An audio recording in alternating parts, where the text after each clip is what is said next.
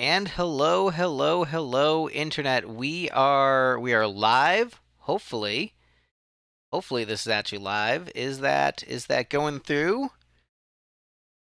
We'll see. We'll see. I am checking the live stream. Believe it's live. I want it to be live.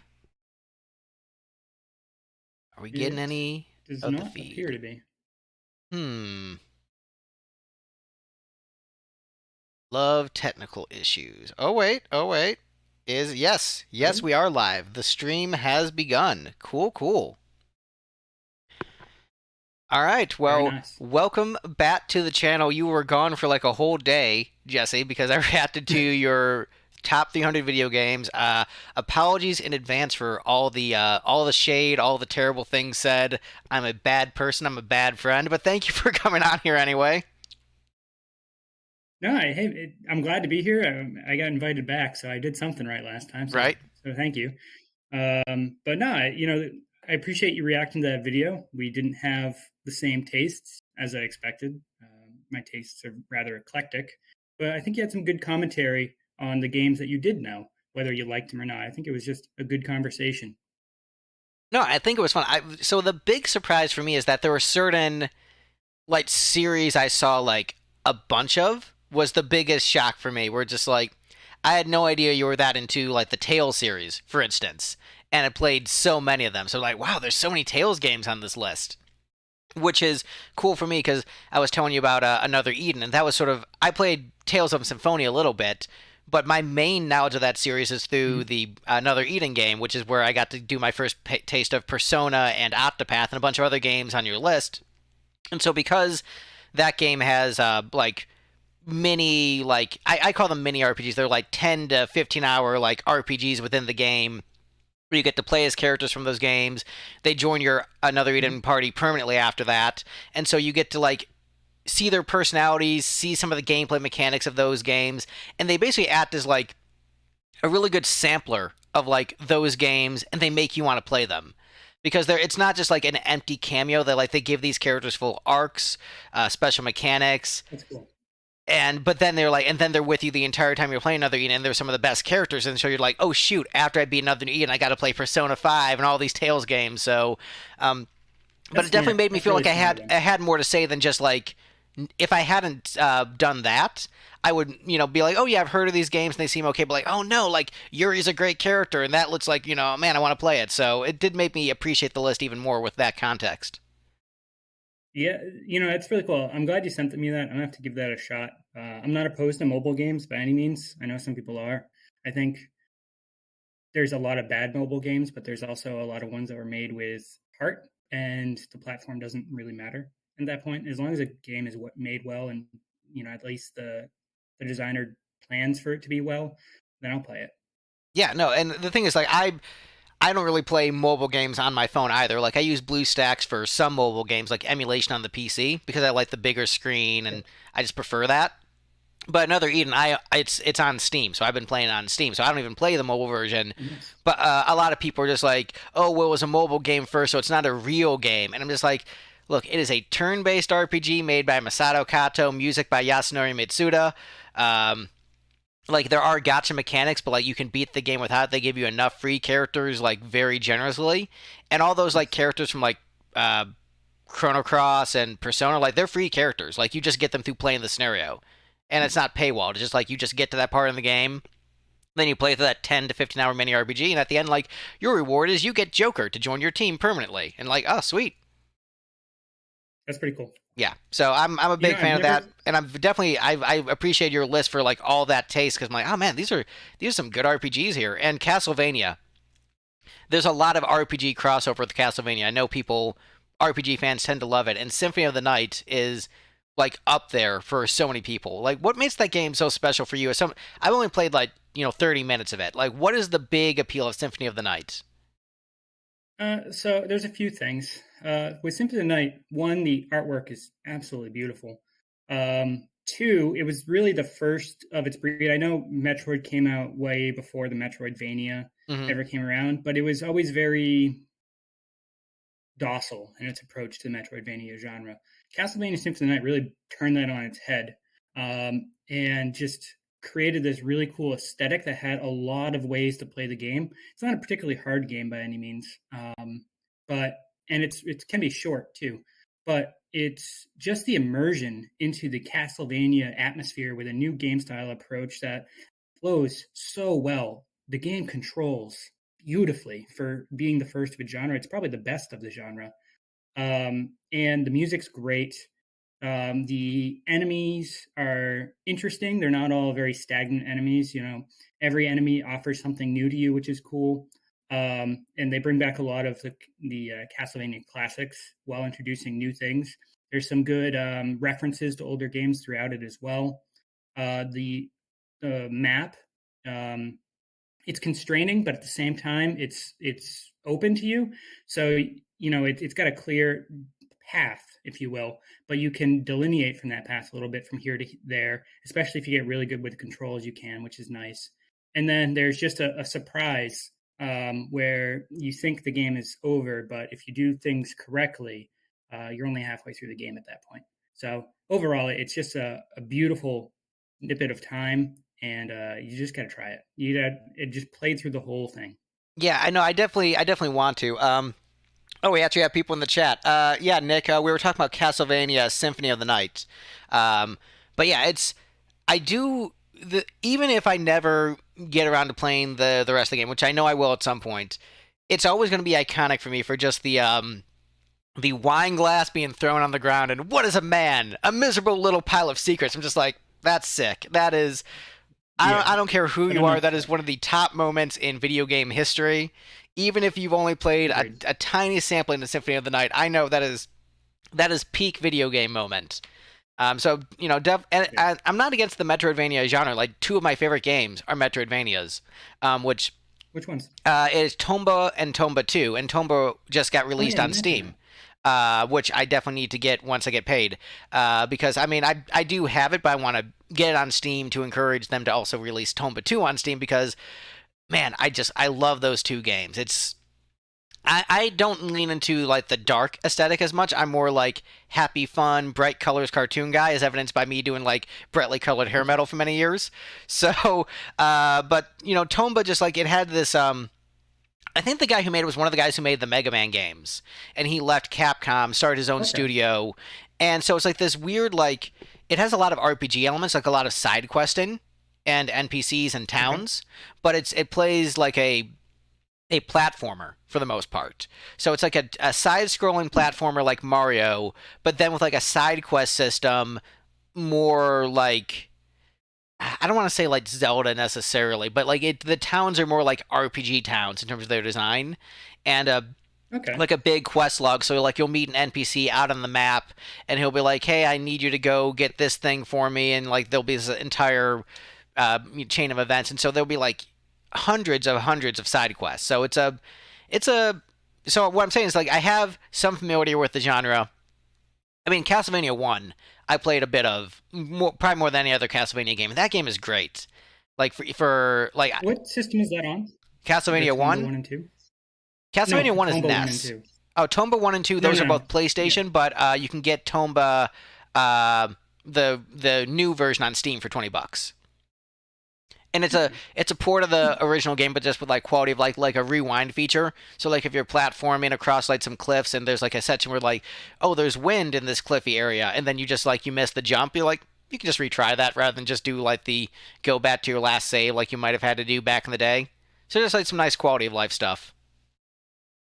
I just wrote a note on that, just to give that game a try. I'm always up for trying new games. That's why I've played so many in so many different genres. I try not to judge them by face value. Yeah, I think it's very much like one of those PlayStation classic. Like I put it the same way that like I put RPG Maker on the PlayStation 1, where there's like a lot of charm, and you're just like you just feel this like warm sense of like endearingness from the product, and especially since you enjoyed Mega Man, you'll feel some like mechanical similarities. Like I think he also did Ghosts and Goblins. That guy. So he did Mega Man and Ghosts and Goblins. So he was like a big Capcom guy. I love Ghosts and Goblins. I forgot to put Ghosts and Goblins on the list and Ghouls and Ghosts. I regret it. Yeah. All right. So yeah, if you like that style of game, but then with RPG elements, which I know you like, and a very like quirky sense of humor, it's like a chef's kiss, like sweet spot. We're just like, oh, like it's gonna it'll feel like a lost classic for you, I think. So I definitely recommend that and Another Eden. And I definitely, want to play Symphony of the Night. The trick with me in my game is that I have these two giant, massive behemoths of a game that I'm trying to complete before I get into other games. One is Another Eden, which like if I'm trying to do all the content, and not even like Mhm. that's like a year. That's like 6 months to a year to go through all the content in that game because there's just so much, and so much of it is Sure. very good. Because like Chrono Cross, where you have like hundreds of characters, and each of the characters have Yeah. like 4 or 5 side quests, and the side quest arcs are That really game is good. intimidating. Yeah, so like, but you don't have to do all of that. So like, if you're just doing like the main stories, like, oh yeah, it's a 40-hour RPG, no big deal. But if you want to do all of the stuff and like it's good, it's like, oh no. I'm a bit of a completionist, and so when a game throws a lot of options at me, it's overwhelming to me because I have to do them all. Like it's like this tick of mine. So like if I'm playing a Pokemon game, I have to get every Pokemon to level 100 and beat the Elite Four with them. If Ah, I'm yes. playing a Metroid game, I have to get all the You have to items. get all there. You Yeah, know, so like you'll be addicted to the quest structure because it's just, oh, there's another quest and there's another quest and I had to get the quest. But that is part of the fun of that. With Another Eden, I sort of set myself limits where it's just like, because it's like a free gacha, there are some parts of it that are just like really difficult grinds. So there's like a super boss character, and you can like he gets stronger and stronger like each time you fight him, and eventually after you beat him, you get another character. But it's like, okay, the super boss is getting like excessively difficult. You know what? I'm good. I beat him like 20 times. I don't need to beat him like another 20 times to get the extra character. I'm all right. So like I've set like limits for myself with certain things. We're just like if it's too much of a grind, I will pass. But most of it is like a good sweet spot where like you don't have to grind too much. You can just enjoy the content, which is where I like it to be. okay, Oh, we and got that's a bunch fair. of I comments. think. I'm not paying attention to the chat. Oh Uh, yeah, I've been responding. oh, nice. Well, I'm glad you're responding because I am not paying attention. But yeah, we're going to be ranking the characters, Serial Guy. And Nick was referring to the RPG game with Kato and Mitsuda. That's Another Eden. Nick, definitely play Another Eden. It's great. And if you want to hear about it, shameless plug, check out my Chrono video where I talk about that. Plugging channels. And we've been talking about Jesse's top 300 video games. So Jesse's channel is linked in the description. And also the video he did should be also linked in the description. So make sure to check that out after this video. You can watch my reaction to it, but make sure you watch his original video so he gets the views and the likes and all that stuff. Appreciate it. So Like I you want said, to I've get been into doing hair this? metal for years. I'm good with promotion. But yeah, so we're here today to do a Final Fantasy tier ranker. So we're actually going to disappear from the screen because we're going to be putting the tier ranker in front of us. So we will disappear. We're still going to be here, but the screen's going to look different. All right, and I will give that set to update in the stream so you can see it, Jesse, because that might take a second. But, oh wait, did that cut off weird? Am I doing this in a weird way? I guess I'll see how it shows up on the stream, I guess. Hopefully that looks Yeah, I okay. got A through D, and it's cut off. Oh no, that's fine. I'm just talking about yeah, no, so we'll have to scroll up to see where the S is. But no, I was All right. worried the way it looks in OBS looks like it cut off even more. Like the characters on the very like far side of the screen you can't see yet, but as we move characters they will appear like closer to the front, so you don't have to worry about that. I'm pointing at my screen as if people can see my fingers at this point where they can't. But yeah, we're just going through these characters and ranking them. And Jesse, how are we ranking the characters? So we're gonna, I guess, go in order of how they present them to us, but it's really just an overall feeling of them. What our vibe of the characters, I think, is the best way you put it. Yep. So aesthetic, functionality, what they did in the game, whether it be in combat or not, the impression overall that they've left with us, and maybe some of the nostalgia too. Yeah, if we like their design, their character writing, it's vibes, baby. Just like, people like to think when they vote in politics, they're voting based upon policy. Most Americans vote based upon vibes, baby. It's all vibes. Like I like to think like, oh, this person has this list of accomplishments. Yeah, but this person talks better. All right, cool. It's all vibes, baby. It's vibes. So at the very front of the list, we've got Warrior of Light, specifically separated from Fighter from FF1. Because you can see we've got the FF1 job So classes all in a row, but this is Warrior of Light, the amalgamation of the four Warriors of Light, as we see in Dissidia and the intro movie. What do you think about the Warrior of Light? So I'm a big Dissidia guy. So I've played all the Dissidia fighters, Opera Omnia, all that. So I'm big into the Dissidia verse, and that's where Warrior of Light really shines. And even in that universe, he's like your bland, stoic, looks interesting, but will save the day, and we know it type of character. I he's to me. Like I've never even been really cool into his design. So like for me, he's like a C tier type of guy through and through because he's not even really like a character. He's just the poster boy for Final Fantasy, if that makes sense. No, that's fair. I actually like his design. So I played a bit of the first Dissidia game and some Opera Omnia. Are those canon to each other? So they are. So Dissidia, well, yeah. So the way I should put it is this way: like Dissidia, the fighting games are their own continuum of a storyline. Opera Omnia is like the Kingdom Hearts of Dissidia games, where you play through the storylines of every Final Fantasy game in the Dissidia universe. So it's pretty cool. And everything's truncated, of course, but that's the best way I can put it. It's the Kingdom Hearts of Dissidia games. Okay. And now, if I remember correctly, isn't like at the end of like Dissidia Duodecim, isn't it revealed that like the goddess of light or whatever and like chaos, like yeah, cosmic chaos, isn't like their son Sid or something, like the Sid of FF1 that never appears? Is that like a thing? I'm trying to remember what it I was. don't remember that specifically, but especially when you're going back between the goddess and chaos, and then later on the other gods, it gets extremely convoluted.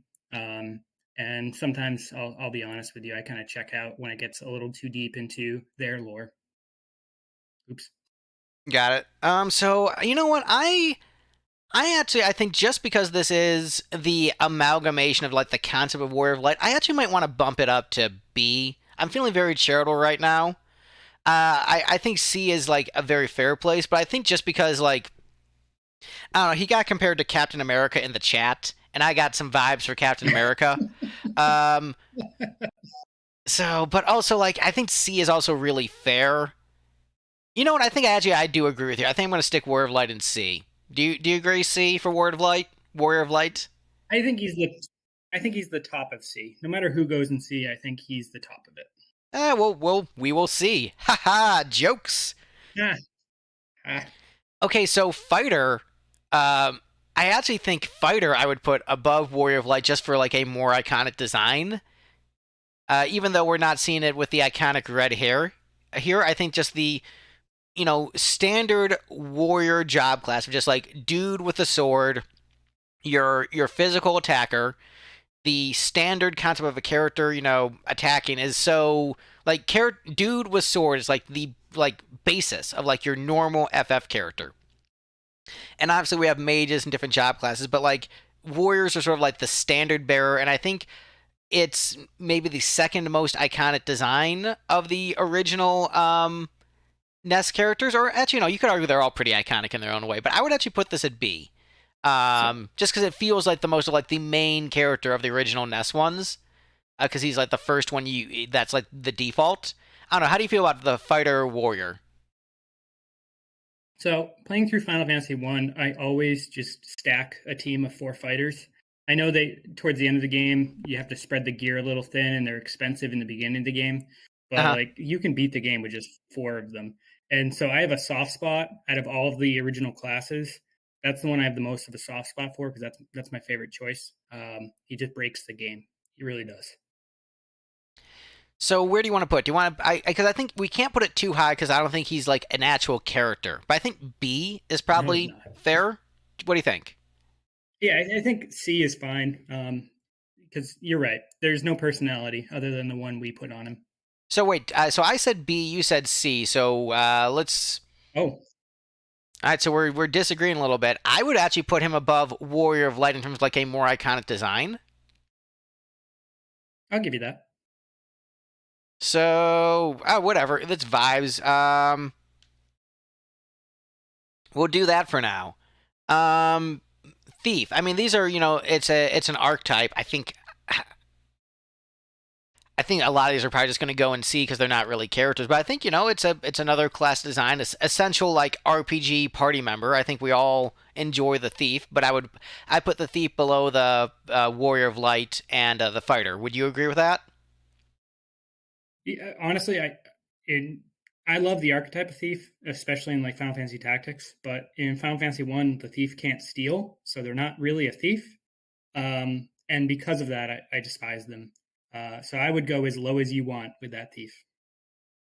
Um, you know what? Whatever. We'll stick it in D. Well, it's vibes. We're not thinking about this too deeply. If we get disagreement in the chat, let us know. Oh, spoiler! Before we Oh, continue, though, I have to say I love the pixel work on all these characters. It's just really unique and cool to see every character in the series laid out in this pixel way. yeah, I that was love one it. of the great things about Record Keeper was the pixel art. It was really really beautiful, and it's a shame to see it go. But I think so many of the FF mobile games, and this is sort of like where my opinions on the mobile titles come in. I think the problem is so many of them try to be just like anthology collections of the series rather than doing their own unique thing and having their own identity. And I Agreed. think that's why so many of them get lost in the shuffle. And there's a reason why I think Brave Exvius is sort of like has been surviving for 8 years because they're telling a unique story with unique characters. And they do have like FF characters as like party members you can have as like extra characters in battle, but they don't rely on that as a crux for the narrative. And I think that's why that game is still going, is because that's what they're offering. So that's my take on that. Yeah, I'm with you on that. I think Final Fantasy in general needs to continue to find its identity. It's struggling with that these days. I think they just need to keep like doing new things and not like Final Fantasy is supposed to be a remix of the past, but not like relying solely on the past. I mean, obviously, I think people seem to really love Rebirth, and I think there's validity to doing like a remake every now and then. But I think more important is like your 16s of just like we're just telling a new story, we're doing something different. And again, there's like so many Final Fantasy mobile games have died, but the fact that Brave Exvius is kicking it after 8 years, like still going, it's like that's impressive to me. That shows that like they're offering something unique narrative wise, and visually, musically, that game has a lot going for it. Gameplay wise, I do think it's a bit of a slog, but there's a lot of positives for that one, which is why I think it survived. Where like Record Keeper, I think had better gameplay, but I think it's just like we're going into it was like sort of a Kingdom Hearts thing. We're going into all the worlds and revisiting them. It's like yeah, we have like 30 games doing that. You need something different. That's fair. But White Mage, I say C for White Mage. I think that's a very bold design, survived through the years. Uh, you know, considered a good part of most parties. I say C. Yeah, I agree with you. C is great. The design work is beautiful. I love how Final Fantasy IX really brought it back too. I think the White Mage was very useful back then, and I think it's perfect right there. No issues. All right, so I think I might want to put Black Mage in B just because of how iconic the design is. Even though like in FF1 it's not a character, that design is incredible, long lasting. I think I said that the fighter was the most iconic in FF1, but I realized no, it's definitely the Black Mage. I mean, that design has endured and just is it's striking, it's iconic, it's great, and like the colors pop. I would put that in B as like an essential part of the party and design. I would put that B. So we're going to eventually get to Vivi, and Vivi is the personification of this character class. Um, so and I think highly of Vivi. Spoilers. So I'm okay with putting the Black Mage as the blueprint in B, um, as the highest of that grouping. Um, but there definitely needs to be good separation between that and Vivi, I feel. I mean, Vivi's gonna be S. We already know Vivi's gonna be S. So like, it's don't worry, dude, it'll be fine. Vivi's gonna be S. A black Yeah. belt, I actually might want to put in D because I think the design of black belt isn't very interesting, and I understand like the monk archetype becomes better in different games, but I think in FF1 it's not super interesting in comparison to the fighter warrior, and so I would actually put black belt in D. How would you feel about that? Yeah, you get no complaints from me. I think it develops better as the series gets along. Great blueprint, but not iconic yet. We should read some of the comments because I'm not doing a good Sure. job of keeping up with that because I'm looking at this.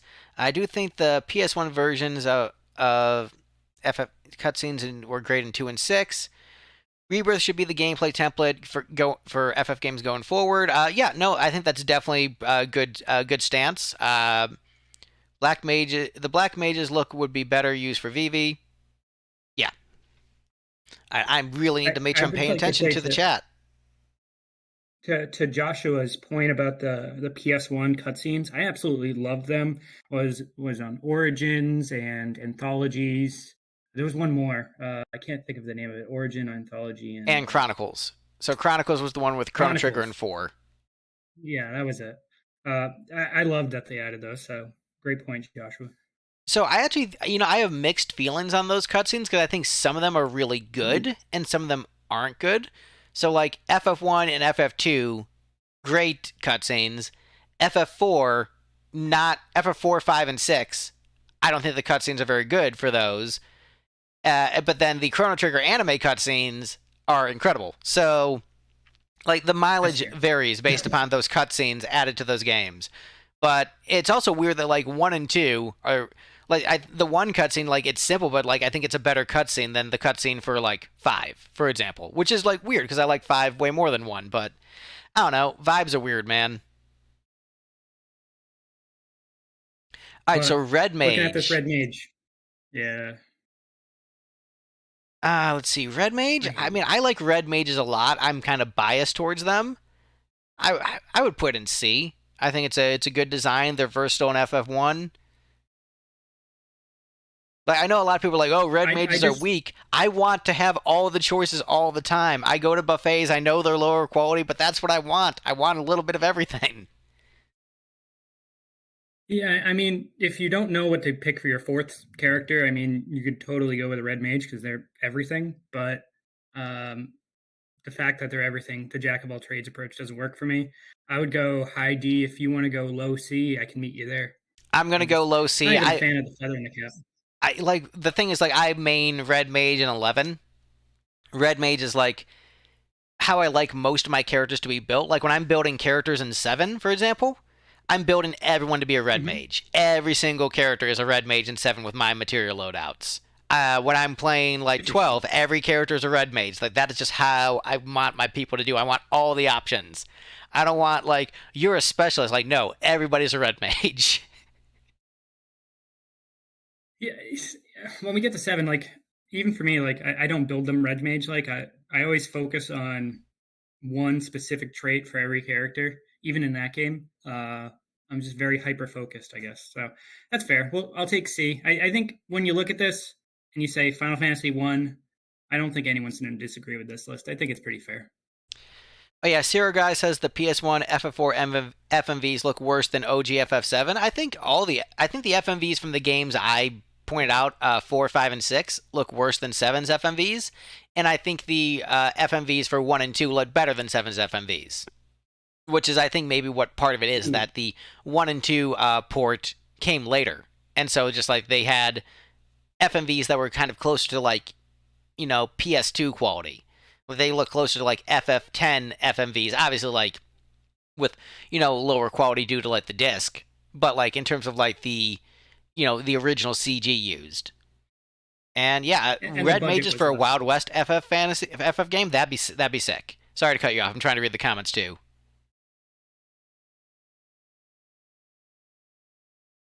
Yes, Black Mage from 8-Bit Theater, that would be S tier. Oh, we're getting a lot in the chat. I'm sorry for Jesse, you were saying something and I'm trying to read the chat too. I'm reading too. It's rather. I was thinking about this Western themed Final Fantasy. That'd be interesting. It's almost like what 15 starts off as. Um, but Well, I'll say this: my one of my favorite every single time I play Tactics, I have a gun wielding black mage named Fred, and so because the first time I played Tactics, like just normally, I happened to get a chemist and then got like the equipped gun thing, and then he became a black mage and just became a gun wielding black mage, and he just happened the computer named him Fred. So every time I replay Tactics, I made sure to recruit a character named Fred, make him a chemist, make him a black mage, have him be a gun wielding black mage. So I could definitely see a Wild West Final Fantasy with a gun wielding black mage being sick. you have to be named Fred though. Have to be named That's the Fred. rules. Otherwise it's a 0 out of 10. All right, we're about to step into territory of FF2 though, Right? which I feel a lot of people are mixed on. FF2 is great. I love it. I don't care what the haters say. Come watch my ranking video on FF2. I wonder, like, how many people in the chat are new who haven't watched my FF videos. But I made, like, a bunch of FF videos. Like, a ton. There's a whole playlist. Go check them out. But yeah, FF2 is great. Furion, however, I don't know if Furion is great. I think he is a solid C, like bottom of C character. He does have like some unique aspects, like him like being a sucker for pretty girls. So he's not completely one-dimensional, but he does lean more towards one-dimensional and more just the plot like happens around him rather than like you get a strong sense of personality. So I would put him bottom of C. I don't think he's D. I don't think he's a bad character, but I don't think there's enough there to put him any higher than that. Yeah, he's definitely undefined. Like later on entries, he gets a little bit more expanded upon within his personality. He obviously grows a little bit in Dissidia. Now, I want to say Dissidia's design for Furion is S tier. I love that they're like throwing all the different weapons onto his character Yeah. because that's kind of how he fights in those games. So I love that. But going to traditional FF2, there's no substance there for me. So C is fine.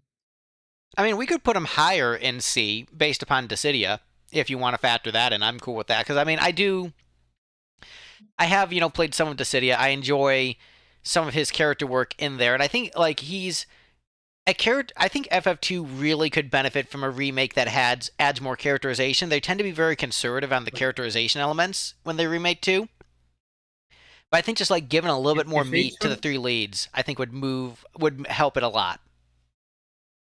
If they took the character models from Dissidia and then plopped them right into a remake of FF2, I think we would have a great game that would attract a lot of the older audience back and also would be enough action based because of the way of the leveling system of FF2 that a lot of the newer generation I think would also still like it. So that would be cool to see. I think that would be the next FF remake that I would actually want to see. Hot take. Either way, I think high C is good. Yeah. We'll put him high C. Because I'm thinking, do I like him better than like Warrior of Light and Fighter? And like I actually do. I think so I will put him. Let's do high C for Furion. And also factor in Dissidia. I think that's fair. Does that work for you? Sounds good. And I am reading all the comments. Furion hurts me that Furion is C. Look, I mean, I like Furion, but I think we got a lot of characters, and we can, obviously like relook at this when we're at the bottom of it. So sorry, Joshua. I know that it hurts me a little bit too because I am an FF2 stan, but we have a lot of characters. Maria, I can put her like bottom of C or bottom of D. There's not as much to her. I mean, there's a little bit to her. She's really trying to keep the peace between like all the party members and trying to keep them together as a family. Like she seems to be the most concerned with that. And so she does have the sort of like that maternal sister instinct about her, which again, it isn't nothing, but it's not a lot. And I think a lot of it is because like this was originally a NES game with a limited script. So there's, it's obviously there's limitations there, but I think bottom of C or top of D.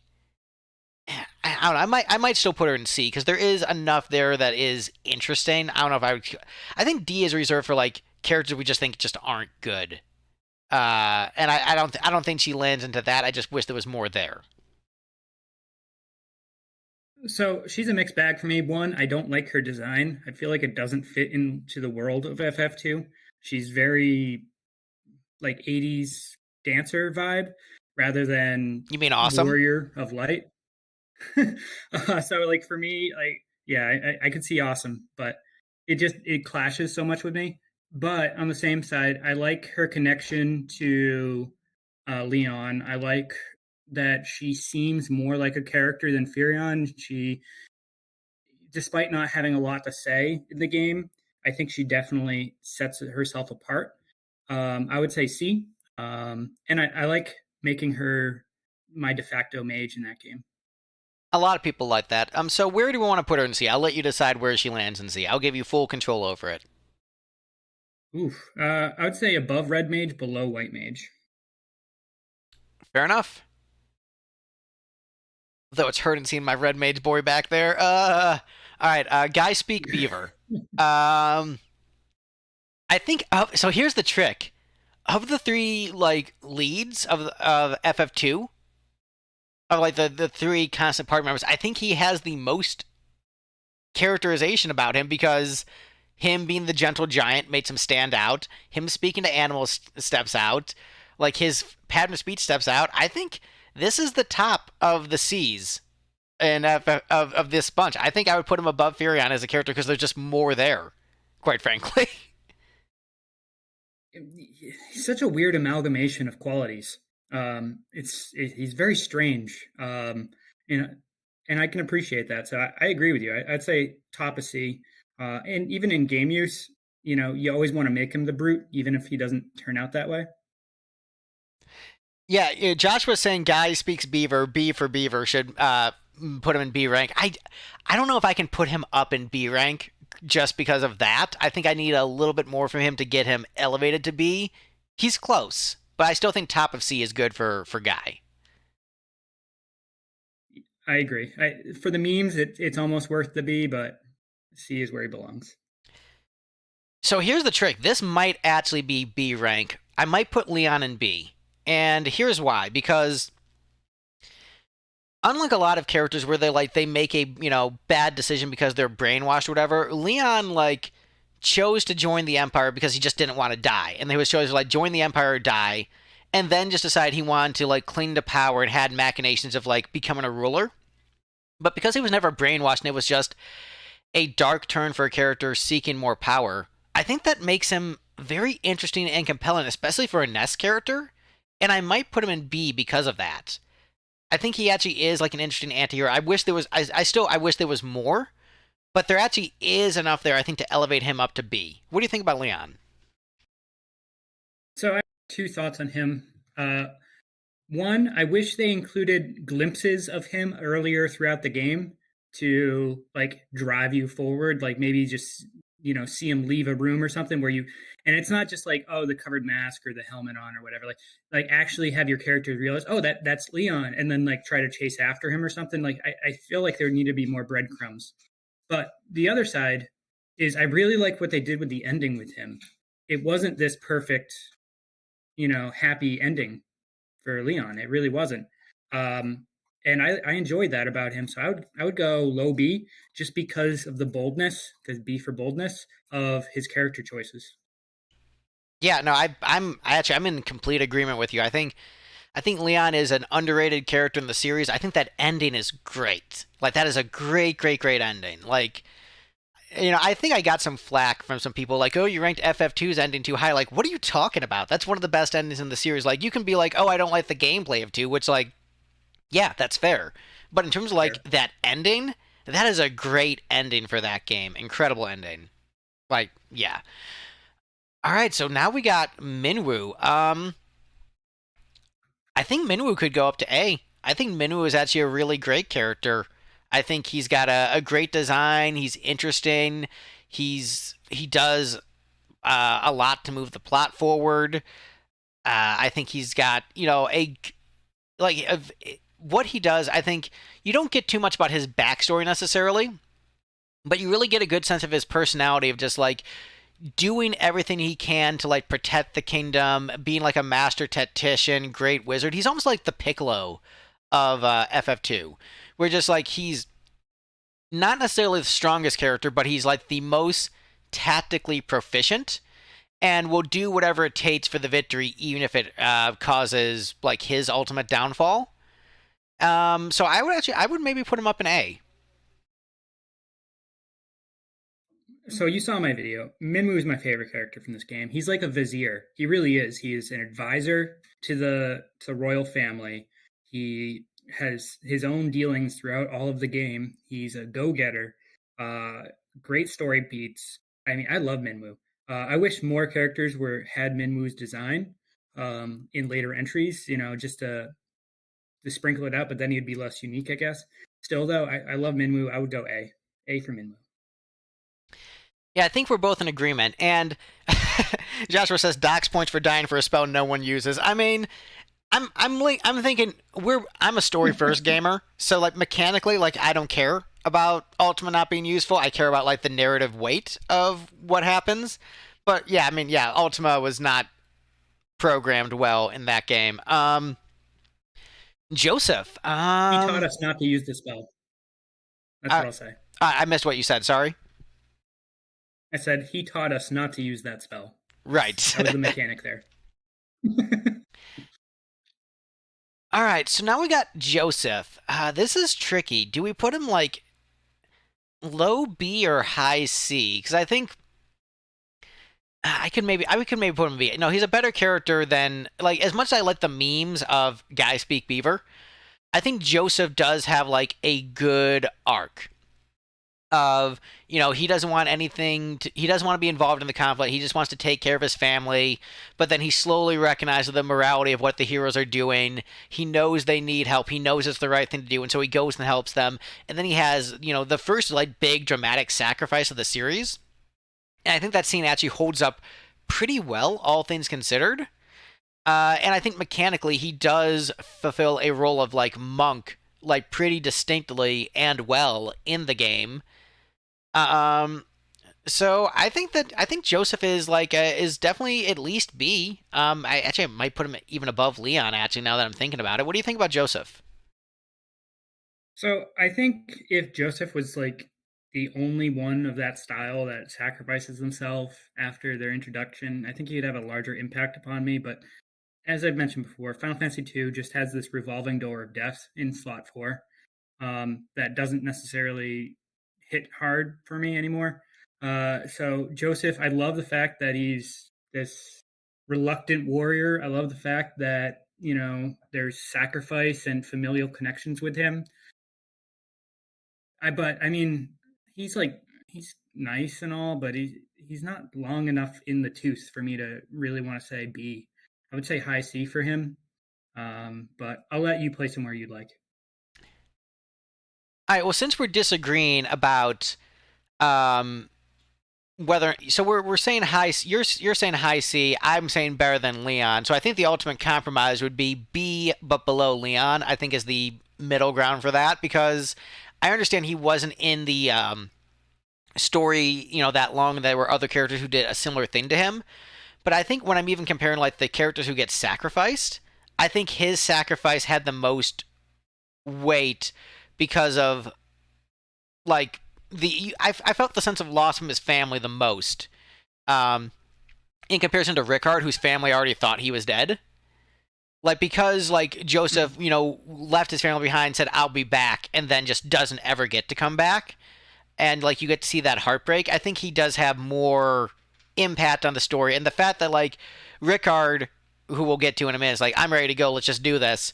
Joseph like doesn't want to go and sort of gets dragged along, but because it's the right thing. So I'm gonna put him.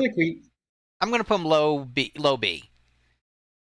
I feel like after his death, there should be like a stipend that gets drawn out of your bank account in that game constantly for child support. Like, oh, yep, You want a random battle? 10% just went to Joseph's family. Saying. All right, so now we've got Gordon next on the list. Where do we Yeah. put Gordon? And actually, I'm gonna put move Scott up also. We'll just do both of them together. Um, Sure. so I think Gordon, I would put him. I think he's a solid C. I'd maybe put him below. I'd put him at the bottom of C. Well, maybe above. I don't know. Yeah, he's C. I would put him C. I wouldn't put him D. He's not a bad character because he does have an arc of like learning, not to be a coward, restoring the family honor and stuff, and he does ultimately succeed in that. He doesn't die, which isn't like a plus or a minus. It's just like a statement about his character. But I put him C. There's not a great FF character, but there is a little bit to chew on, and I wouldn't say he's out not bad. My first impression of him is I hated him. But now replaying that game, I actually really enjoy his character a lot. Because when you think about it, like his whole kingdom was just wiped out. He's lost everything. He wasn't meant to be the hero. And so it really affects his psyche, and he just has this real doubt. And I think that's pretty realistic. And then he wants to help, but doesn't know how to. He's afraid to help. And then it slowly grows throughout the game. And eventually, he gets his storybook ending. And I think that's the most realistic character in the game, outside of maybe Joseph. Um, so I like his character development a lot. I feel it's pretty grounded. Not to say that he's better than any of the characters in B. I would go mid C, but I've just grown to appreciate him more. Okay. Tell me where you want to put him in C. In between which characters? Um, Good choice. Good question. How about below Furion? Below Furion? All right, works for me. All right, so now we've got Scott. So here's the thing about Scott, because in Soul of Rebirth is where you get most of his writing, but you do get some of his writing in FF2. Scott seems to be a more likable character than Gordon. Like he seems to have more personality. It's almost like a Squall Laguna thing, where Gordon is the more like brooding one, and Scott is the more like let's get things done of the two, which is why he was like the brother that Gordon looked up to, that should have been the one to survive. And so I think his arc is less interesting because it's like, okay, afterlife adventures, but I think he actually is a better character. So I would maybe put him above Guy, but below Joseph. How do you feel about Scott? I really don't feel much about Scott. I think he fills the role he's supposed to do. So I'll default to where you want to put him, just because he just doesn't resonate with me. Okay. You know what? I'm gonna put him because Guy I think did resonate with you more. I'm gonna put him. You know what? I will put him below Furion. Just because, like, even though I do like Scott, I think like there's something to be said about Furion in the Dissidia games and like the iconic design of his character. So I'll put him. And actually, Gordon has a better arc, so I'll put him. Yeah, I'll put him below Gordon. That seems fair. Layla, the original like sassy pirate girl. I love Layla. I enjoy her character. I enjoy the levity she brings to the story. You never fully trust her, and I also appreciate that as well. She's one of my favorite characters in the game. I think her design is really well done. It brings a lot of color into the team palette, even if it does draw a little bit on Maria's colors. I feel like she's a B to me. All right, yeah, I can put her B. Where do you want to put her in B? I'm pretty flexible on this. I think bottom of B is fair. I think Joseph's impact, as you mentioned, I think is more profound than her betrayal. All right, that's fair. And actually, we got a really good comment from Joshua. about if you watch the opening, Gordon flees and left Scott to get wounded. I'm gonna have to rewatch the opening of the PSP version because I think that's what he's talking about. I definitely need to check that out because I never noticed that before, so I'm definitely gonna watch that and check it out. And if that's true, which I'm assuming it is, um, then that falls into his character arc even more. Like the thing between those two characters is like if you've ever seen Troy, the movie, and you have Hector, the brave, brazen leader of a brother who is born to lead, and then you got his younger brother, played by Legolas, there, who Orlando Bloom, who isn't a brave character by any means, but gets thrust into the role. I think that's the same dynamic of characters, and if we can appreciate those characters in the movie, I think we have to appreciate both of them in this for their own roles. Yeah, no, I think that's definitely true. So now we got Rickard. So Rickard is cool in terms of like his design and like his role in the lore, but personality wise, I kind of get nothing from him. And it's just like the first Dragoon, but doesn't have like the Dragoon mechanics at this point. Like personality wise, he is just like he seems like there's just like there's nothing there. He feels very generic, like on par with the other leads in terms of personality.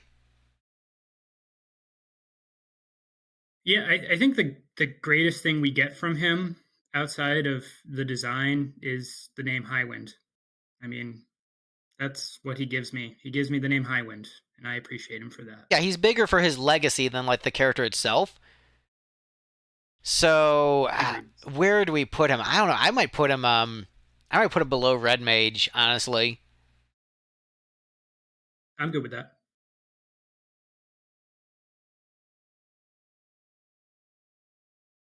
Okay, so next up, Onion Knight. We're into FF3. Onion Knights themselves are iconic, but I think they're like less iconic than this would probably be bottom of C. Um, I mean, they do have more characterization than like the Warriors of Light of FF1, but the design like isn't nearly as iconic. It's like only really known by like big FF fans. Like if you're a casual gamer, you'll probably recognize the Black Mage. You're not going to recognize the Onion Knight. You're going to be like, "What is that thing from?" Um, I mean, obviously, there's the versatility the job class has in Endgame, where you get a lot of, it becomes like the base job in five, where just once you unlock a bunch of stuff, it becomes really powerful. It's a powerful hidden job at the end of the 3D remake, um, featured in Dissidia, so and also useful in Final Fantasy Tactics. So there's a lot of positives to it, but I would put it bottom of C. How do you feel about the Onion Knight? So the Onion Knight, I would agree until the personification of him in Dissidia. I like his naivety or naivete as a hero, especially throughout the Dissidia games, including Opera Omnia, how he becomes the replacement for the Warrior of Light, which is really cool. Like he's like the protege, um, and there's this grooming process between him and the Warrior of Light in Dissidia Opera Omnia that I love. I think it's a great character development. He feels like the up and coming in that game, which you don't get in the original. Um, and it's really cool. So for that aspect, I think he's like a B tier character. From the original, I think he's bottom of C. So there's my highs and lows between this character, between Opera Omnia and then Final Fantasy III. So I'll let you put him where you'd like. Between like my highest would be above Leon, and my lowest would be below Red Mage, depending on what game you're looking at. Okay, so that's tricky. Okay, so I think we can safely probably put him above the. I think what feels good is above Warrior of Light, but below Fighter. I think Warrior of Light, I think is even that design. I think actually more iconic than the Onion Knight design. But I think if we're looking at Dissidia and factoring that in, he's a better character. But also you're dragging down some points from the original game. So there's like Onion Knight is complicated. but I feel like that seems like a decent enough spot for it right there. We can always revisit and move around later. I Does that agree with work? you. And Serial's comment is, I agree. His interactions with Vaughn are pretty actually hilarious.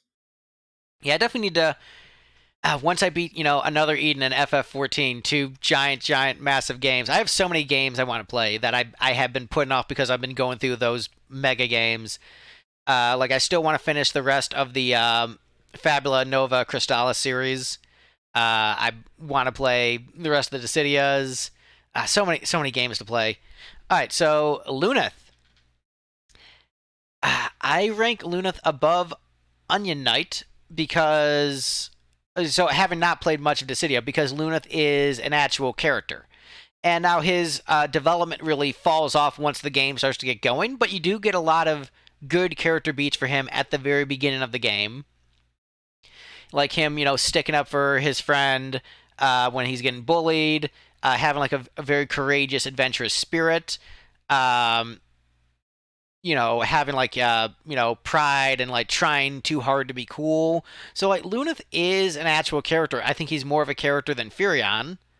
And so and also this I'm going to add a question: is Luneth in Opera Omnia?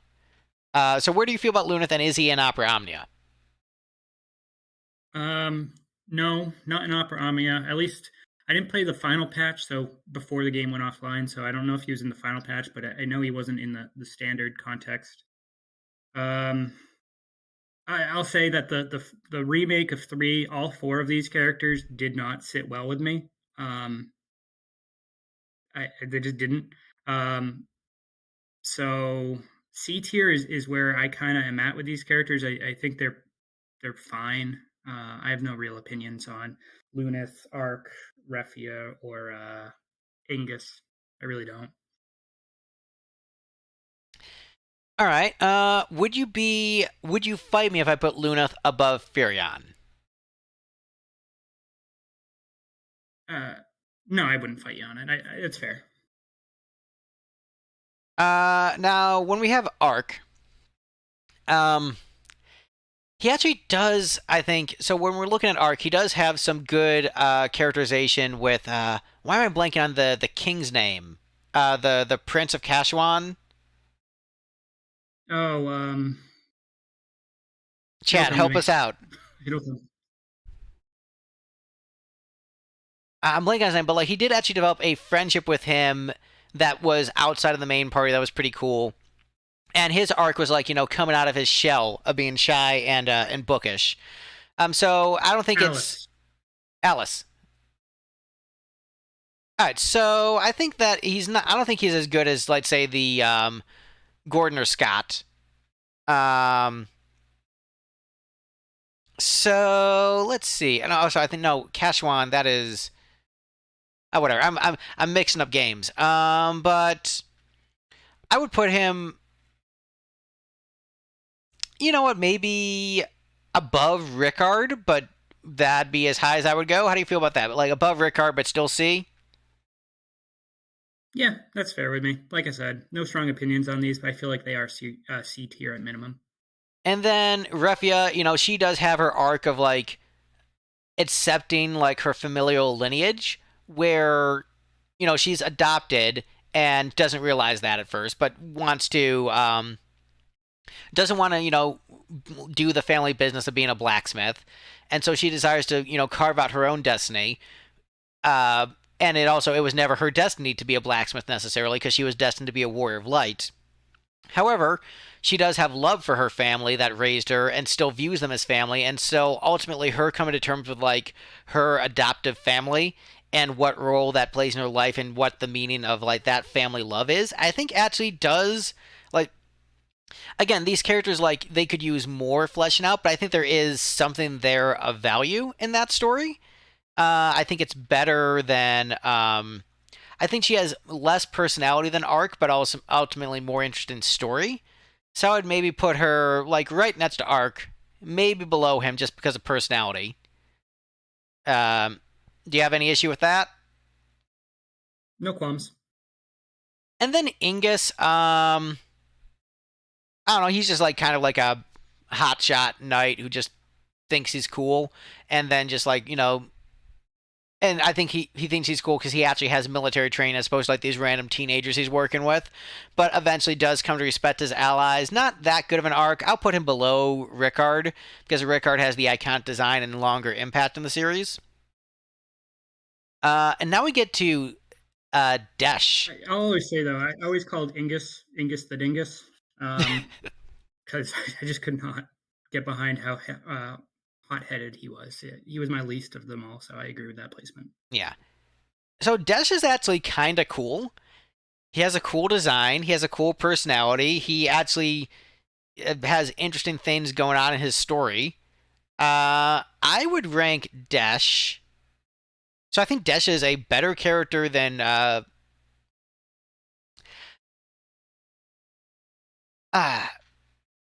so I think Desh is a better character than Guy, but Guy has the memes. So, but I think I would put him like right around that category of like either right above Guy or right below Guy. How do you feel about Desh? So I feel like Desh gives the aesthetic to me of Leon, without the sustenance of Leon. Um, I think he's right there at the top of C. I do like his inclusion to Opera Omnia. Once again, for these type of games, I'm relying on that for their personifications more, just because it really does flesh out their characters more. I think he's overall pretty good there. He's fun to use in that game as well, more so than Guy. I would actually go top of C. All right, we'll put Desh at top of C. Arya, that's her name, right? I'm trying to remember. I'm pretty sure that's Arya from FF3. I think it's Sarah. Sarah? I could have sworn Isn't that she looks the more. princess? Oh no, Sarah's the princess, but isn't Arya the girl who's like underwater? Maybe. I think that's Arya. I don't think that's Sarah. I think Sarah has a different design. No, because Sarah has like the blue, like kind of like bikini-ish thing, versus Arya has the white dress. Um, she's kind of a nothing character for me. I would put her like D. There's really not much to her. Like she has like a little bit of lore, but like personality wise, there's not much there. I'd put her D or bottom of C. Yeah, I mean, I would say bottom of C. I don't think there's anything that's aggressively bad about whether that is Sarah or not. Like, who knows? That just goes to show their impact. Okay, so now we have two different versions of Cecil. The Dark Knight and the Paladin, but like largely I view them as the same character because they are the same character, just like a different job class with different abilities.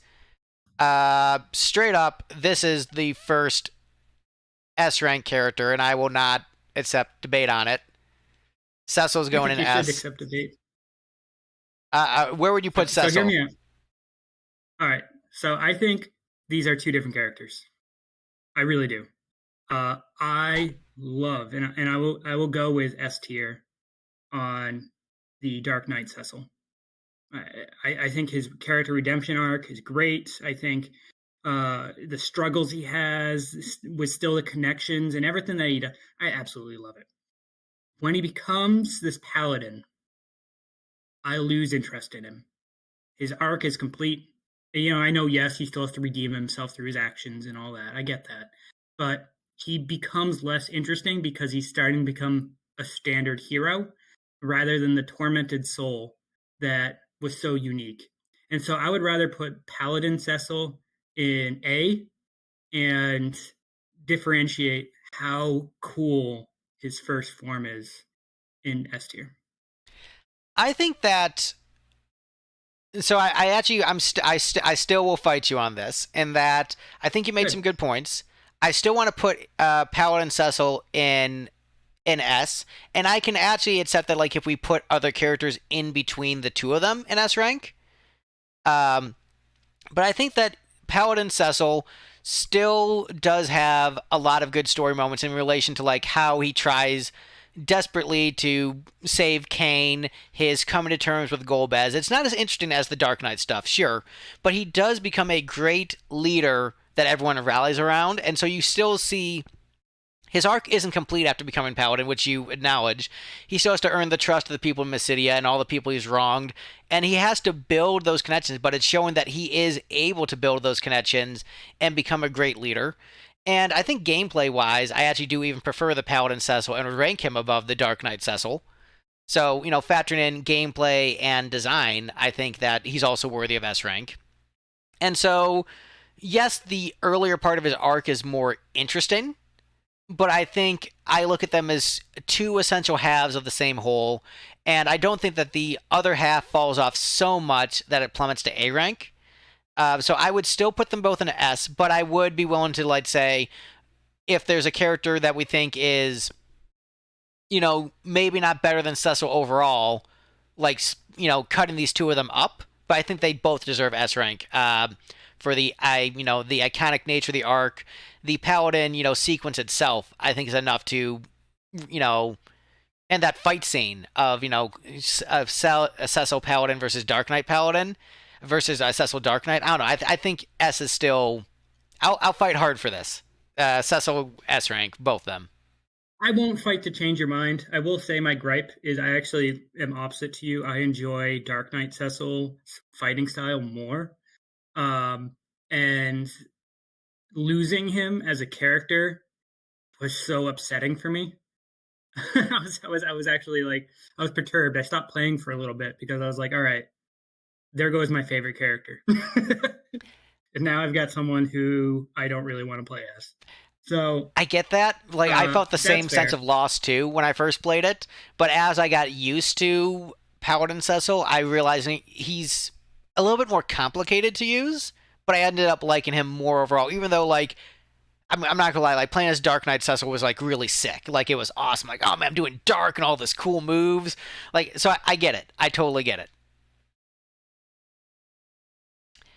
Kane. All right, before we move on, I'm just Yes. gonna, if you want to address the comments here, I'm just Oh, gonna use sorry. the bathroom real quick.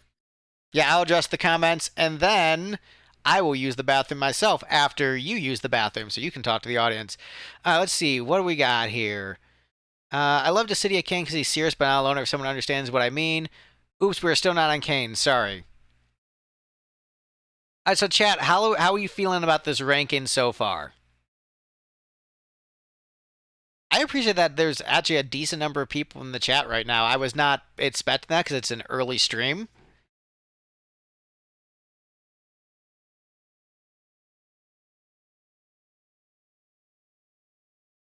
But yeah, while we're waiting on Jesse to come back, I will get rid of that for a minute.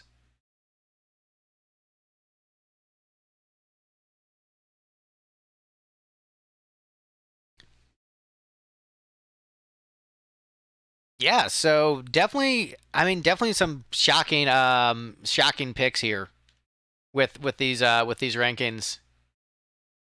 So I'm actually going to go to the bathroom myself so you can talk to the chat, but you are back on video as you talk to the chat. All right.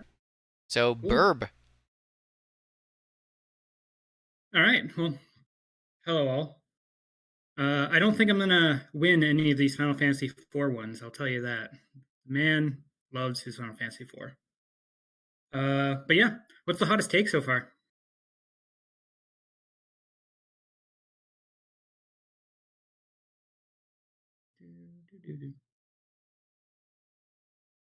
I'm just reading through some of the comments.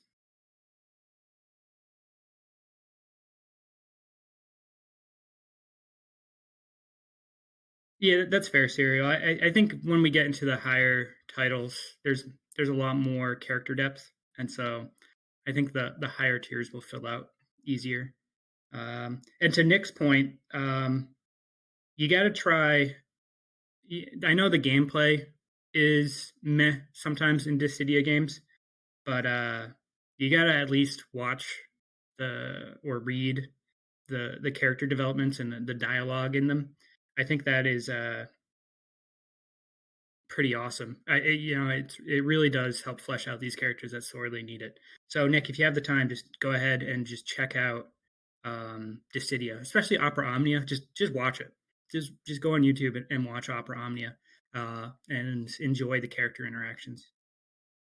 Um, and then welcome back, Woods. How you doing? Uh, he'll be right back, and then we'll continue forward. So I'm just reading through some of these comments here. We're still on 4. We didn't progress past Cecil yet, so when he comes back, we'll move into Kane. And then I think so. Serial, that's hard because when you look at Red Mage, it's not a character as much as it is a job. And so, how do you rate a job versus a character on a character tier list? It's very difficult. I think if there were more Red Mages in the series, like true Red Mages in the series, I think we would be able to rank them pretty high. But as a blank template, you have to go low.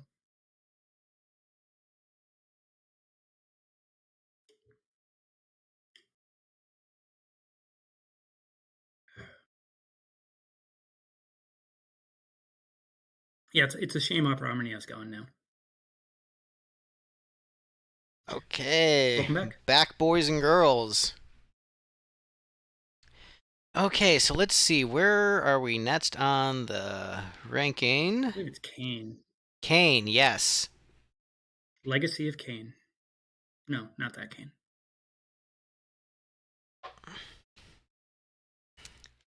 Honestly, I could put Kane in S.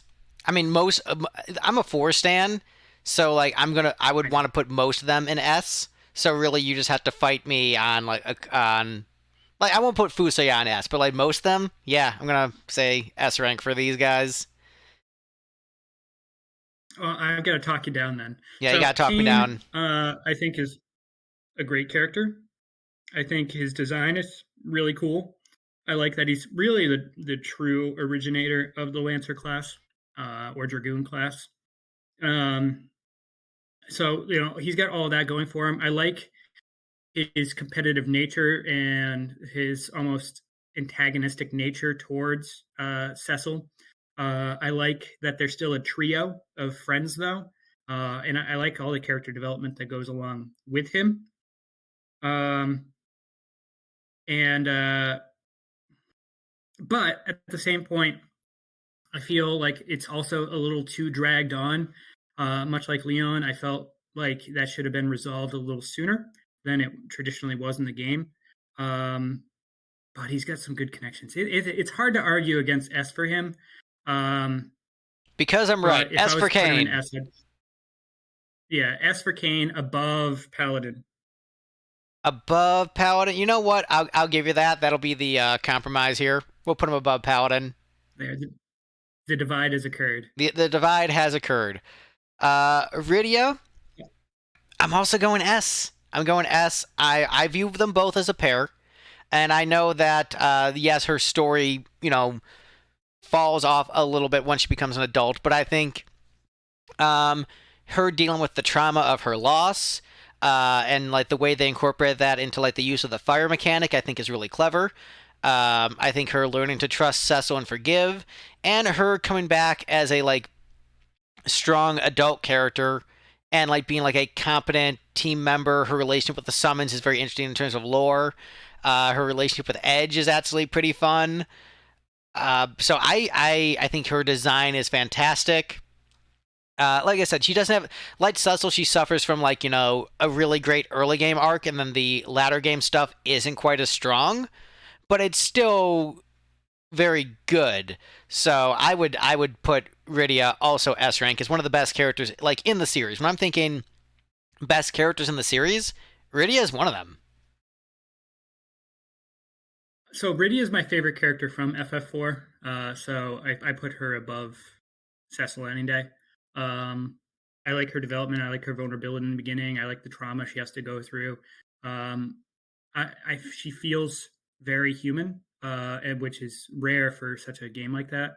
I think her adult form does fall off a bit. I don't like the relationship with Edge thing going on there. I really don't like that. But yeah, she would be, if this was my tier list, she would currently be sitting at the top.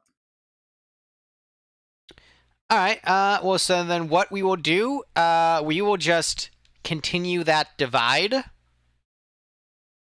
But actually, I will want to. I'll We'll keep the divide. The lesser versions of the adult after the story arc will go at the bottom of the S, but we'll have their early game arcs at the top of S, and Kane right in the middle, splitting it through with his Dragoon jump. All right, sounds good. All right, Tella. Not S. Oh no, Not I S. I think he's S. I think Tella is absolutely S. I think Tella is like one of the best like revenge arcs lead into darkness in the series. Like he is just so blinded by his quest for revenge that it ultimately kills him. And I think he's a interesting character otherwise. I think he has a interesting relationship with Edward. I think his power set is interesting. I think like his willingness to like do anything for revenge. No, I think like it's a he has a very like tragic story that ultimately shows like the path you should not take. And I think he has one of the most impactful deaths in the series because it's not just it's so self-inflicted. His death is his own fault. Versus other characters' deaths are like, the villain really, screwing them over or like a heroic sacrifice. His is his own hubris. It's like a very Shakespearean death. And I think that makes him like one of the most compelling characters in the series. I would absolutely rank him as. Where would you rank him? I would rank him B. Um, That is some Here's the hard thing I have with Tella. disagreement. Yeah, it is. It is a hard disagreement. So the thing with Tella is I find he he wears thin on me pretty quickly. Like I get where he's going. I think the end for You actually you cut out there, Jesse. So you're gonna want to repeat your telespiel.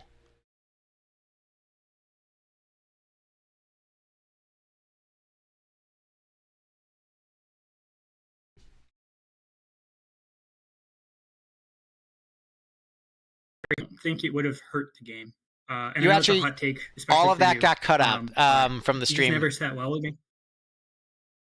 What I was saying is he if he was removed from the game, it wouldn't bother me one bit, and I don't think it would affect the game either.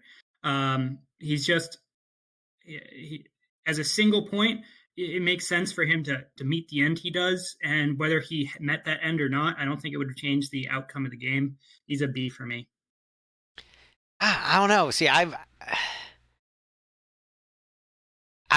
think that so he is like one of the few character deaths in four that actually sticks. Like his death is actually like a death. It's tragic. I think it's more tragic than many other character deaths in the series.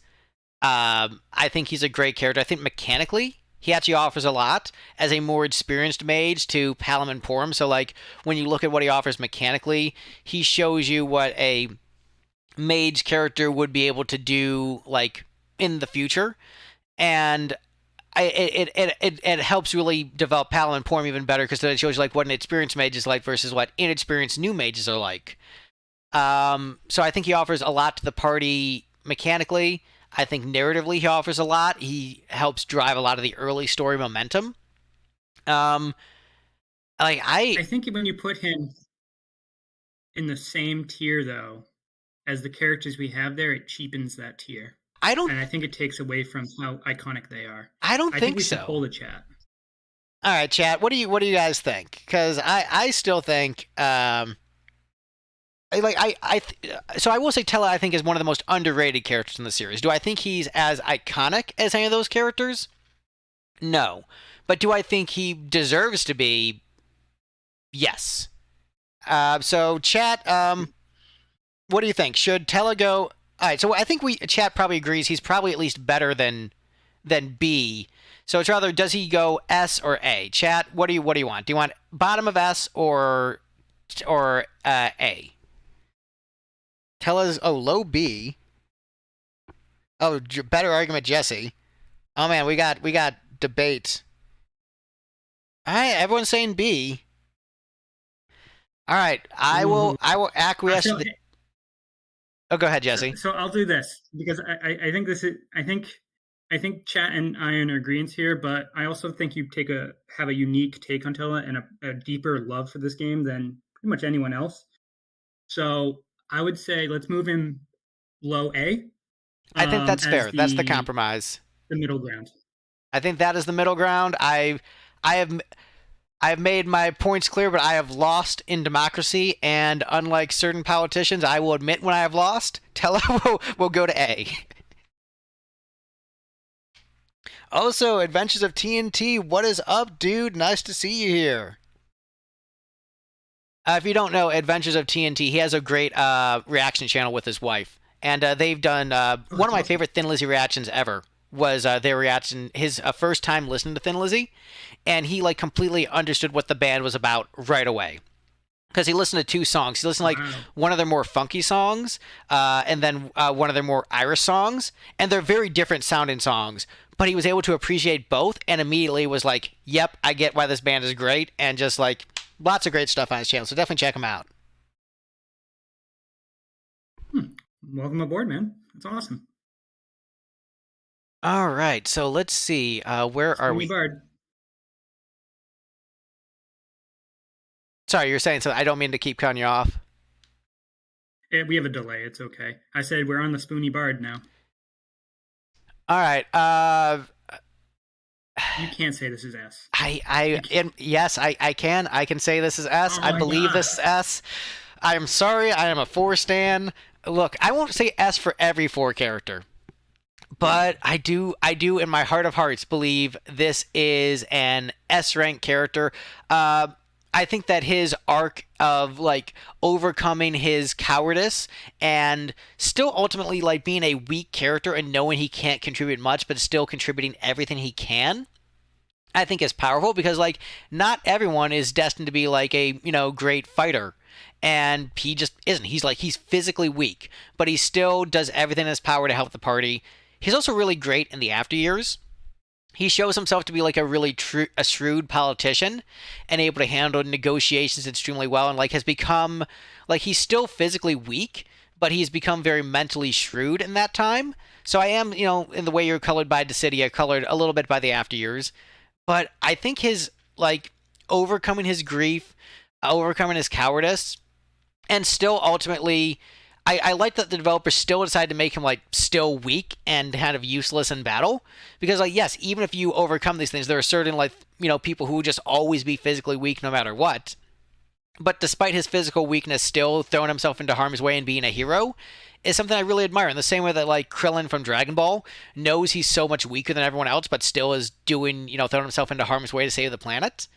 He's I don't think as good of a character as Krillin. Um, like in my heart, I say S, but for this ranking, I will fight for A. Okay, so I'm gonna start off with my stance. I'm gonna say B. I think he's a retread of a character we've already experienced, though, and that's my biggest issue with him. I feel like he's just a playable Gordon, and with some musical talents, and that's kind of it cheapens it for me. Um, because that exact character progression and growth we see in Gordon, and he's never strong. Even when he joins you in the party, Gordon is not strong. So it's the same character. It's just we get more exposure to him and we get to see the growth a little bit more. So I wouldn't go above B, just because he's nothing new. Well, but that argument can apply to a lot of Final Fantasy characters where they're remixes and reiterations of previous ideas but fleshed out more. And so with Edward, you do have like you know, his grief over the loss of his lover, and actually that very beautiful scene, by the lake and all that stuff. I think that is very powerful. And also you get that really like complicated relationship with Tella, which adds a layer to it. I don't know. I think that he is definitely. I would put him. And also the look in terms of like the memes. The meme is iconic. Like he is the Spoony Bard. I would say he's at least A. When you resort to using memes in your argument, you're standing on thin ice. I know I'm standing on thin Um, ice, but I do think he's a really great character, and I think there's more to him than Gordon. I think he's that same character, but like iterated to an even more extreme degree. I have to at least get him at top of B at the very lowest. Because like I'm looking at a character like Leon, where Leon is interesting, but there's so much more to Edward than there is to Leon. Like so much more in terms of like Yeah, growth I and think arc. I agree with you there. I think what we're seeing is Leon is going to shift further and further right as we flesh out B tier. But I think we really have to flesh out B tier because as we get into later games, 7, 8, 9, 10, where these character developments are going to go crazy. Um, can you really compare him to later title characters in terms of what they offer to the story and their personalities and their, I think so. So how complex they are? there's a bunch of characters I'm looking at that I can put in B tier, and so I feel like B tier will be fleshed Would you? out. Yeah, so I think he's good in B tier because I think he helps flesh out that category from us and differentiate it from Charlie or C tier. All right. Because I think he's a step above though is the trick. So and if you look at my Thin Lizzy rankings, I'm very generous with like S tier and such. And sure, maybe, maybe we need like a double S and so that I feel better about all this. But I'm very generous with my ranking. So I tend to be very much the Paul Abdul like, no, you're great, everybody's great. Um but for the sake of not I fighting about tend. this too much, I'll put him at the top of B just because we'll end up All right, I'll arguing take this it. point forever. We have so many Final Fantasy IV characters to go through and fight. Uh, Rosa, I will actually put bottom of B. I think she's mostly there to like serve as like a support for Cecil and just shows that he's in a healthy relationship.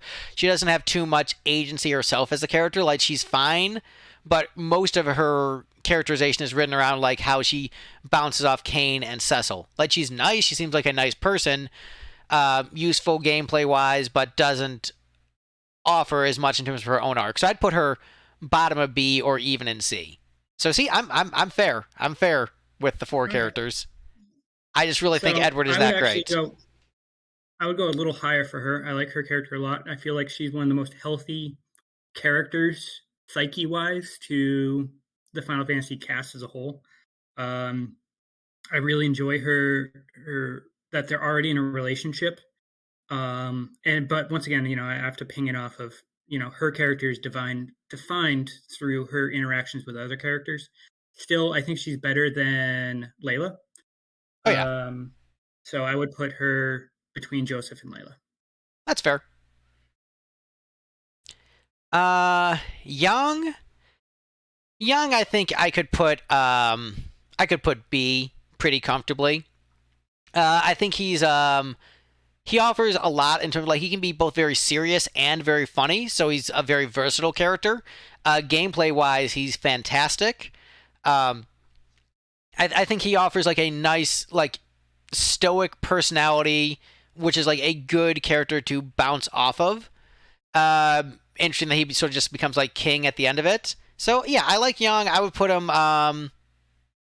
I put him above Leon actually because I think while Leon might have a more interesting arc, I think like you get a really good feel for Young's personality, and he is like very pleasant pretty much whenever he's on screen, and does. I mean, obviously, okay, his fake out death is kind of bad, but the Mm-hmm. lulls of the frying pan to wake him up is pretty great. So I will put him above Leon in terms of this ranking. Is where I'd put Young. Yeah, we're literally like off by one spot. Like I would put him below Leon, but above Joseph. So like it, that's nothing I'm going to waste my breath on. Fair above Leon. You can have that one. Okay, so we've got Palom and The Porum. misaged children. All right, in my heart of hearts, they are S rank characters. I know I will not convince you of S rank for them. Um, Yeah. I think they're a really great comedic duo. I think they are really fun characters. I think their sacrifice, when you don't realize it's not permanent, is really, really sad. So, like, it's undone a Agreed. little bit later in the story, but, like, when that happens, it's just, like, really tragic that, like, even children are being lost in this conflict.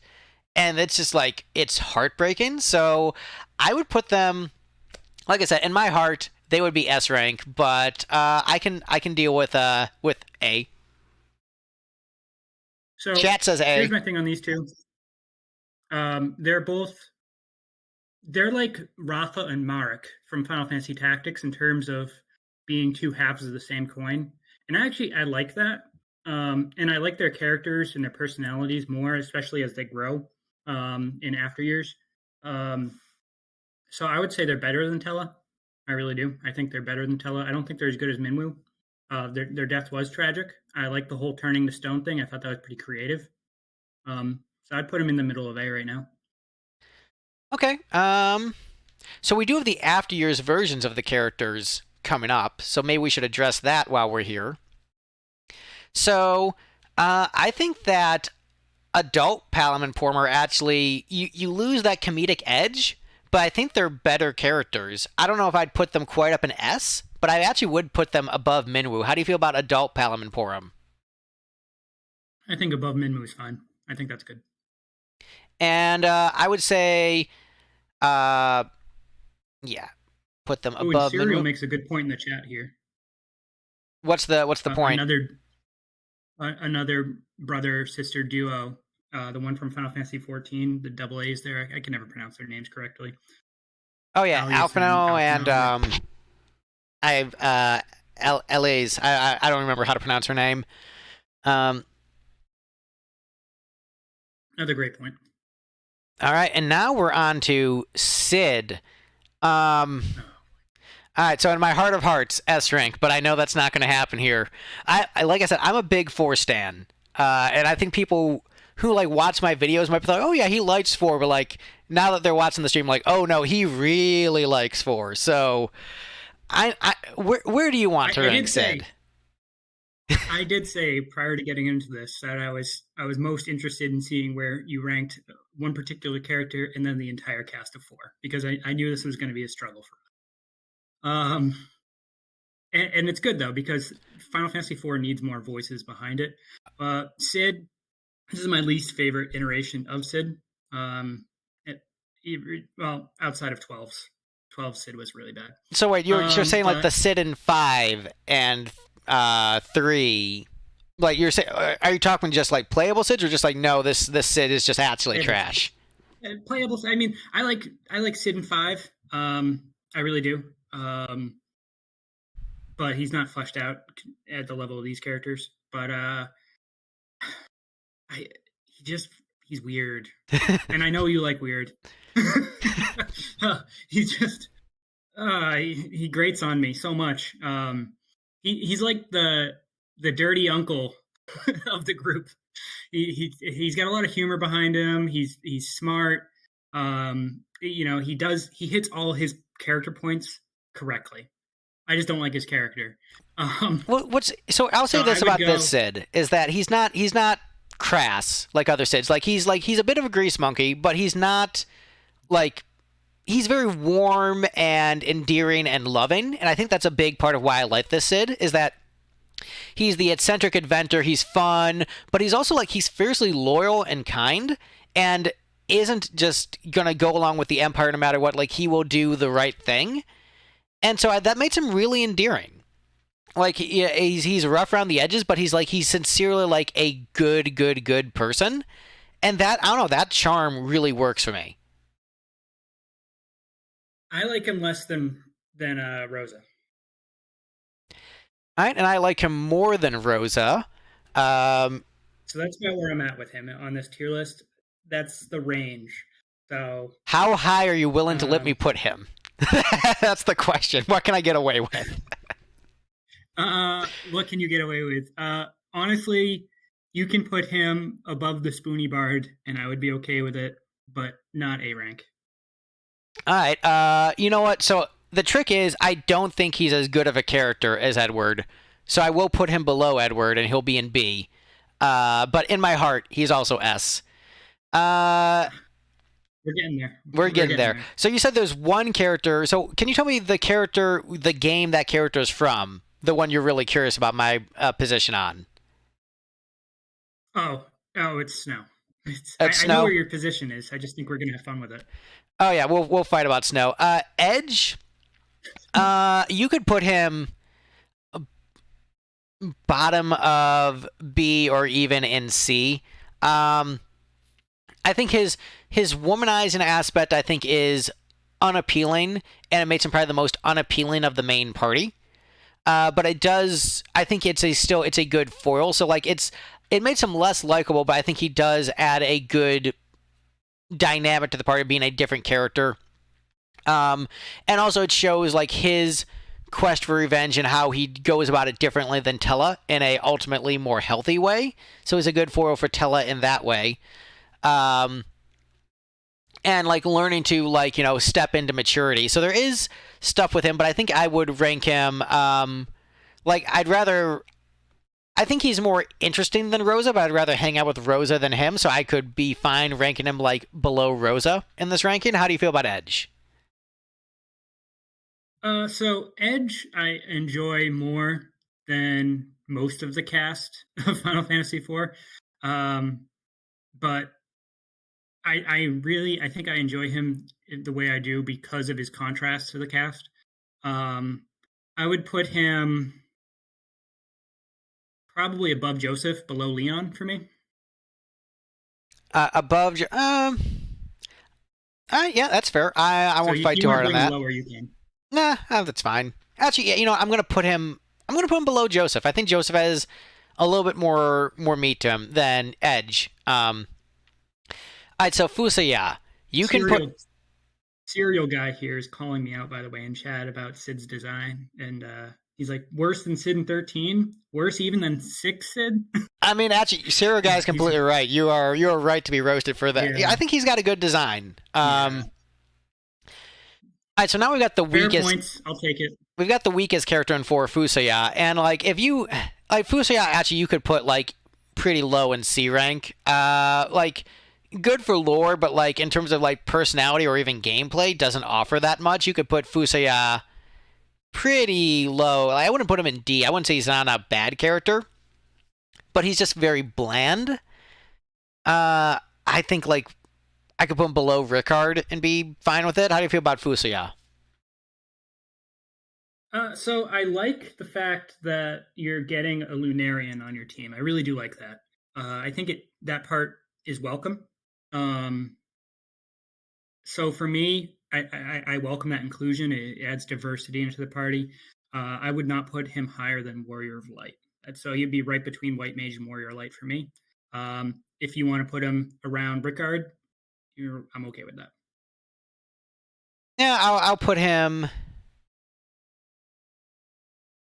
Yeah. I'll put him in between White Mage and Warrior of Light. Sure. Oh, Theodore. Theodore. He is okay. I'm not crazy. I don't dislike Theodore, but I'm not crazy about him either. He's like so normal protagonist with like famous parents. Like he's just like that archetype of a character. So I don't really have super strong opinions on Theodore either way. I think the After Years is a great game. But I think Theodore isn't one of my favorite characters in the After Years. Like he's fine. I could put him C or B and be like totally fine with it. I would not really want him to be lower than C or higher than B. So it's really you can pick where Theodore ends up. So, I think they handled the whole famous parents making a new protagonist thing better than some other things like Naruto. Naruto, and then they had Boruto, and I couldn't stand his personality, even if it made sense. So I do appreciate Theodore's personality in the game. He's just not memorable, really, in the grand scheme of Final Fantasy. I mean, Theodore is probably easily forgotten. So I would put him below Daesh. Okay. Yeah, sure. I think that is actually pretty reasonable. And now we've got Golbez. So this is interesting because we're just using the After Years sprite. I think Golbez, there's a lot of ups and downs for his character. I think before you find out about the mind control thing, Golbez is just like a great Darth Vader, force that the party deals with, like a great character. And then the mind control plot like makes you lose a lot of like his intimidation factor, but then you still get like his redemptive arc, and then his redemptive arc is like enhanced further in the after years. The fact that spoilers for the after years, depending on how you play, Golbez can live or die, makes adds an interesting layer to the game and his character. I think gameplay wise he's good. I really like the additions to his backstory in the 3D version of Final Fantasy IV. So I think that a lot of people just write him off completely because of the like mind control thing. But there's actually a decent amount of stuff to him, and so I would put him like solidly B or even potentially A. I don't think he's S rank, but I think he get the mind control thing. Like people give him too much flack for that, and like just completely write him off when there's enough other good things. But I don't think he's like completely negated by that, in my opinion. So I think they revisit this character later on in Final Fantasy XII to greater effect, which is probably a hot take, but I think Abranth is the new Golbez, and I like the fact that he wasn't mind controlled. I like when people are unabashedly making decisions based on their own personal interests or desires. So I like Gabranth more than Golbez. I think the mind thing really just weakened his character. The redemption arc though was solid. I think it was sorely needed. Once you make a choice, like oh yeah, he wasn't really bad. You really have to put 2 feet in and say, all right, well, let's make him a character now. And they did do that well. I think he's better than Tella. I think he's better than Palom and Porum, but not as good as Minwu. So interestingly, is I would actually rank him. So here's where my conflict is: that like, do I think he deserves to be an A? Yes. Do I think he deserves to be above those characters? No. And so I'm so conflicted. So I feel like the place I would feel happiest about it is if I put him below Tella, because I think Tella is actually a better character. I think I sincerely believe that. But also I think Edward and Sid are better than him also. But I think that all those characters should be S and he should be A. So how do you feel about below Tella? Yeah, I'll concede on that. That's fine. Kane the After Years. Actually, so this I don't really buy Kane's arc in the After Years, and then he becomes like a holy dragoon. I think that's actually like the weakest part of the After Years for me, where it just feels like them trying to repeat the Cecil Paladin thing, but in a far less effective and interesting way. And also like lore wise, it doesn't make as much sense since Cecil's Paladin thing was supposed to be like tied to like the Lunarian heritage and stuff too. So I don't really get. It was fun to have like Kane fighting Dark Kane, like that was cool, but like the outcome of it felt like a little bit uninteresting to me as even as a lover of 4 and as the like bit when people say that the After Years are just repeating beats from 4. I think this is like the most egregious example of it. And so I would put like After Years Kane like C or D. How do you feel about After Years Kane? I put him in D. I would say I think he's another hollow high wind, so I would put him right below Rickard. Oh, so C. Yeah. All right, fair enough. Okay, and I'm just checking the chat again. I'm reading more of Sirigai is like carrying this chat. All-time champion. ATF. All-time favorite. All right. Ursula. I like her a lot. I hate her name. I love her character. Oh, so no, I love her name because it shows how bad Cecil is at naming people, and I think that's hilarious. Like, Cecil's like, we will name her Ursula, and Young's like, all right. Well, I did say you could name her. Like, that's yeah, tremendous. So, but I think she's a great character. I think she's better than Yang. I think she's better than Yang. I think she's competitive with, like, the characters from Original 4. I would put her just below Sid, personally, but I think she's a great character. Yeah, you and I actually agree 100%. That's literally where I was going to put her. I think she's just an improved version of Yang with a lot more personality, great design, and brings some just good You actually cut out. You said when she brings some good, and then you cut out there. Sorry.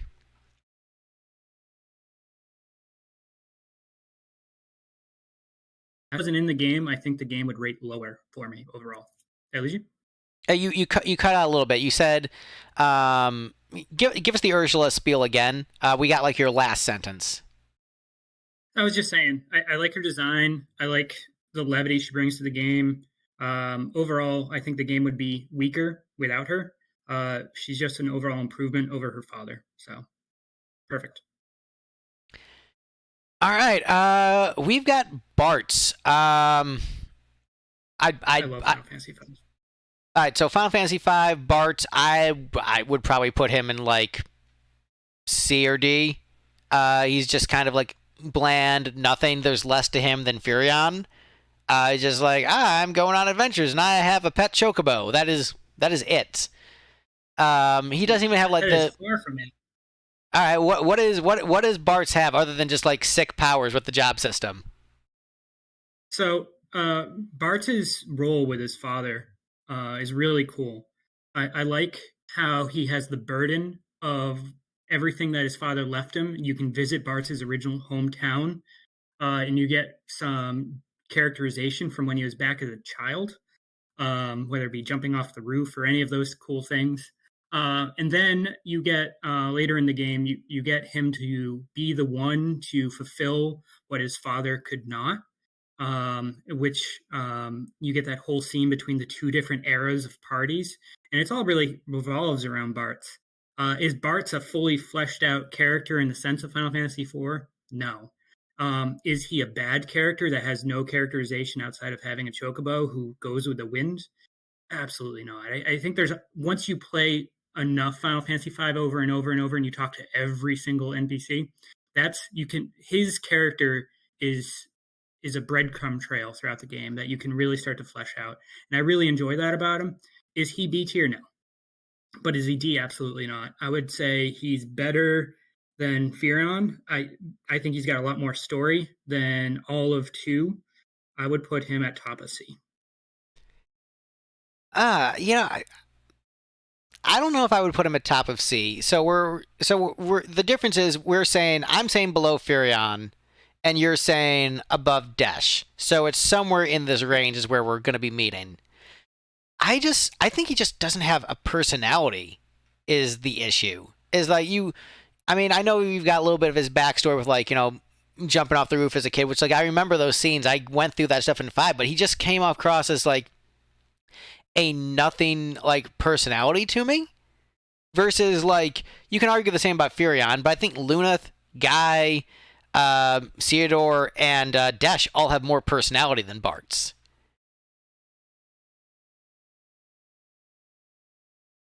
So we're talking spaces though, which is nice.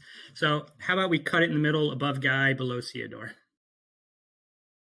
Um, you know what? Because I think I actually will now that we're looking at where he's landing, I might give you above Theodore because he's more iconic than Theodore, and as we're doing like vibes and stuff, I think like because he is like a pro tag of a mainline game versus a sequel to a mainline game with an ensemble cast, I would put him above Theodore. Like if it's a 1v1 matchup. How do you feel about that? All right, and let me say I agree with that. Let me say one more point to him as well. So when you talk about incorporating Dissidia into his character traits again, and here I go with Dissidia, he is one of the few unburdened protagonists, despite having a burden. It's like Zidane would not be possible without Bart's. I think he laid the groundwork for Zidane's personality. Minus, if you combined like Bart's and Edge, you'd get Zidane. Um, and I really enjoy that they really fleshed him out to be this free spirit of a character who has this trouble in his past. He has all these things, but he pushes them down so far and makes himself aloof and never concrete to anything because he's always running from his past. That's Bart's in a nutshell, and that's why I like him. He's unique. Yep, and also my wife was totally right when she said you're not going to get this done in 2 hours. She was so right. Oh, yeah. All right. All right, we've got Lena Reina next on the list. Again, I think like these five characters, with the exception of one, are basically like nothing characters. I'm not very impressed with them, so I could put her like honestly, I could put her D and not lose sleep over it. So how high do you want to fight for this character? So I love Final Fantasy V. So I do like, but I'm not crazy. So C is where she belongs, in my opinion. I think I do like her naivete. I like that she throws herself into these situations hoping to accomplish something that she can't on her own, but is willing to trudge forward anyways. I think she's a princess of action, which is one of the few we've seen in the series up to this point. And I really enjoy just her honest commitment to her goals. Um, I would say she's probably also above Furion for me, um, and maybe right below Guy. I would place her. I, I would place her personally below Warrior of Light and above Fusuya. So So meet in the middle, yeah, so where would that be then? above Scott. So in between the brothers. Yeah, let's get some division there. Sure. Galuf. So there's more to Galuf than the two other leads of FF5 we've discussed previously. The amnesiac thing is like kind of fun, and then like, oh, he's secretly a king is also kind of fun. But that's kind of it. I don't think his death is particularly like. I know a lot of people say it's the first like really powerful death in the series. I don't agree with that. I think that Joseph's death was far more tragic, and I think Tella's death was far more tragic. And Galuf's death, I didn't get the same emotional resonance from. I just don't really resonate with his character that much. I think he's a fun, like having like an old guy in the party, like is a good like way to shake things up and not have it just be like a bunch of teenagers. But I don't think he is. I don't think he's a bad character, but I don't think he's a particularly great character. And I think he's, even though the cast of five is often considered to be like not one of the stronger ones in the series, I think gets even more praise from the general fans than he deserves. And so I'm just like, nah, he's C, is how I feel about Galuf. So I feel B. I like that he's the driving force behind the game.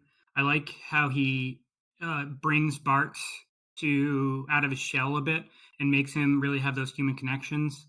I like I do like the fact that he dies for his goal. I love his moments as a king and how just crazy he is about his actions, how he's willing to just jump off things or do whatever he needs to get into the action despite his age. I like his love for Creel as much as I don't like Creel. And I just overall, I think Galuf is great. I think his weakest attribute is actually his amnesia. So for me, I would put him probably above Black Mage. That's how much I think this character is a solid character. So we'll figure that one out. I'll let you. Yeah, because the trick is like, as far as Galuf, I would put him like. I would put so I have like a Furion barrier, and he like is just on the edge of the Furion barrier. So like I might give him above Furion, but I don't view him as. I would be willing. I think I would put him at the top of C or bottom of B, but I think top of C is as far as I could really go with Galuf. That's where I'm feeling with Galuf. I think I'm starting to understand the opposite side of the four coin, where I'm like, no, these characters are great. I'm like, I don't know. I'm feeling kind of low. How about last character in B? I would trade you last character in B if we can bump Edward up to A. All right, he's top of C. All right, top C it is. You can't use Ferris. that nuke all the time on me, though. What? I said you can't use that nuke on me all the time. I'm not going to use that. Was just how I honestly felt. I'm not going to use that nuke all the time, but I mean, hey, it came up. Ferris, I think, is the best character in five. Agreed. Ferris, I think, has the arc, the personality, like the meminess of the character. I know we're talking about memes being a last resort, but like sometimes memes are fun. I could put Ferris up in like A or S pretty comfortably. I think Ferris is like a top tier character for the series. Love Ferris. Like, do I think Ferris is as so? Here's the trick: is like I would be upset that Ferris ranked above characters from four that I think are better. But if Ferris ranks really high, I'm not super upset with it because I think Ferris deserves to be extremely high.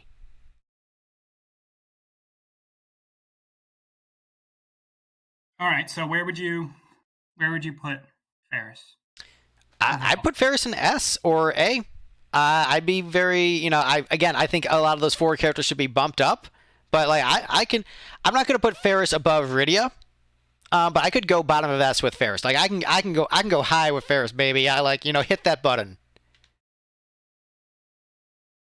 Well, I've got.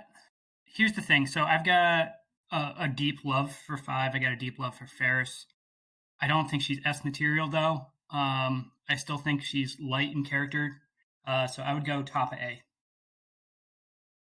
Top of A, sure. Let's do it. Let us clean together and put Ferris at the top of A. Crelays, you want to just put her in D? Uh, yeah, top of D. Here's my problem with her. I don't like that she just takes over all of Galif's stats. I don't like her personality. I don't like the animal inclusion. I don't like that she's now part of the Warriors. No, she needs to not exist. Okay, In the now. meantime, though, Oh, go ahead. before we start six, I need to relocate as my kids are about to get home. So give me like 2 minutes, please. Okay, I will talk to the chat. Chat, how are you feeling about this ranking so far? You still have so many characters to go.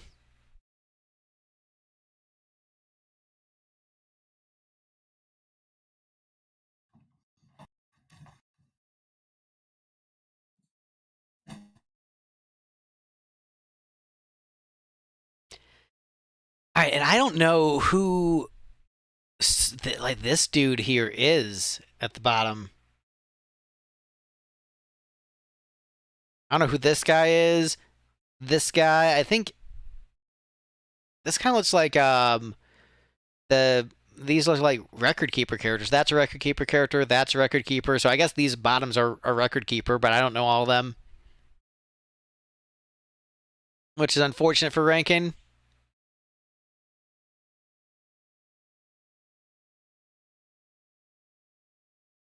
Serial guy, where do you think Tella deserves to be?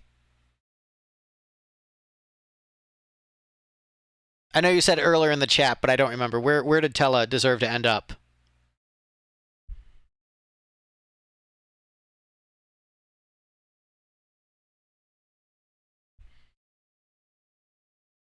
There's a part of me that's like tempted to just like move around the ranking while Jesse's not looking.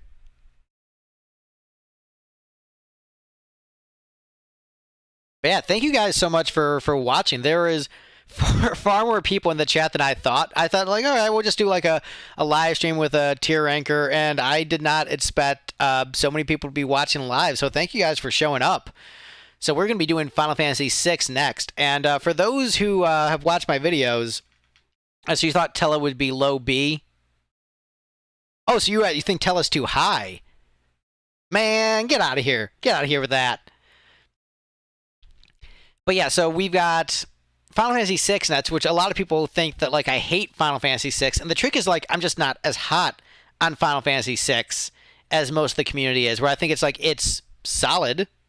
It's good, but I don't think it's like so the trick with Final Fantasy VI is that I don't think it's so much better than everything else. I think it's just like, yeah, it's good, but it's not like, oh, it's S and then everything else is like C. Is how a lot of Six fans treat the games. And it's like, no, it's like it's good. It's like right in the middle of the series for me. And so that means Greg hates Six and he hates video games. And like, well, actually, not really a video game guy. I like stories. I just wish these were all books.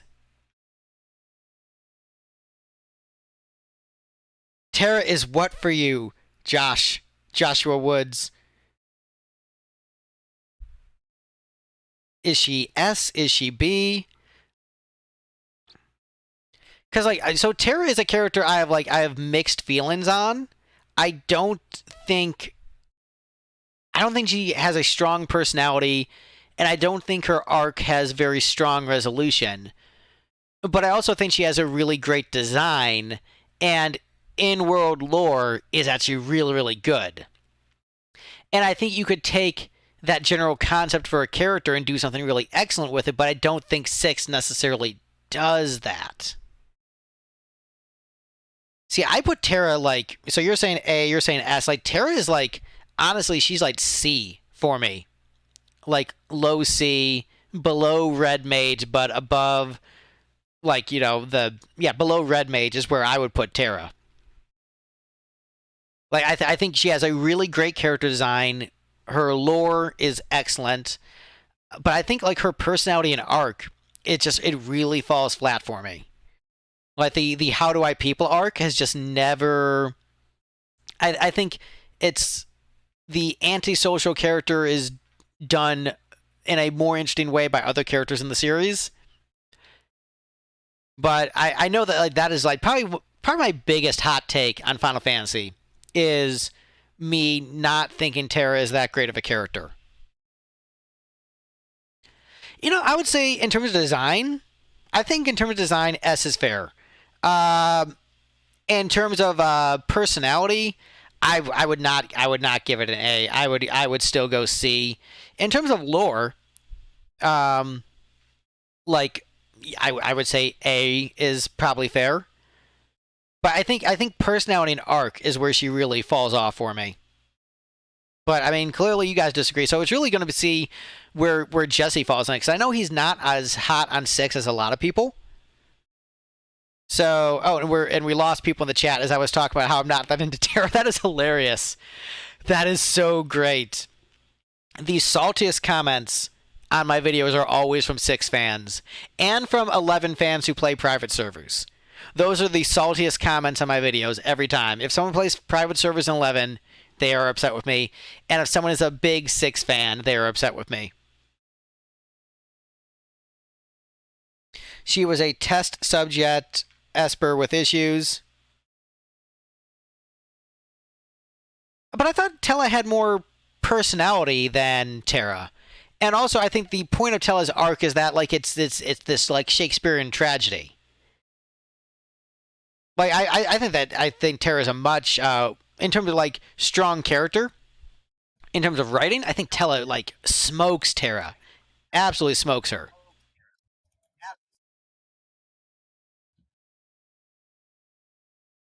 People keep leaving the chat. That is so hilarious. Oh yeah, no. If you my 11 video where I talk about how private servers are bad because you're stealing from the devs and hurting the game because it's a live service game that requires money to continue existing. People who play private servers got really upset with me for saying that, and for saying that private servers are just the game with less content because it is. It's a like private servers of 11 are literally just the retail version of the game, but like they have instructions in the code to say just like, hey, don't allow access to this content, just like block it off.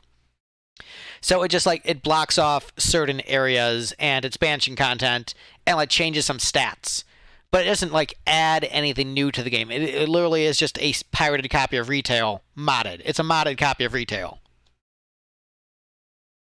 Hey, hey, hey. Hey, we are back. I made people leave the chat because I started talking about my opinions on Terra, and they got upset. Oh, oh. So chat I'm thinks that excited that Terra way. is an S or A character. I think Terra is like a C character. I think she's got a great design. I think her lore is fascinating. I think her personality is incredibly weak, and I think her arc and the resolution of her storyline is also incredibly weak. And so I have very mixed opinions on Terra. Where I started the game really liking her and really wanted to follow her journey, and then find it to be like pretty like one dimensional and not super great. And I've talked about this before, but I think she'd be a much better character if like they just mashed up her and Celis. But where do you land on Terra? So Final Fantasy VI, as I've said before, is a game of too much. They needed to really parse it down, and that would have helped her out. I think she is responsible for the limit break system of Final Fantasy IX. Without her, we would never have the trance system, and Zidane is a direct homage to her. So you got to give her credit for that. Um, I feel like, despite all of the story and game flaws, I think Terra, well, yes, she would have been S tier if she was combined with other characters. I still feel she's a B. Um, there's more that could have been done with her, but for the role that she played within that convoluted story, um, I think B is perfectly fine. I think she's better than Yang, um, and I think she's more iconic.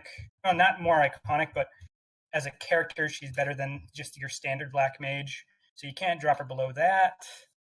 I like her less though than Ursula. You know what? I'm willing to accept that, and just the troll of ranking Terra from Final Fantasy VI below a character from the after years, I'm happy with that. I can live with that. B rank character. I think there's a lot of positives. She starts out really strong. And the thing is, I wanted to love her character, and for the first chunk of the game, I did. But as her story continued to evolve, and just like, but how do I love people? And it's just like you just do. Like it really didn't work for me. Like, so wait, you just like show compassion to other people? Like, yeah, I'm not a sociopath. What are you talking? Like, I never understood the like, but how do you like show compassion to other creatures? I'm like, I don't know, I just do it. I look at another creature and say like, hey, I hope you have a happy life, as opposed to like, I just want your resources. So I don't know. The sociopathic nature of like, but how do you love? Like, just really turned me off the character the longer they kept like hitting that beat. They really didn't improve upon that in the Dissidia series either. Her personality remains kind of one note even in those games. So yeah, I'm fine with where she's at. Locke, on the other hand, though, S he's an A tier. I would say A for me. A. Um, Oh, dude, I will go as high as you want to go with this bad boy. so I think Locke should be the main character of Final Fantasy VI. I like his story beats throughout. I think he's the best of A tier. Um, once again, I just feel like there's just too much noise in that game. Where if they just stuck to a couple of those story beats and really fleshed them out more, he could have been S tier. But overall, I love how his character progression continues as he tries to overcome his past. I like how it progresses even into the second part of the game. Overall, I think Locke is great. He's my favorite character from the game. So I don't think there's an S tier character in Final Fantasy VI. I said it. Oh well, I might disagree with you. I think he is. I think he's S tier. And people say I hate six as I'm fighting to get a character in S tier. Um, but what was I going to say? I had something about Locke and I forgot it. Oh, that is unfortunate. All right, the chat. Zero Guy says that's the problem with six, that it doesn't really have a protagonist. No, it does have a protagonist, but the thing is they change who the protagonist is, and that's a weakness of the game. Terra is definitely the protagonist for like everything up into the World of Ruin, and then Celis is the protagonist, and that's the problem, is that they don't just stick with one of them. Edgar. I also put Edgar. I put Edgar S. I will go as high as you want with Edgar. I think Edgar is a great character. I think he is like the womanizing character of Edge done in a more interesting way, where there's more nuance and depth to Edgar. Um, I think his skills are interesting. His like negotiation tactics is sort of like it's a mixture of like what Edward would later become in the after years with Edge, and he's just a really like I don't know. He's just for me a great character. So we debated about this character the last time you invited me on your stream. You like him more than I do. My problem with him is I think he's just too perfect. You can't have it all and give it. You know, there's such a large ensemble cast. It's like 12 characters, if I remember correctly, in this game. Um, and they give like every positive attribute you possibly can to one person.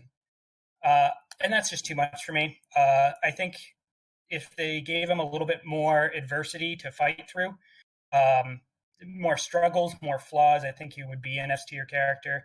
For me, he's below Locke and A tier. I can live with that.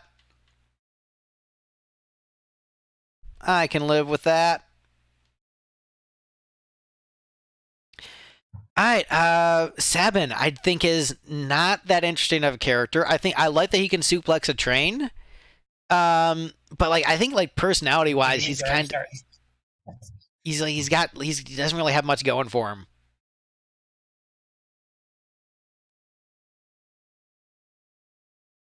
What do you think about Sabin?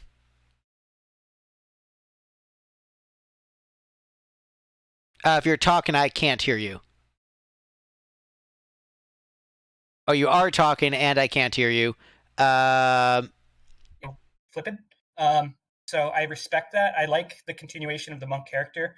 Out of all the fighting styles in the game, I'd like his the least. Not maybe the least, but he's towards the bottom for me. I really don't enjoy using him in a party. Um, so for me, low B. Low B. Yeah, I can live with that. I can live with that. I would actually put him at the bottom of B. How do you feel at the bottom of B for Sabin? Perfect. All right, so Celis. So the interesting thing Wow, about chat was actually harder on him than we were. yeah. So Yeah, putting him at C. Celis, I think so. Celis is sort of like the inverse of Terraforming, where like the very beginning and like introduction of Celis, I think is weak because I really think she would be a much stronger character if we saw her reasons for defecting from the Empire. Instead, we just hear she was a general and now she is, a traitor to the Empire. But like we never see like that character break the way we did with like Cecil or Beatrix later down the line. So I think that really hurts her character, and I think the opera scene comes way too early for it to be an apt enough metaphor for her arc. However, Yes, thank you for saying that. I agree. I 100% would agree with that. That is your strongest point you made all video. That opera scene, too soon. but all that said, I think everything else around her character is really excellent. I think she has a great character theme, great design, great gameplay mechanics. Her personality and her arc makes sense. There's the tragedy. Depending on how you do the thing with Sid on the Lost Island, I think both of them work in the sense of like her like desperately trying to cling to some sense of family, the desperation she feels, the overcoming the darkness. Um, and I think like she has a more engaging and like she feels more like a human than Tara does.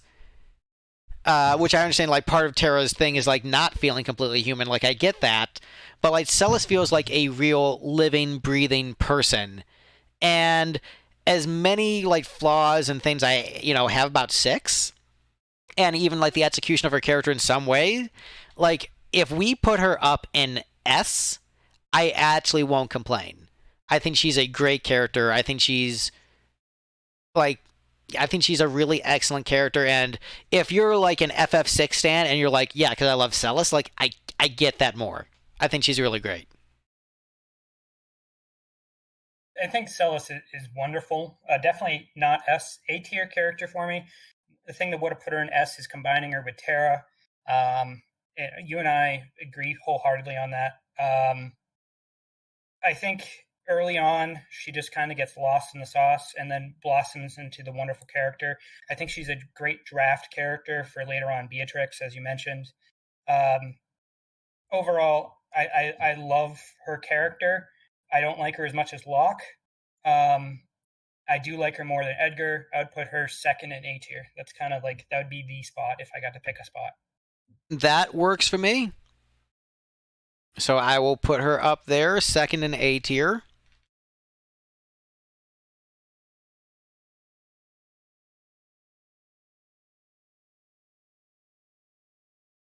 All right, so next we've got Shadow. So, on the one hand, like, a ninja just hanging out with a dog at a bar is a very goofy sight, and very Super Nintendo. And also, I don't know if his, like, Wild West theme really works with, like, the ninja thing. It just seems like a weird disconnect. However, I do think Shadow is a cool character. I think his personality makes sense. I do like his, like, slow acceptance towards, like, doing the right thing and not just being, like, you know, a cold-hearted mercenary, like the slow breaking down of his wall. I think his backstory is interesting. And so I do think he is a good character. I would put him above Terra, but I would put him below Ursula.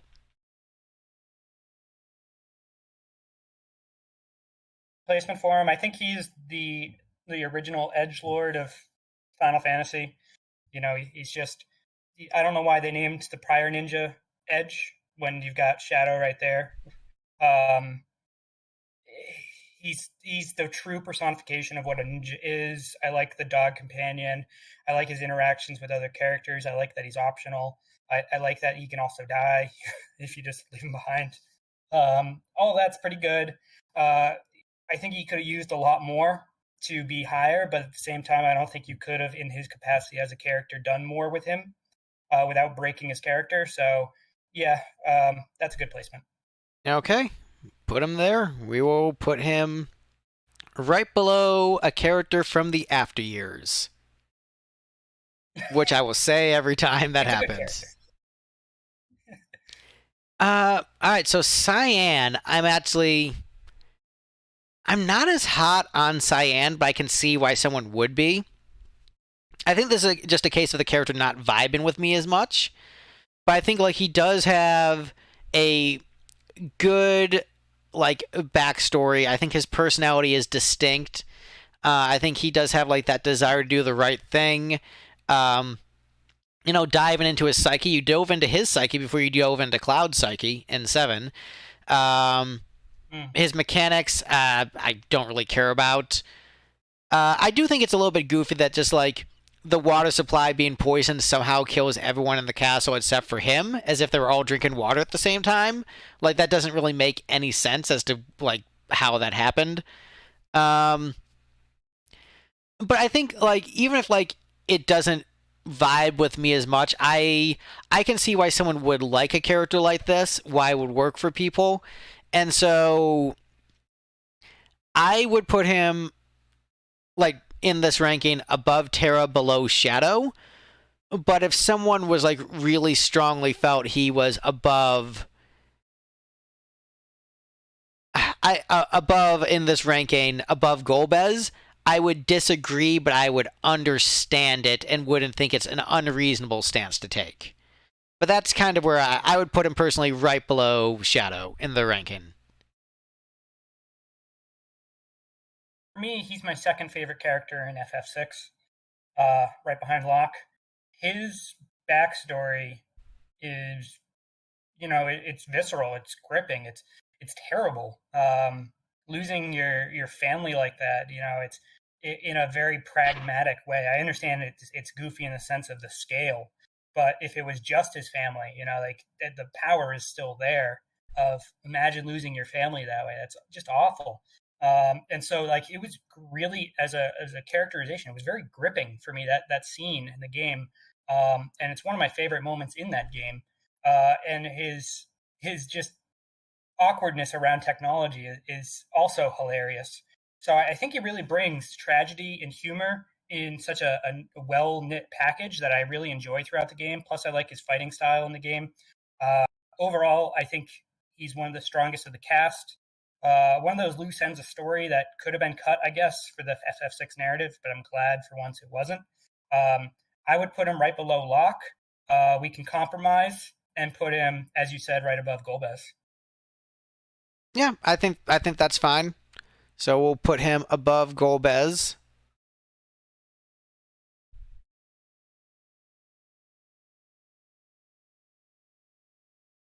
Getting a little top heavy with FF6. What's going on? Where's your disdain? Again, like nuance on the internet is lost.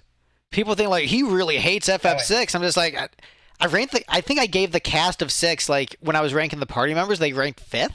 So they actually ranked pretty high and they're like this guy hates 6. Like no, it's just like I just have like nuanced opinions on it, which translates to hate.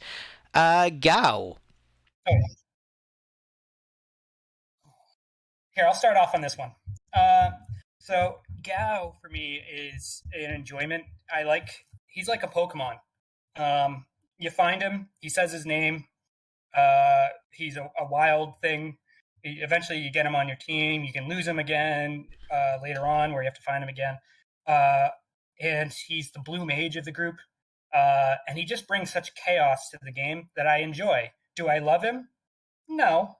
Do I enjoy his accompaniment? Oh yeah. I think he's like a solid low B, high C because of how unique and literally he's just a Pokemon in Final Fantasy VI. So where would you want to put him in this ranking? You said low B, high C.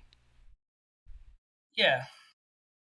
I think. All right. So here's the thing. We're getting up to a character that I want to put. As you said, low B, high C. I will give you low B for Gao, and won't fight on that because I think like the backstory with his dad is actually enough to like make me feel that there's some worth to the character in terms of development.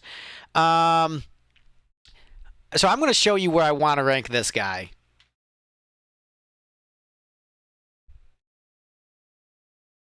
Oh boy. Oh boy. Here's the thing. I right. like ridiculous, cute mascot characters. And this is sort of like a representation of not just Mog, but like Moogles for the entire series. Is how I view Mog as like, okay, we finally have a playable Moogle. Moogles are great. Moogles are fun. They're super cute. We have a Moogle plushie in our living room. I love Moogles. And playing as an army of Moogles at the beginning of FF6 is the best part of the game. Like that is where the game hit its peak, its zenith. It was never better than that moment. You could argue that is maybe the best moment in the series. Like peak FF is the army of Moogles. Like that is freaking great.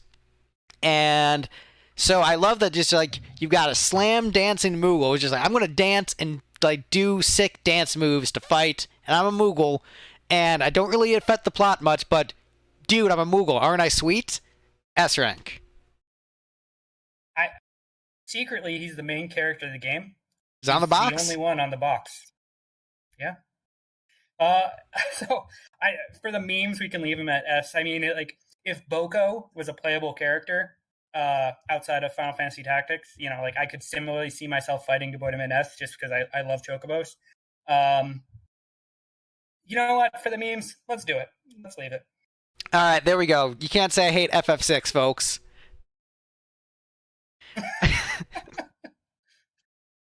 All right, Setzer. All downhill now.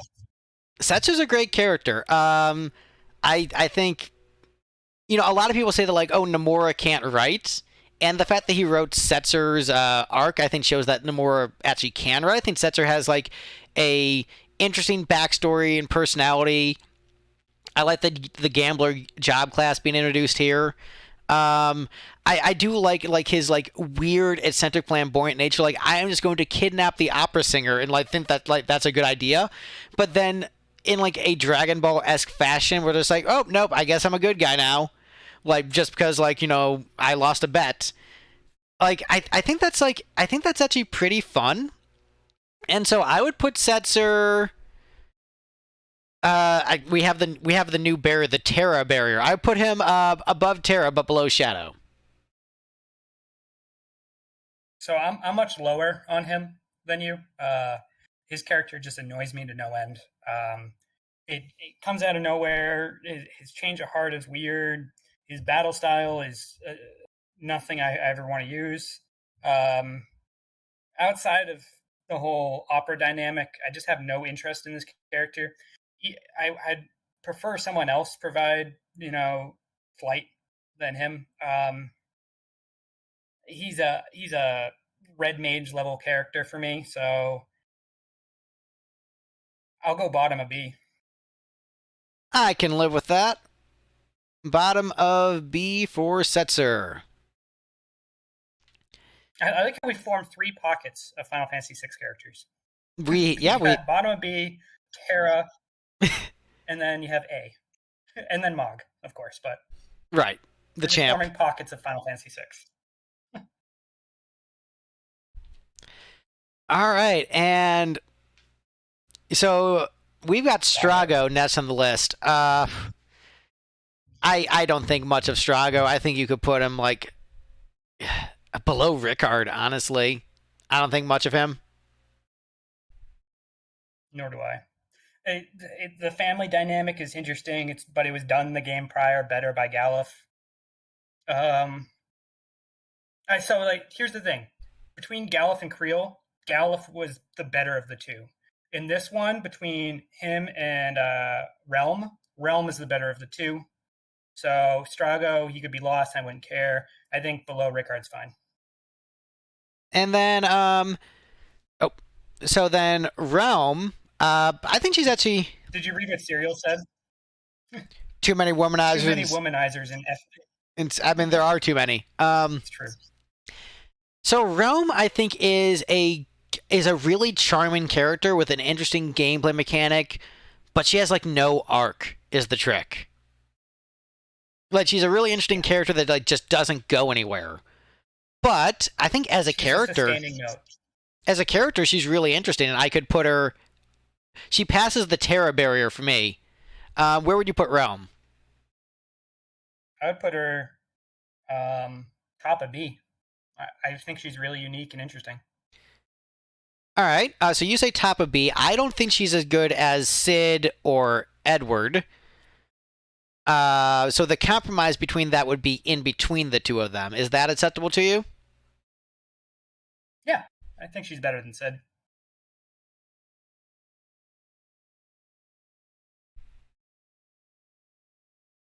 All right, we're about to get into the best characters of Final Fantasy VI. All right. So here's the thing. It's like, I actually do like how it's just like you just have like a stupid Yeti just on the party. I like that's kind of fun for like the memes of it. So like in terms of like the memes, I'd say bottom of B. I would put this below Gallup because like even though Gallup has like some interesting personality things, like it's a Yeti. It's just so stupid. I would put this bottom of B. See, Umaro is a prime example of why Final Fantasy VI just skipped the cutting room. He would not have made it through the production of any other Final Fantasy game, save maybe like 11 or 14. Like, I don't understand it. Like, who sat down and was like, you know what? This is how we want to spice up Final Fantasy VI. We don't have enough characters. Let's get a Yeti. And I get it for the memes, B, but for me, he's a D. There's nothing about Umaro that makes Umaro worth it to me. All right, I think that. So I would say the compromise is put him right below Red Mage. I think Red Mage is more iconic, but the memes are fun. I don't think D. I think D is too harsh, because I think D is for like things that are just like that feel like a failure. I think Umaro is not a failure. He succeeds in being like a dumb Yeti. Like he succeeds in the memes at least, versus like these bottoms, like they don't even succeed in the memes. Go-Go. I think you could put Go-Go in D. I think because Go-Go doesn't even have the memes. I think Go-Go is just D. I would put him. So I'll put him above Thief because like there is at least the callback to 5 there. But I put him below even Crele. I just think like D. See, Go-Go in Final Fantasy V was amazing. Being able to win a boss fight by not doing anything, just mind-blowing. Like, yeah, great. but uh it's like they rode a horse that had no legs when they made Go-Go, and they went nowhere. So yeah, that's fine with me. Right below Creel. All right, and now we've got General Leo, a fan favorite of many people. I think he's a good character. I do like him. I like that shows like there can be someone good and honorable working on the opposing side. As far as I think he gets a little bit overrated, but I don't think he's a bad character either. In terms of where I'd put him, I'd put him like just below Setzer, bottom of B is where I'd put General Leo. How do you feel about him?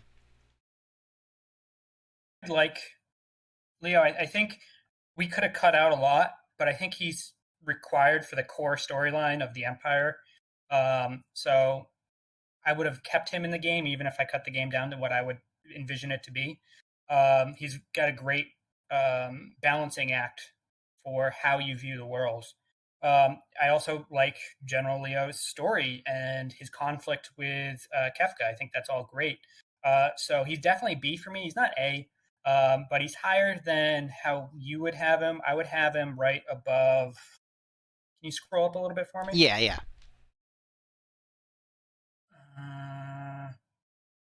I would have him right above Yang. That's as high as I would go.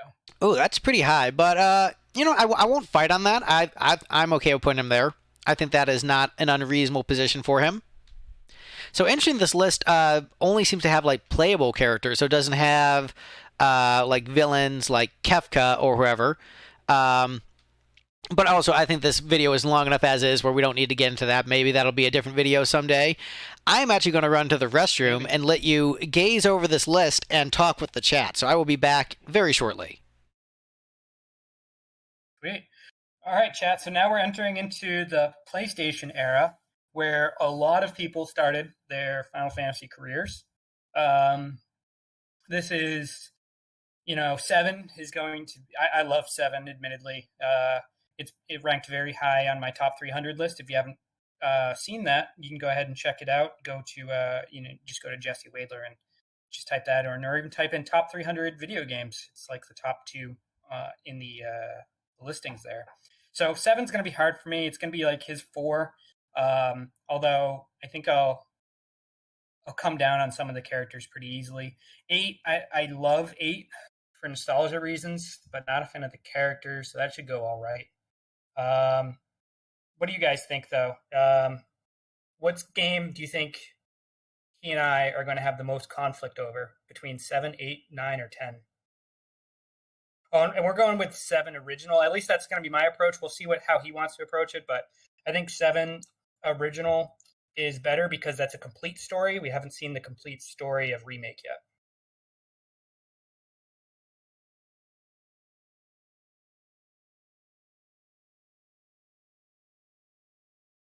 So let's see. But yeah, so I personally feel like 12 is going to be a hard one to talk about, but between 7, 8, 9, I think 9 might be a contentious one because I think we value 9 in different reasons. Yeah, and that's the problem with Serial. That's the problem with 7 Remake right now. Is it's so fresh, so new, and it's so fanfare driven that everyone is lovable in that game. But in the original one, there's a lot more flaws to the characters. I feel like that 7 Remake is starting to gloss over.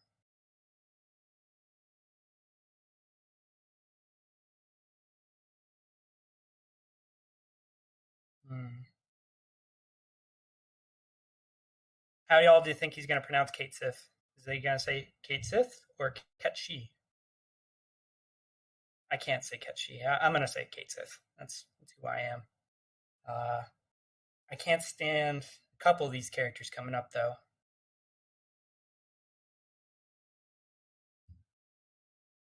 Ooh, Serial Guy, I just saw your comment about 9 being not that good. That is a hot take. It's pretty beloved just because it's the last true Final Fantasy. And I guess true for the era. That's subjective now. But yeah, it's totally loved. thing with 9 too is that 9 was high fantasy, while the rest of recent Final Fantasies have been not. It's definitely a high fantasy tale, and I would love to see another one. 16 starts to go back to that high fantasy realm, but just not in the same approachable manner. Okay, I'm back. Welcome back. All right, so Cloud, I'm going to say the best character we have so far, S rank. I'm going to just start putting him there, and then you can tell me if you disagree with that sentiment. I think we should add some context to it for the viewers, though. Oh yeah, we should. But I'm just saying. First off, do you disagree with that? Is step one? Nope. No. I think he firmly belongs there.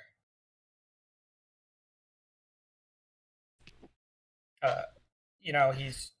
Go ahead. I think I might be cutting out. Oh no, go ahead. You can go first. I've been talking a lot, so. So, thing with Cloud, he is the poster child of Final Fantasy.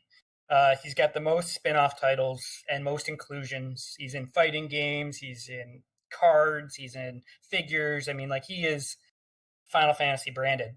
And so that has rubbed a lot of people wrong. It's kind of like that Charizard thing for Pokemon. It's kind of like anything else. It's oversaturation, and I get it. So taking away the remakes, the spin-offs, and all of that, and looking at just Final Fantasy VII and forgetting about that oversaturation, his unreliable narration throughout that game is it's a masterpiece of writing. I could not have done that to such great effect, where he's so cool, and despite all the heinous things he ends up doing throughout that storyline, you still love him and you're still rooting for him. And not only because he exudes cool, because he definitely does, but he's not stoic cool. He's got a very fragile personality underneath that you get glimpses of. And he's also humorous at times, despite slightly being the silent protagonist at other occasions. They've just done so well with him, and he's also very versatile, between his being one of the best magic users in the game, but also being one of the best attackers. You can take him in either way, kind of like with Ramza in Final Fantasy Tactics. So overall, how could you rate him any lower?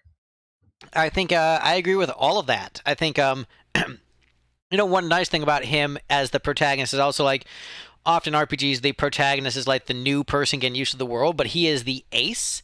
And so the fact that he is the expert, and you start off trusting him because he's the expert, but then you notice wait a minute, this doesn't make sense, and that unreliable narrator thing, there's a lot of depth and nuance to Cloud where people just think oh, he's whiny emo boy, which you would only get from Advent Children and Kingdom Hearts.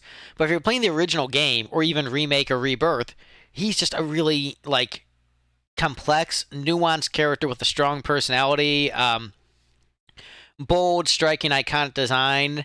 And a fun fact, slight tangent, but when you talk about you couldn't write any better, I was chatting with Nojima on Twitter a couple months back, and turns out he is also a big Thin Lizzy fan, and we got to chat about Thin Lizzy a little bit on Twitter, and that was pretty cool. So tying together Final Fantasy and Thin Lizzy on the channel. I don't think we need to beleaguer Cloud. We have so many to go through. Yeah. So I think he's good there. Barrett. I'm also going to say S for Barrett. What do you think about Barrett? How high does he go?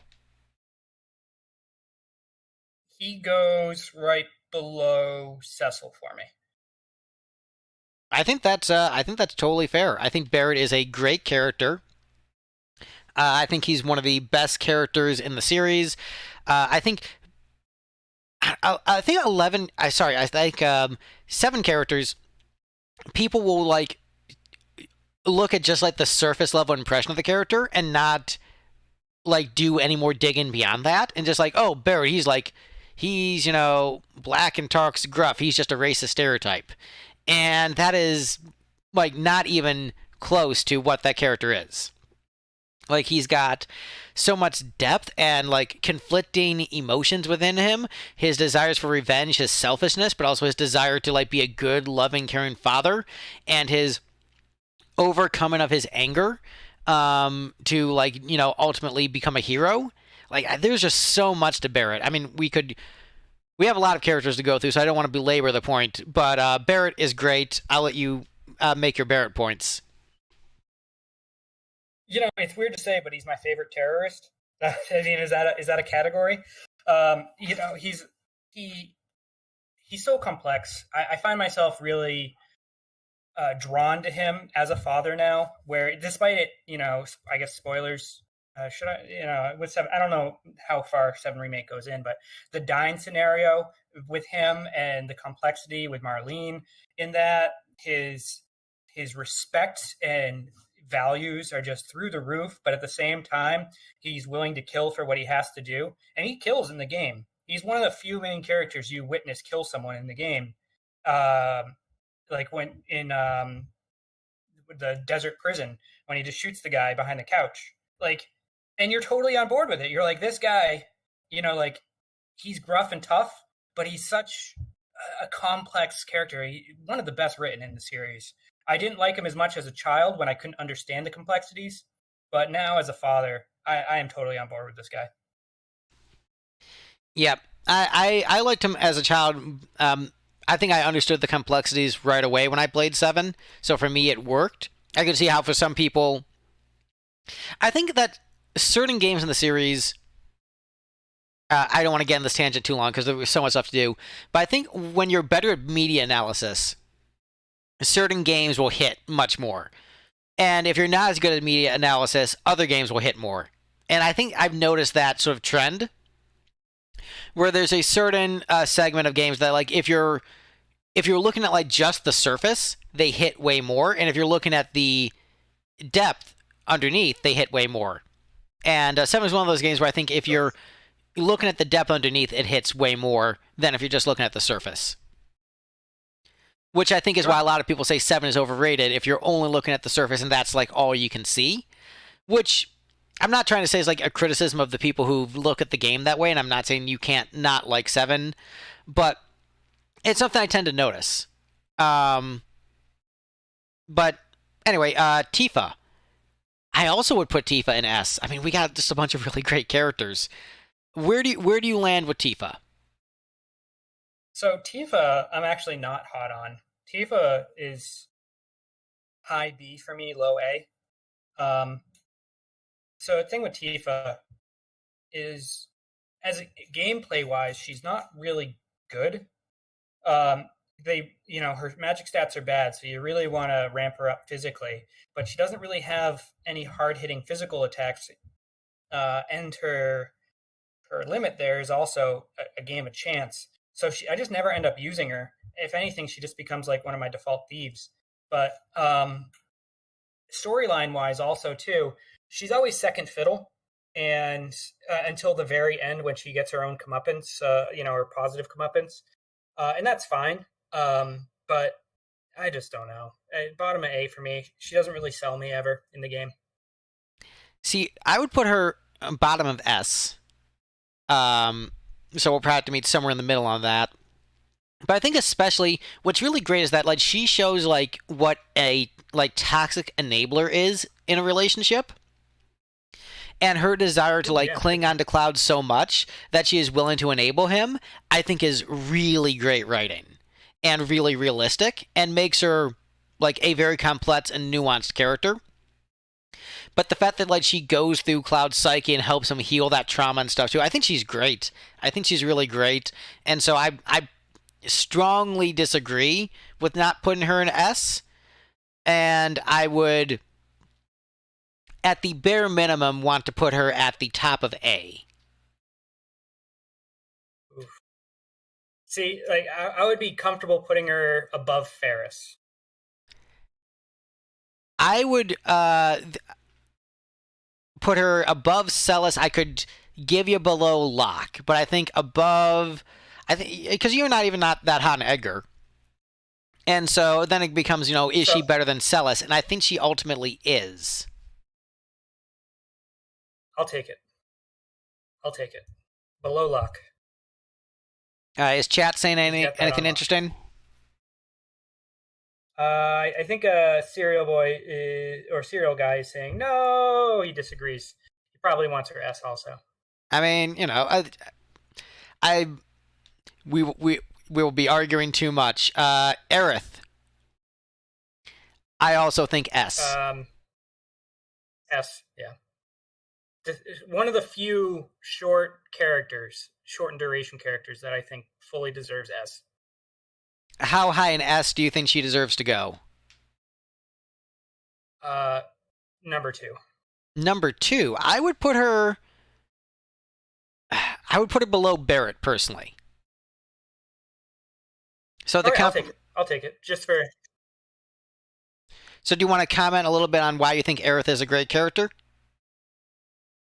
So she's well, one gameplay wise, she's the only traditional mage in the game. Two, storyline wise, I think there's such deep nuance to how she treats Cloud as a replacement, where she is always like sensing something deeper within him, and it gets really headcanony about how much is she in touch with with the planet and those that are past, and what she's seeing within Cloud. She's the connection. She's really just everything. She is Final Fantasy VII. Without her, you don't have the connection to the live stream. Without her, you don't have the most traumatic and most talked about scene in video games. Without her, you don't have Cloud really becoming a human. Without her, you don't have the drive to move forward when the party starts to fall apart. She is everything in the first half of that game, and then in the back half of the game, she's still huge. She's still playing a part in the background of the game. You can't have Final Fantasy VII without her. And I think what's most important is that she has an actual personality. She's not just a chess piece. She's like a character with a distinct personality, and it's not just the damsel in distress. Like, she actually is sassy and witty and nuanced, and I think she's an incredible character. And she's not a Mary Sue. Like the scene when you're escaping from the church and she's out of breath and Cloud's poking fun at her, like, "Oh, I thought you were soldier material" or whatever. Mm-hmm. Brilliant writing, because it creates this complexity of her character where she is everything, but at the same time, she's also still just some 17 or 18-year-old girl, or however old she is. Yeah. I think she's like 20, but great. Red 13.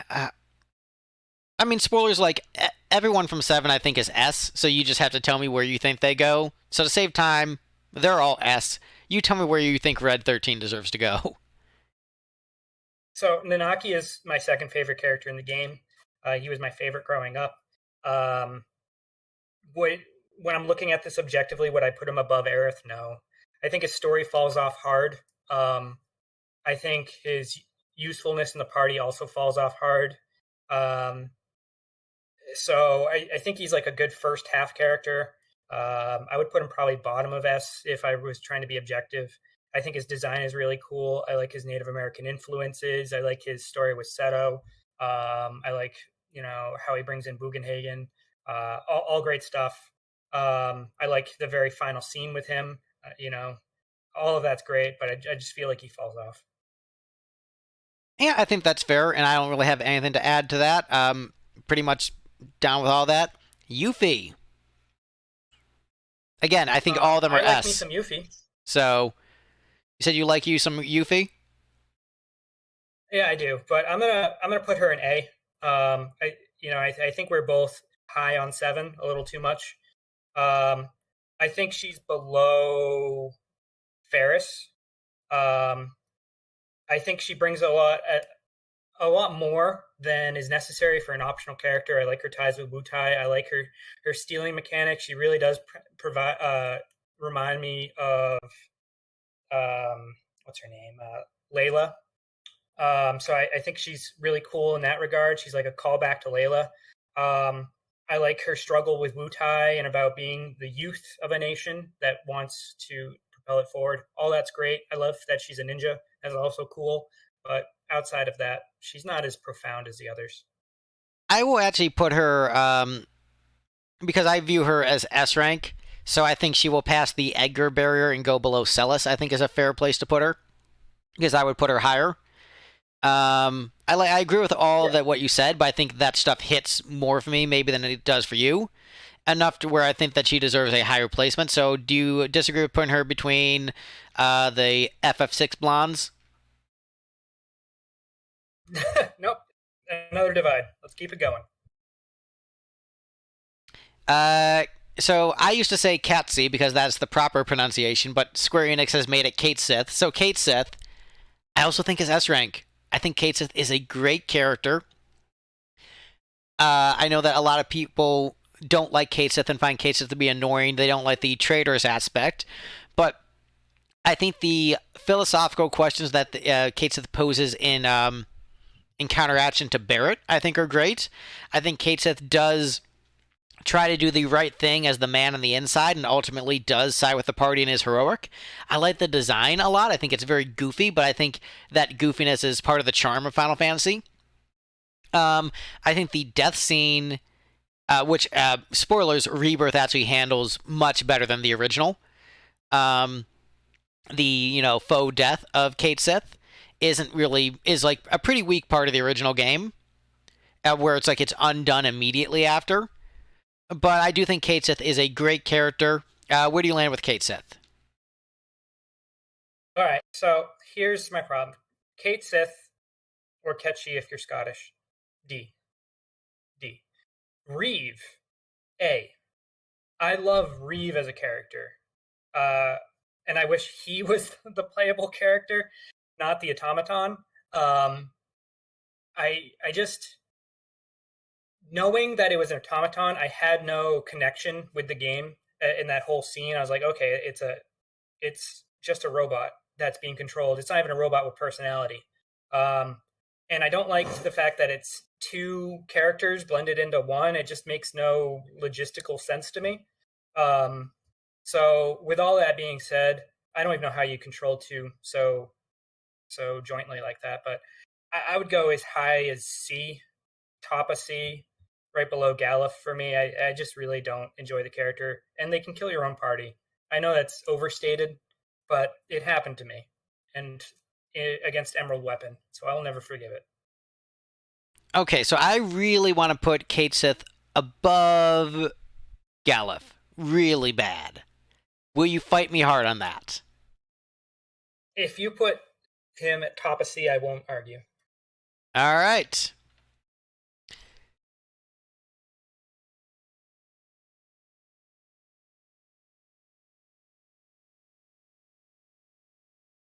Vincent.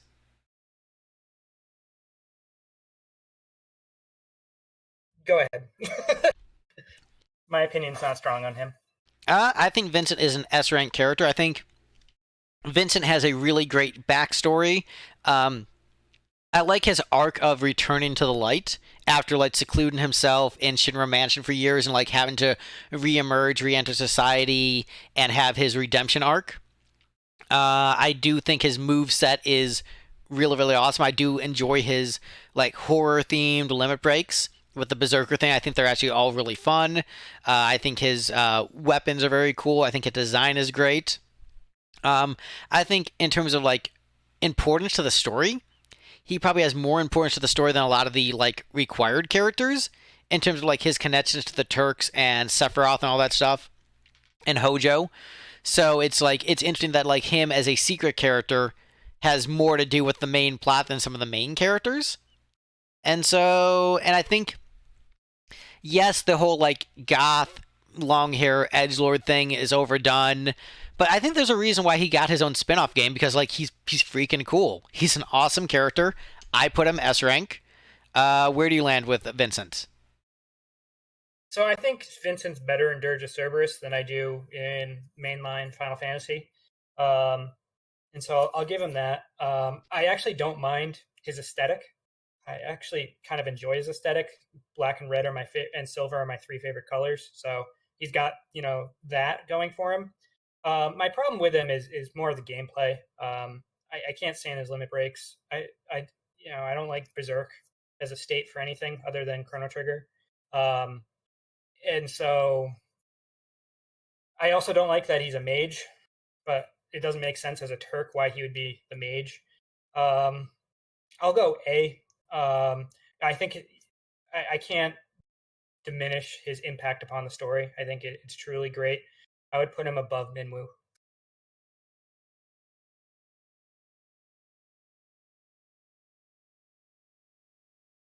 Okay, I would see. I think he's better than Yuffie. I think he's better than Yuffie. I think in like Yuffie's more fun, but I think he has more depth in terms of his arc and personality. And ordinarily, I don't like Berserk in games, but because like the Berserk comes with like a sick monster transformation that's pretty cool. Like, come on, like his forms look awesome, dude. They do look awesome. I just wish they did more. Okay, so all right, so you I'll want go above Yuffie. How's above that? Yuffie? Okay, I can Above live with that. Yuffie, below. All right. Sid. So I think that this is I think he's a great character. He's a flawed character, Sid from Seven. So I don't like, but I think the flawed nature of his character makes him very interesting. He's a very well-written character. Jaded, his dreams failed. He's become like an alcoholic. Like he is bitter, resentful, abusive. But then ultimately, like he gets past a lot of his negativity, but he doesn't grow out of all of it. And it's still complicated and messy. And that's true to life, but it does show someone able to go from a very low point in a positive direction. And his journey ultimately isn't over. But I think that makes him very, very compelling and very interesting. So I would also put him S rank. Where do you put Sid?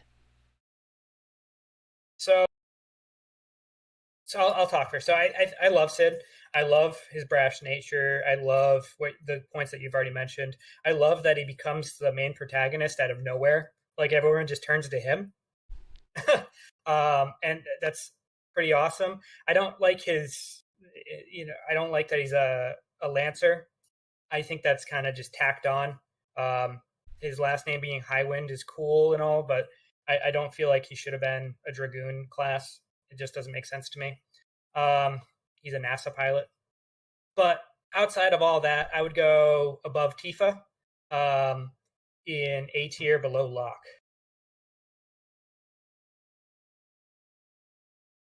I would personally put him below Tifa, but I think there's a strong case to be made where I won't fight on it, and I'm going to give you the W for that and just say, yeah, we'll put him above Tifa.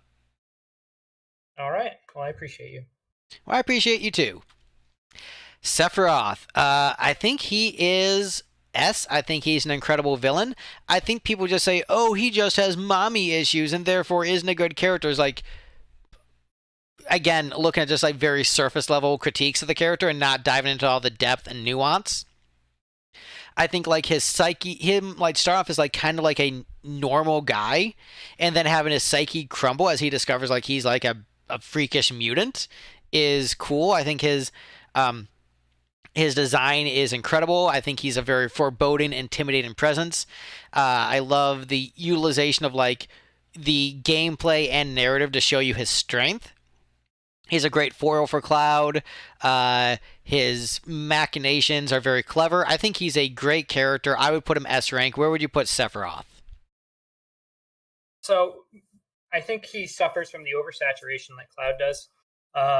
But at the same time, I think he is, as you said, the perfect foil for Cloud. Thing with Sephiroth is he is the Jaws of Final Fantasy. You don't really see him until, like really the second to third act. And then he shows how strong he is throughout the game, though. He constantly topples the challenges before you can, which always makes him feel out of reach. And it's just so well written. I struggle with where I want to put him. I don't know if I want to put him above or below Cloud, but he's top 2. I would put him just below Cecil myself. So, but I think he's very strong. So, like, I don't blame putting him top 2. You know what? I think 2 is We'll put him below Cloud. That seems good for now. It's such a weird pairing there, you know. It's like, all right, they're definitely, you know, like huge on Final Fantasy VII if you got the protagonist and the villain there, but the two are a pair. They're inseparable. You can't have Cloud without Sephiroth and vice versa. And I mean, look, like there's a reason why they became so oversaturated because like they were really really good and everyone resonated with them because they were really good. Like sometimes the really good thing is popular. Like that's just how it happens. All right. True. All right, on to 8. Squall. Um you know what? I can see a argument for Squall being like A or possibly even S if you're feeling very generous. Um I think he's very not likable at the beginning, but I think he's a very well written character. I think his arc feels more realistic than Terra's of the How Do I People arc. Like going from being antisocial and his reasons for being antisocial to like learning how to find love and just being like kind of like a moody emo teenager. I think so. Squall is like the emo stereotype, but I think he is written well and has a very cool design.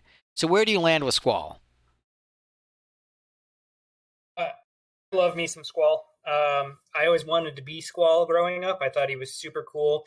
I wasn't like particularly like the biggest fan of his design. Like if you compared his design with Cloud's design, I'd pick Cloud's any day. But I love Squall as a character. I like the fact that he uses a gunblade. It makes no sense, but it's cool. That's pretty much how Squall is to me. He's the epitome of cool. And beyond that surface level of cool, though, I really enjoy how much he plays into the back part of storyline. Being the son of Laguna, he fulfills all of Laguna's failures. Everything Laguna fails at, Squall succeeds at. Stopping of Adele, Squall succeeds at that. Marrying Renoa's line, or falling in love with Renoa's line. I don't know if they marry, but he succeeds at that, right? So everything that Laguna failed at, Squall cleans up, and he's a wonderful character. I would put him. Oh, it's hard. Probably right below Barrett. Right below Barrett. That's a little bit higher in S than I would put him. I would put him above. I would put him maybe. You know what? Yeah, I'll just do that above Barrett. I debate you too much on this. I'll only debate when I have a really hard opinion. Okay. All right, Quistis. I appreciate it. Oh, I appreciate you. So Quistis is, I think. So the thing is, the 8 characters are actually all pretty decent, but a lot of them are underdeveloped, just because of the nature of like the big twist, where it's like we all knew each other from childhood, and so we can't have different backstories. So yeah. So Quistis, I think, like, guys like the whip. That's just, how it is. And I think there is sort of like the anime trope of just like the teacher who falls in love with the student. She does fulfill that, but it's kind of fun to see in a Final Fantasy. Just because like it's so just like cheesy and like so many like K-dramas and Japanese shows have that, where it's like, for the record, I don't condone that. But I'm just saying for the purposes of like this, it's a silly trope, but I don't condone it IRL. But I think it's interesting how she goes from like someone who's supposed to be like a competent teacher, but just because she has like the hots for one of her students, she just like completely like messes up all of her assignments and like gets gradually demoted and just like makes worse and worse decisions. So like as a comedic thing, she's hilarious, but I don't know if that's intentional. So I don't really know where to land with Quistis. She's entertaining, I'll give her that. She's a blue mage. I think that really makes her stand out from a lot of the Final Fantasy VIII crowd. I think she's got a great facade, and she puts on being this, amazing individual, and she's scholastic, sure, but when she's put to the test, she fails time and time again. She fails in the assassination attempt mission badly. She fails as a teacher and is demoted. She always fails throughout the storyline, really. And it just goes to show that, she has a role and it's not being a leader. And I enjoy her as a character. I don't think she's amazing. I would say B. All right, where in B would you put her? Uh, Probably below Terra. I don't think she crosses the Terra threshold. I would put her below Black Mage. Do you disagree with that strongly? Sure. No? All right. Nope. Not crossing the Terra barrier. Zell. Man, what a dated character design with the Mike Tyson tattoo and jorts. That is so 90s goofy. And he just screams like 90s character, like, whoa, dude, check out my hoverboard. Isn't it radical? And so, like, he's really fun for just that reason, and there's honestly not really much more to him than that. So how do you feel about 90s stereotype guy? Zell's my favorite Final Fantasy VIII character. Maybe I'm dating myself with that 90s stereotype that I didn't realize was a 90s stereotype. But I do like that he's a jack of all trades. He's the first monk that doesn't feel like a box of rocks, because they also call him a know-it-all. And he generally has background information, but not so much where he comes across as a nerd. He's just like well-rounded. He's, on the train, they'll be like, what's the history of this? Here's this. He's like, okay, and he's like, I got nothing else. And I find he's levity that the game needs. I also like how loyal of a friend he is when he's really doing the whole ring ceremony, if you will, really between Renoa and Squall. Really cool stuff. I love Zell. I would put him in S tier. Oh, S for Zell. That is very high. I don't think I can put him in S in good conscience. I can give you above Celis for the memes, but I can't like put him above Tifa in like good conscience.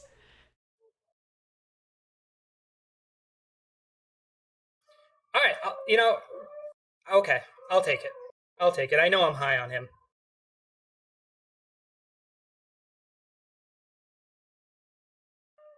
Now, if you want to bump all these to S, I can bump him up to S. If we bump all these characters up to S, I can live with that. But I can't get him above Tifa with like the enabler bit and Sid's like nuanced story of like overcoming failure. As much as I love hoverboards, like I can't do that. Here, I'll do you one more. Let's bring Nanaki down too. Oh, see, let's drop him. Oh, but I like him being up there. I like him in S. Now I'm just upset. Top A. No, fine. He won't cross the Mog barrier. That's true. The Mog barrier is hard to cross. The wall of Mog. All right. Selphie. She is fun. She is great. Like, obviously not much backstory, but she is really, really fun. Every time she's on screen, it is enjoyable. She is perhaps the most enjoyable character in FF8 to see on screen, just because she is so bouncy and fun. I would put her above Zell myself. So I'm pretty high on Selphie. Where do you land with Selphie? I can't stand her design. She doesn't come across at all as a special force. I mean, Zell doesn't either, but some special forces military. It doesn't make sense to me. It's that high school drama thing going on there. And I don't like her personality. I don't like that she sings trains all the time. And I just don't like Selphie as a character. But I love me some Selphie in terms of her applicability in the battle system. Her limit is ridiculous, can one-shot anything, can heal everyone. She's probably the best battle-wise in the game outside of Squall. So B tier is where I'd kind of put her. But I would be okay with low A just because of how good she is in battle. Okay.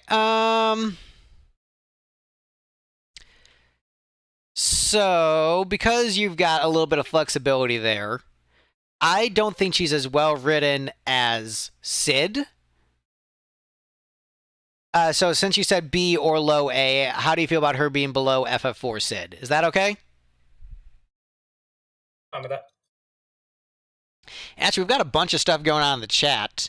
Let me see if there's anything I want to respond to in particular. Oh, we got Caveat Zealot in the chat, who I'm doing a stream with later this month on doing a Final Fantasy cinematic universe similar to the MCU. Oh, my buddy Jobin in the chat. I play Final Fantasy XIV with him. I do love Selfie's design. I think her character design is great. I'm sorry, just respond to all the chat comments. Anything you want to respond to in the chat? Oh, and yeah, no, Gogo is D. Sorry, dude. He's gay. He's D.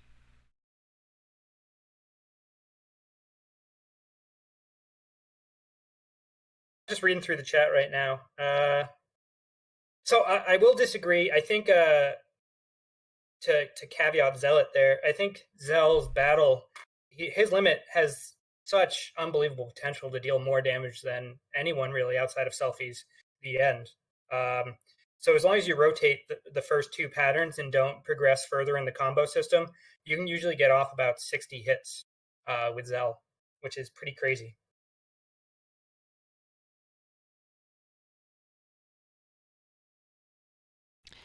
All right. To your point, I'm just not high on Sabin.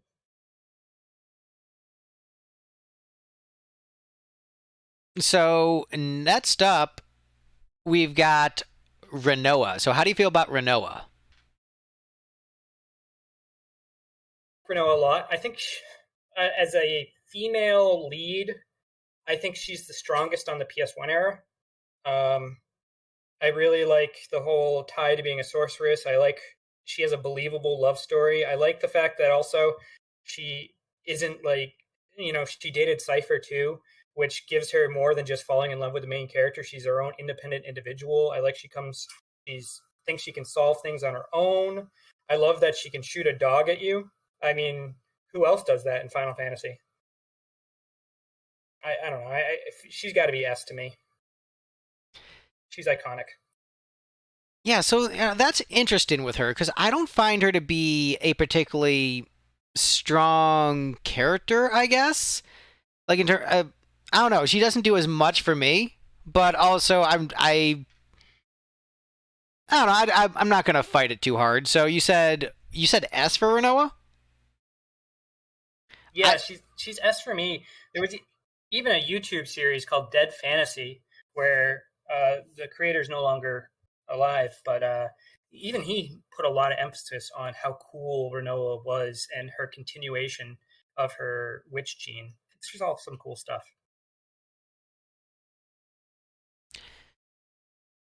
Okay, so in that case, I don't know. I view her as like a C for me, and you're saying S. So like I would put her like if I was doing this myself, she's like sure just above the Yeti. Wow. All right. And so you're saying S. So there's a pretty wide gap in between. How about below Golbez? Below Golbez, that's still a little bit higher than my blood, but because I think you are really vibing with her, I will do that. Like that'll help you on the next one. Yeah, well, there'll be. You know what? I'm gonna bank this in the snow bank for later. So Renoa's an A. You might need it for this next one. And Irvine. You don't seem to like the flirtatious FF characters, and Irvine I think is he's all right. I like his design, I like the cowboy thing. I think that his failure to assassinate the sorceress would be more interesting if it was actually just nerves. So that is a bit of a disappointment that it doesn't end up being that, and it ends up being the twist later. I like Irvine, but I like if you want to rank him a little bit lower, I wouldn't complain too much. Like he vibes with me, but like if you wanted to rank him below Furion, I would so like just below Furion in C, I wouldn't complain. If he ranks lower than the Yeti, I would complain. right, you ready? Yes. So I have I like the cowboy aesthetic. It's grown on me. There's not many cowboy aesthetics in Final Fantasy, so I can appreciate that. Um, I don't like his personality. I think it's meh at best. I don't like his battle mechanics. I don't like his weapon choice. Um, I think there's a better gunner in the game. Everything about him just feels underwhelming. I would put him in D. I do not like Irvin or Irvine. All right, so So we got something D. to figure out here. All right, so you're putting him in D. All right, so you're putting him in D, and if I was doing this like on my own, I would put him. He would pass the Terra barrier. So I think D is too low. I think he has to rank above the Yeti. Well, the Yeti would be D for me as well. So I'm okay putting him above the Yeti. All right, we'll put him above the Yeti. I would say I'll give you one better. Let's put him next to. How about before Lena? Before Lena. Yeah. Oh, wait, I moved the red mage before Lena. That wasn't what I was supposed to do. All right. Yeah, I can live with that. All right. Cypher. What are your thoughts on Cypher? I think he's a great foil in the beginning that wears out his welcome and becomes a nothing character. Um, so I think he's cool. I really like the whole Dalit mission with him. I love how he drives that. And then I like his betrayal. I think that's really character fitting. And then I like the first battle with him. But then I feel like he's just overdoing it. I feel like at that point either he needed to change as a character or be left behind, and then the ending for him just didn't make any sense. Like he literally was an antagonist of the world, and they're like, yeah, it's fine. He can just go back to fishing. That's cool. I don't know. He's a B minus for me. B minus. What are your thoughts? I think Cypher, like,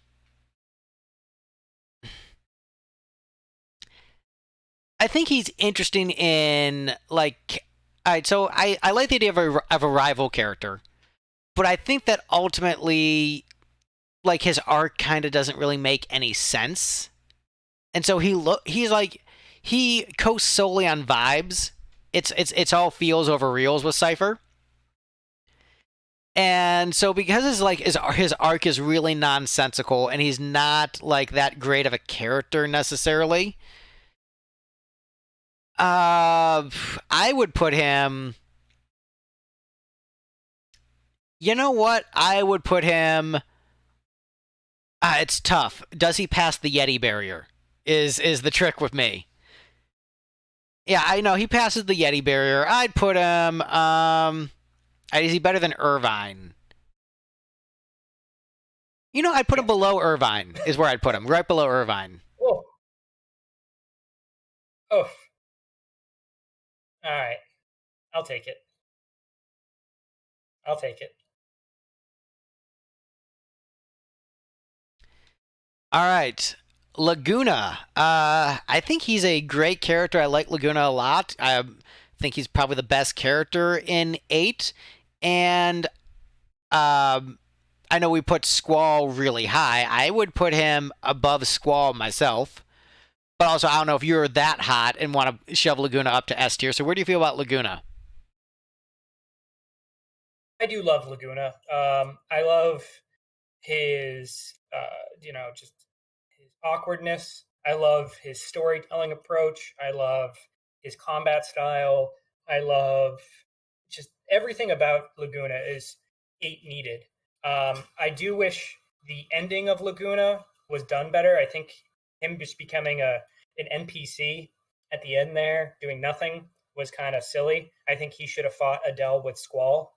I think that would have made for a better character arc where the two father and son come face to face with Adele, and I think that would have gave the Adele fight a lot more. Where it was just like Renoa and Laguna and Squall in that fight, and the rest of the party stayed behind. That would have been cool.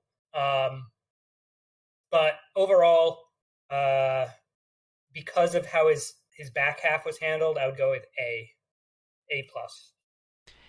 I think that's fair. I think I ranked him so high because of like his personality, but in terms of like the way his arc just kind of like fizzles out, I think A is solid. And so as I'm looking at the A rank, I would put him just above Zell, below the 7 characters in Locke. How do you feel about that?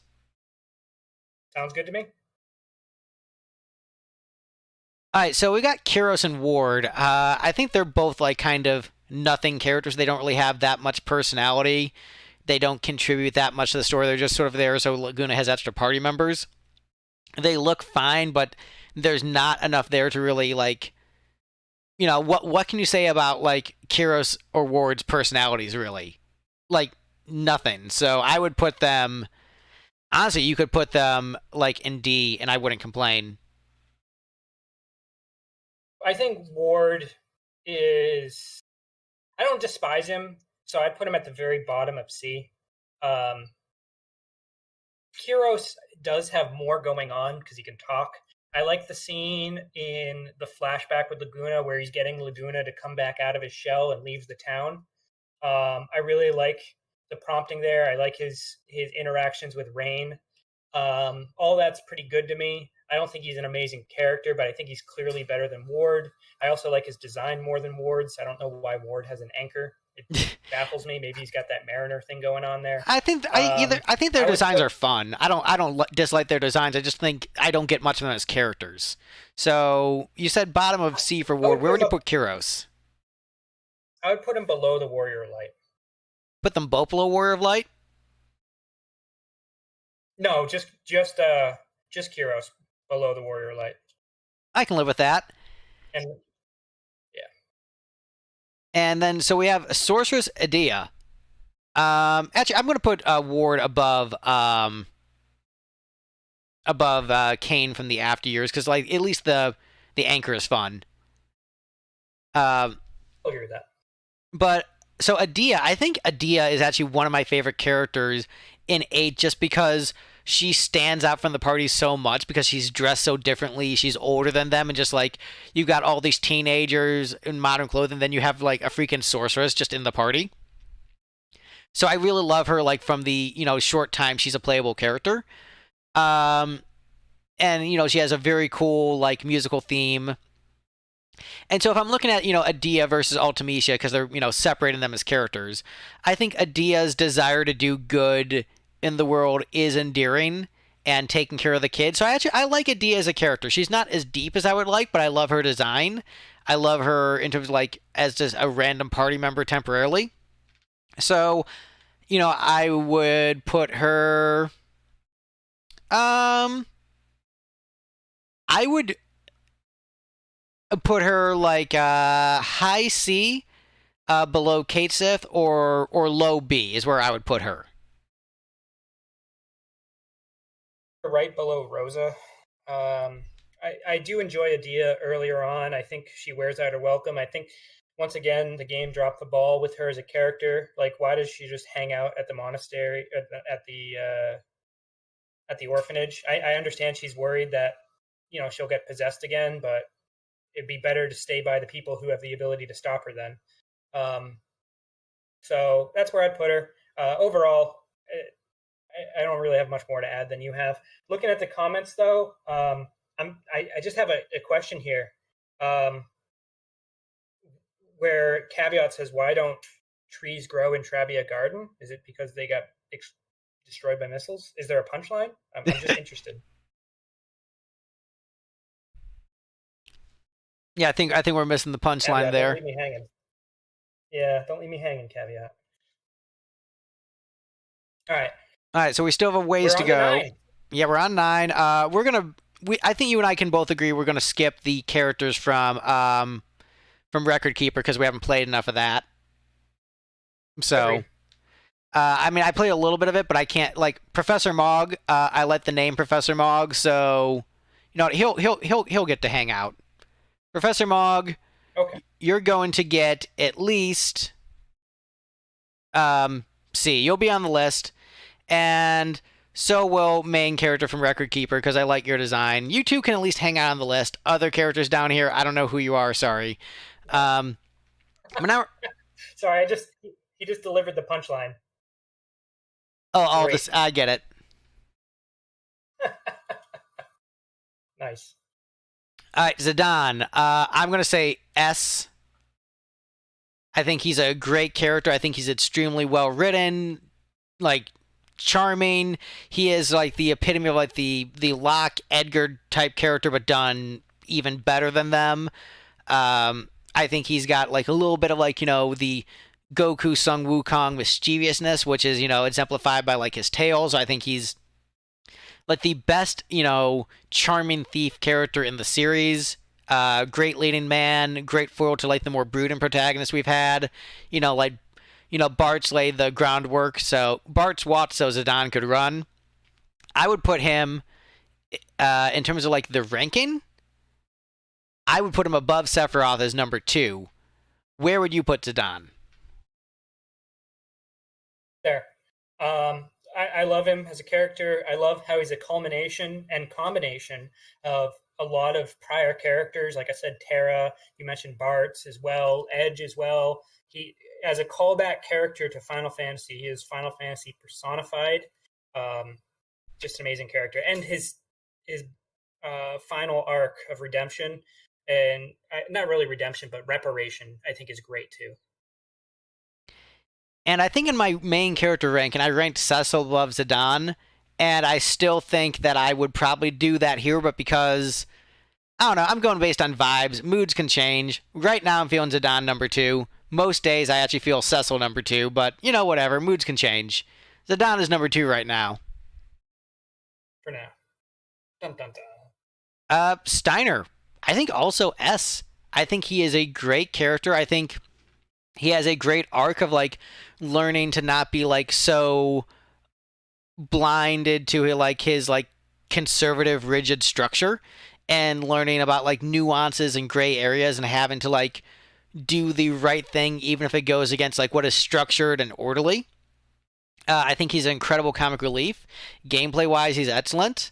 Like these 4 FF9 characters we have coming up, these Nets 4, I all put S rank. And then I got some opinions on the other ones, but these 4 right here are all S rank for me. So what do you think about Steiner? So I like Steiner as a character a lot. I think I've got a friend at work who is Steiner incarnate. It is absolutely hilarious, and I just every time I see my friend, I just see Steiner.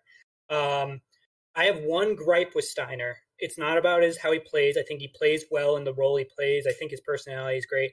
It's the backstory for Steiner. Steiner supposedly used to crush Beatrix in combat, like in the backstory of it, where Beatrix, when she got beat up by Steiner, and that's how she like became her character. But on the onset, he's just so weak comparison to her that it just never made sense to me. So I would go, because of that one nagging thing that just never leaves my brain, I'd put him top of A. That's fair. I still need to find like the part of the game where they discuss that backstory because I still don't remember that.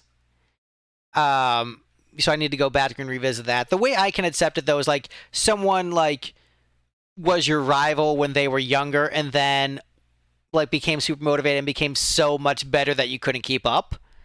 So I could definitely like see that case. Like I think you could argue what as like not as good of an example, but like there was a point in time where Master Roshi was way stronger than Krillin, and Krillin couldn't keep up with Master Roshi. Not exactly the same thing, but I can see how like the power scaling and the motivation can change a person. But because I don't remember that part and I don't have that dissonance that you do, I'm fine with putting Steiner in A. That seems top of A seems good for him. How do we feel about Garnet? I mean, I feel S rank. How do you feel about Garnet? B for me. Thing with Garnet is she just feels stale by this point in the series for me. Her design just never really stuck with me. I don't like that Dagger became her default name. I thought that was kind of a weird choice that even in context of the game didn't make sense. The knife dagger debate was funny, but the name is dumb. Her past. I mean, it was clearly evident, at least to me as an 8 or 9 year old. And I was 9 at the time. That she was the person in the boat the whole time. It was clear that she wasn't the daughter of what's her name? Bronn. Bronn? Thank you, Queen Bronn. So I just and there's a game that does the whole silent can't talk thing better, and that's Legaia 2 for the mage. So that's kind of where I stand on her. I feel like she's B. I think she's not the weakest member of the cast, but in the bottom half of the Final Fantasy IX cast for me. Talk her up. What do you got? I think I think her arc is incredibly compelling as she comes to terms with her heritage, tries to become a better leader. Her romance with Zidane, I think, is extremely well written. She takes a lot of agency, so she's not like waiting around for other characters to do things. She's very much active and taking action. So, in many ways, you could look at her even like, with her losing her voice, she is still, participating in the party's adventures despite being at like her weakest point. So I think she's a very strong, well-written character. Like I said, I think she's S, and I think that she, especially the way like she bounces off Zidane and Steiner and Vivi, like the way those four work together is such an incredible unit. So I know you said B or C for her. I would, since I say S, I think I would say putting her right below Renoa feels good for this ranking. And the way that you're really hot towards Renoa and I'm not, I think that's the way I am towards Garnet. And I think that'd be a good place to put her in terms of our collective ranking. You got me. I'll take it. I think it's fair. And there's that whole Beatrix thing. I'll send you it on the side. It's not in the game itself. It's in the supporting material for the game. Okay, what supporting material is it in? Let me find it real quick here. I'll get it to you. Or just get it to me after the stream, but I'm just curious as to like what it's from, because I'm like, I don't remember this at all. So, yeah, just get it to me after the stream. We've got enough other characters to go through. We don't need to add more time on that, but just, yeah, definitely send it to me later. All right, Vivi, Vivi's going to S. We know Vivi's going to S. Yeah. It's just where in S. Yeah, that's the trick, is not like, is he going in S, but where in S. I don't think it's very controversial to put Vivi in S tier as one of the best characters. I mean, most people like Vivi more than Zidane, so like if we wanted to put him number 2, I can definitely live with that. I can even live with Vivi as number 1. I would disagree, but like if you did, I'm not going to fight too hard on that. I mean, I feel like what's been said about Vivi has been, said to death, but like he is charming, endearing, has a great heart. His existential crisis is one of the like deepest in the entire series and in gaming. Just everybody loves Vivi. Where do you want to put him in S? I will leave the final decision to you.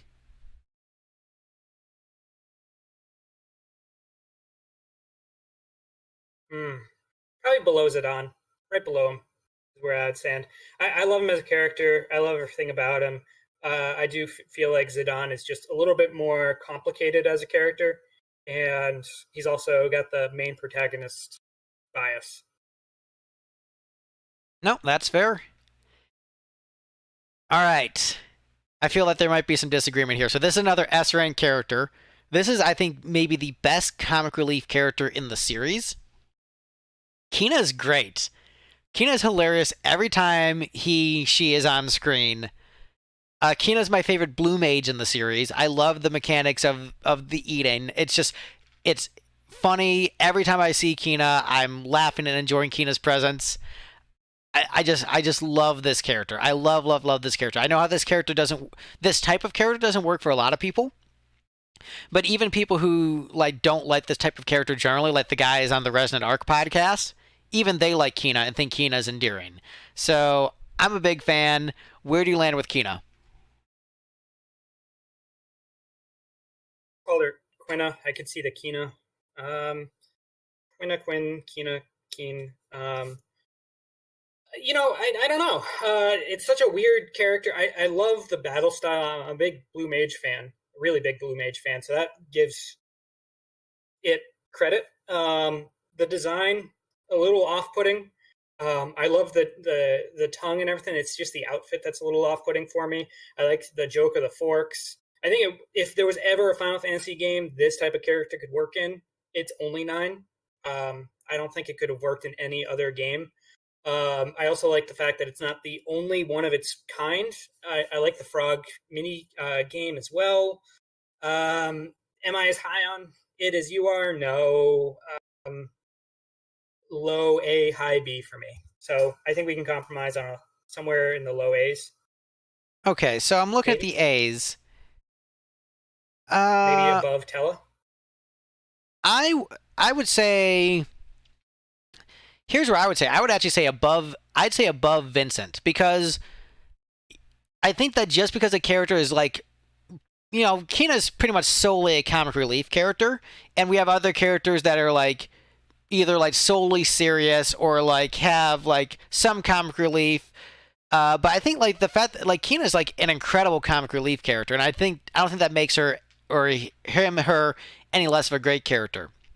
So as much as I'm a 7 stan, I would put Kina above Vincent.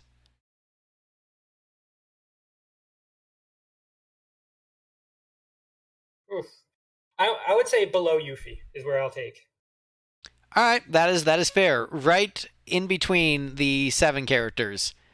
Because yeah, I'm very big on Kina. Great character, one of my faves in the series. Freya. I feel like we're gonna have pretty much the same take on Freya. Great character, great start to her journey, great mechanically, and then falls off. Like her story falls off almost as quickly as it begins, and it's tragic that we don't get more resolution to her character because she's built up so well. I imagine you have the exact same opinion. I really do. It's the Nanaki syndrome all over again. It's like they introduced this foreign-looking character that's really cool, and they just don't know how to finish it after its story arc. So I would put her right below Nanaki, if not lower. I would put her a bit Actually, lower. lower. I would say Yeah, I'd go right probably below below Tella. Edgar. Okay, I'll take it. Actually, I'd go below Cyan. If we're doing that, I'd put it right below Cyan. All right. I think she does. Cyan does the tragedy arc a little bit better than her. Aiko. One of the better kid characters in the series. I think she's has a really strong personality, feels like a very real person. I think her journey and arc made sense as she just like, desperately desires not to be alone and is just looking for, people that she feels like family to her. I think her relationship with Zidane and Garnet, I think those relationships make sense and are well written. So I like her, and I could put her. I think I would put her like just below Tilla in A. I think she doesn't have like the depth of an arc that Cyan does, but I think her character feels much more believable and real. So that's where I would put her. How do you feel about Aiko?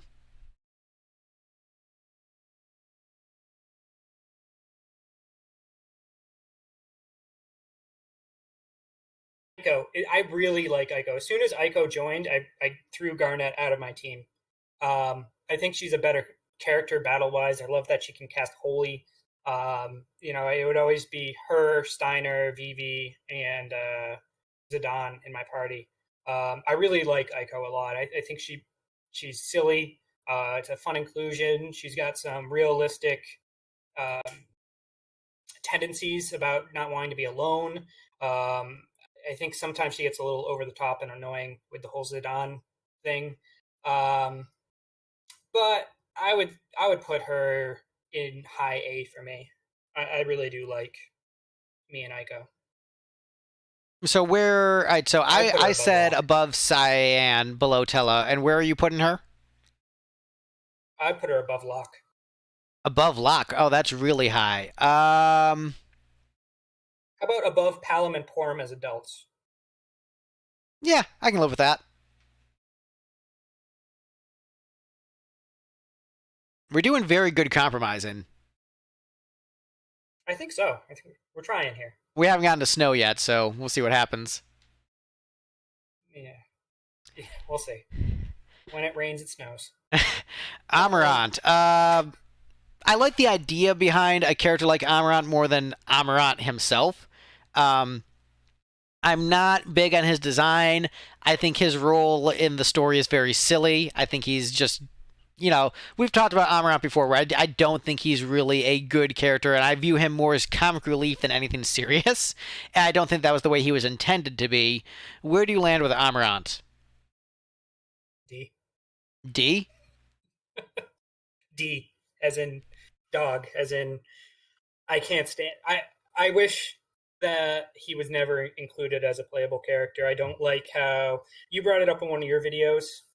His whole failed climbing of the tower thing. I thought that was just a silly waste of my time. His fighting style. I know he's a monk, and so he's got like chakra and some cool things to him, but his fighting style just doesn't jive with his design. I don't like his backstory. I don't like why he joins the party. I don't like his interaction with Zidane. I don't like how he transitions from being a mercenary to a party member because he wants to see what makes you so strong. Like, he would be a badly written Dragon Ball character, and that's saying something. I cannot stand him. So, where do you put him? I would put him bottom of C. I would put him right here. I wouldn't go quite as far as D because I think I understand conceptually what they were trying to do with him, and I think they failed with that. But I don't think he's a completely without merit character. I just think they just dropped the ball on it.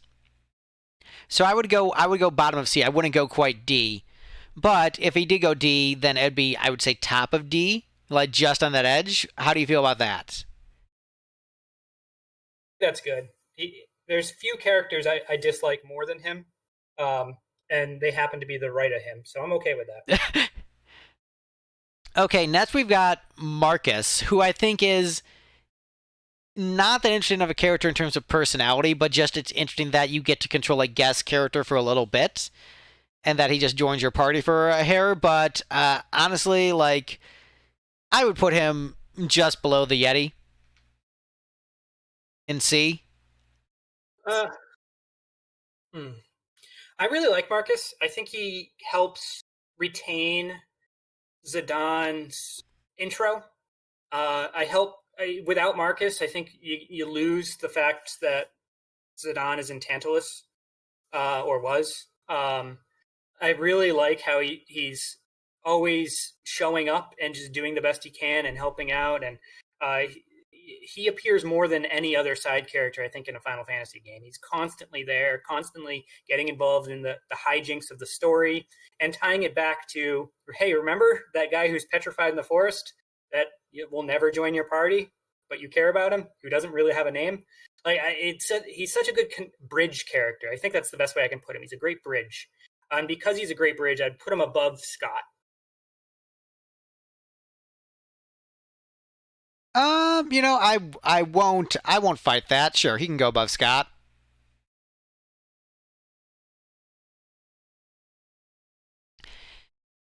Beatrix. So I also would put Beatrix in S rank. I think she's one of the best characters in the series. I think she is Celis done better.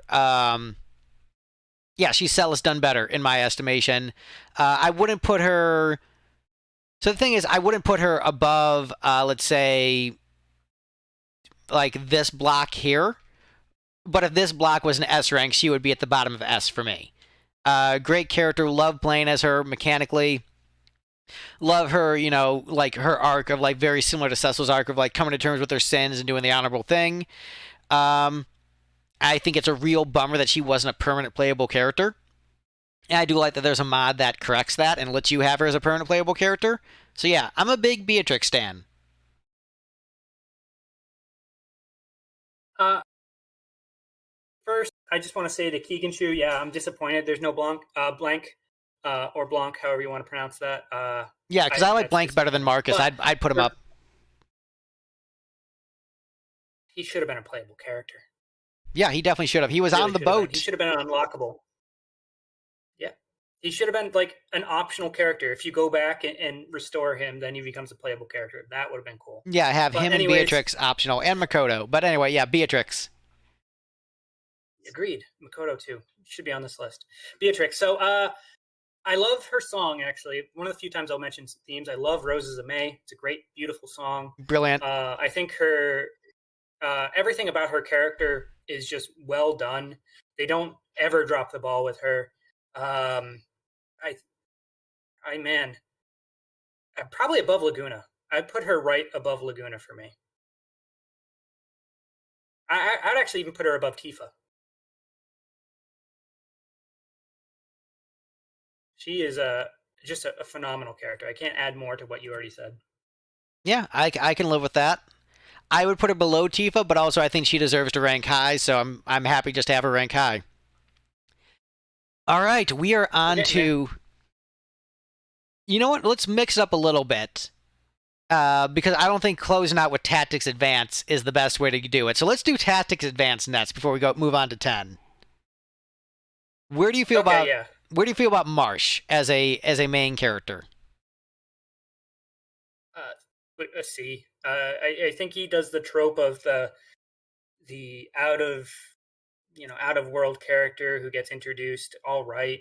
I think as a child he just doesn't engage me well. I would put him below Warrior Light.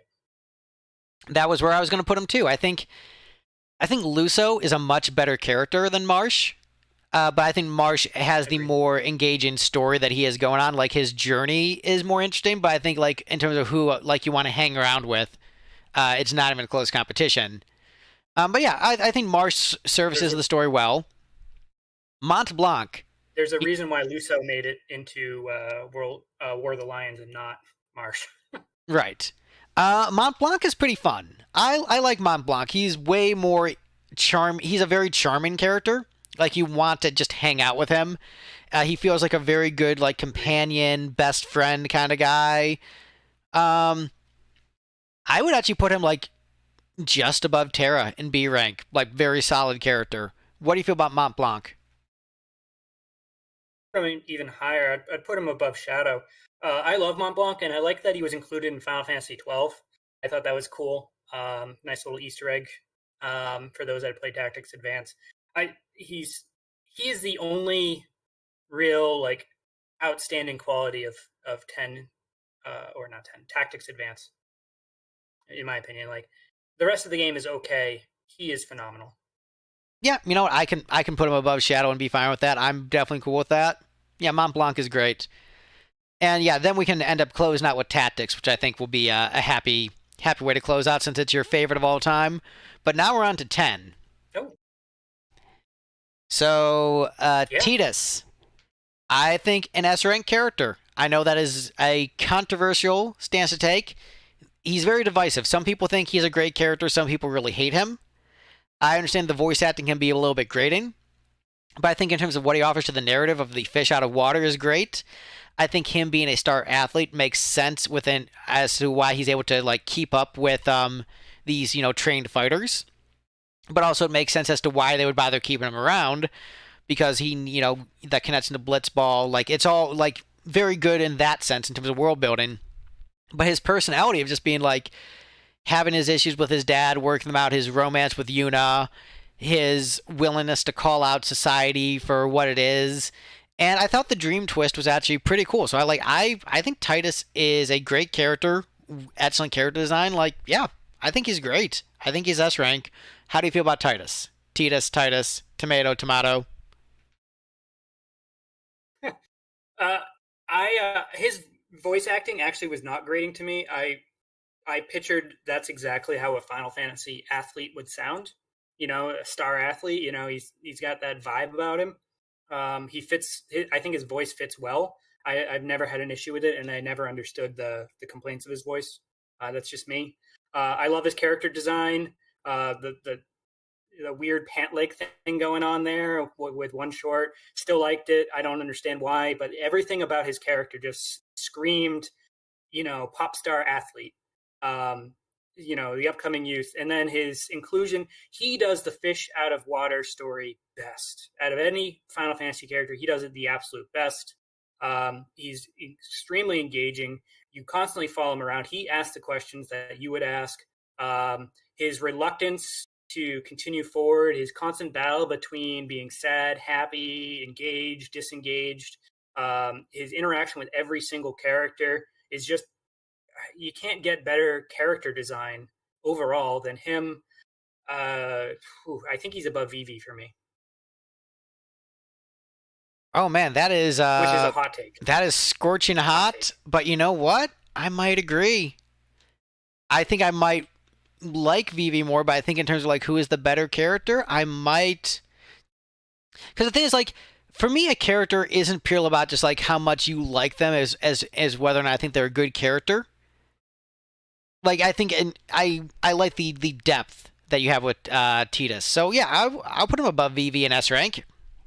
Got all these blonde-haired, blue-eyed dudes at the top. Wow. All right, that happened. That happened. Orin, I think also S rank. I think Orin is just like, he gives off cool vibes so much, but like his backstory is great. You know, I think his twist is a very excellent addition to the game, like what he offers the cast as like the veteran who has seen so many things. Like he is one of the best, you know, veteran characters, like the grumpy old guy the series has ever had. I think he's excellent. I would put him in S also. Yeah, I like that there's a direct tie between him.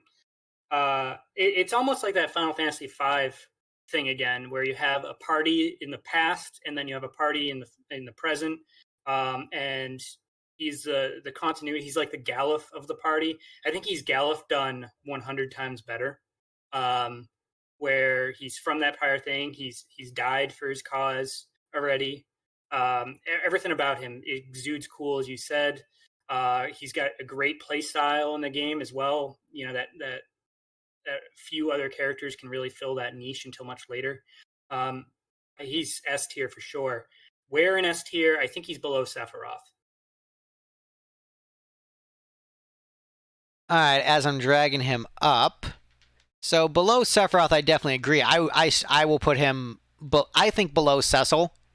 I really want to take a stand on that. So yeah, below Cecil, I can give you. I think honestly, I would put him below Rydia and above Kain. But I can handle just below Cecil as a reasonable place for him. Yeah, I mean, like, we can put him above Squall, or like right before Squall, right after Barrett. All right, yeah, that feels good. That feels good. Cool.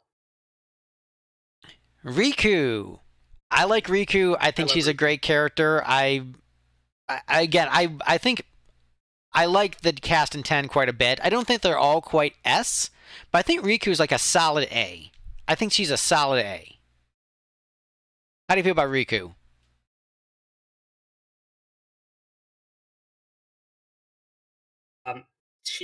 I like the dynamic she has in the beginning. She introduces you to the world, and then you lose her, and then you find her, and she ties into the party really well. I like the feud between her and Waka. I like having to hide that she's Albed. I like that she's kind of an antagonist unintentionally in the beginning of the game. I like that. I like her steal mechanic. Her mix mechanic is really useful up until you start to break the game. I love her design, her bubbly personality, the conflict and the reveal that she gives to Tidus really helps drive his character. I can't say enough good things about her. She's not my favorite character by any means, but she's up there. So it's hard for me to put her in A, but if that's where you feel strongly, we can work it out. Oh, if you think she can go up to S, I'm fine with putting her up in S. Yeah, I would say right above, you're right, before Rydia, right between Aerith and Rydia for me. You know what? I That's think how- that's how I think strong that's we are. I think that's fine. Yeah, Riku can go up in S. I think that's fine. Woo. Waka also S. I think the fact that you have someone who is so lovable and endearing, but has unfortunately like some bigoted, backwards attitudes because of like them being brainwashed by religion, which is very true to life. Where just like you have someone who's just like so nice, you love them, but they just like have some, again, bigoted attitudes because of their upbringing. I think makes Waka an incredible character and how he like learns to overcome them. And yeah, I think he's a great character. I think he's S rank. What do you think about Waka? So I would say high A for Waka for me. I won't argue S, low S, that is. I love the fact that he's the Blitzball captain. I think he really ties into that mini game really well, other than just making it Tidus's thing. So I think he helps accomplish the world that way. I think I like his playstyle a lot as the tank of the group, which makes sense. The Blitzball scene where they root him on, I think was his crowning achievement in the game. Overall, he's an endearing character, and I like how bigoted he is because he feels like a realistic person that way. He's not always just Mr. High and Mighty and happy and go lucky. He's human, and that's great. Got some disagreement in the chat about not having the entire cast of 10 and S. And I think we've got another S rank character, in my opinion, coming up. But come on, do you really think Kimahri is an S rank character, dude? I'll call out Kimahri, but Yuna, I think S rank character. I think one of the best characters in the series. There's so much greatness about Yuna that I don't even know where to begin. How do you feel about Yuna? Take incoming. Yuna is my favorite video game character, period. I love everything Yuna about her. She is number one on this for me and always has been since her induction into the series. She really brings humanity to Final Fantasy X. Her struggle and plight is extremely powerful. Everything that she goes through is believable. How she handles the situations is great. Her failed marriage assassination attempt with Seymour is riveting. The fact that she's able to get herself out of that situation is excellent. The fact that she's a summoner and the best summoner in the series is amazing. She's also a great white mage, which fits her personality. Her budding relationship with Tidus is amazing. I don't have a single flaw. Even her voice acting is amazing. Like, what flaw do I have outside of her bastardization in FF-2? Do I have for her? I really don't. I think she's perfect. And I actually think her characterization in 10-2 is actually consistent with her character. So I don't mind what 10-2 did with her character. I think the overall story was told in a goofy way, but I can see where that would have been something she would have done. I think I would put her just below Cloud if we're doing it with that high of praise. I think Cloud is a little bit better for character. So I think a strong second place for Yuna is where I land. But also you think that's your favorite of all time. So if you want to put her first and you really are feeling it, I will do that. I will leave the decision up to you. My list, this is our list, and so I'm fine with her being second. Because consensus, we're both very high on Cloud. So she can be there. That's perfectly fine. I think that just speaks to how good of a character design there is between 7 and 10. Oh, yeah, absolutely. All right, Lulu. So I think Lulu is a good character. I think the belts, I think this is the first example, one of the big examples, Nomura going crazy with character designs. Where this was, I think, the first example of that, this and Seymour, who's not on the list, of just him getting really eccentric and weird with it. But I think Lulu is a good character. I think she's a great addition to the cast. I like her backstory. I like her relationship with the other characters. The only thing that's weird about Lulu is actually, I think, her design, in that, like, no one else in the world really dresses like her. And so it's weird that she lives on this, like, beach island place and is dressed in, like, an all black, like, kind of fur thing with a bunch of belts. So, like, her design is weird and makes no sense, but I think she's a good character.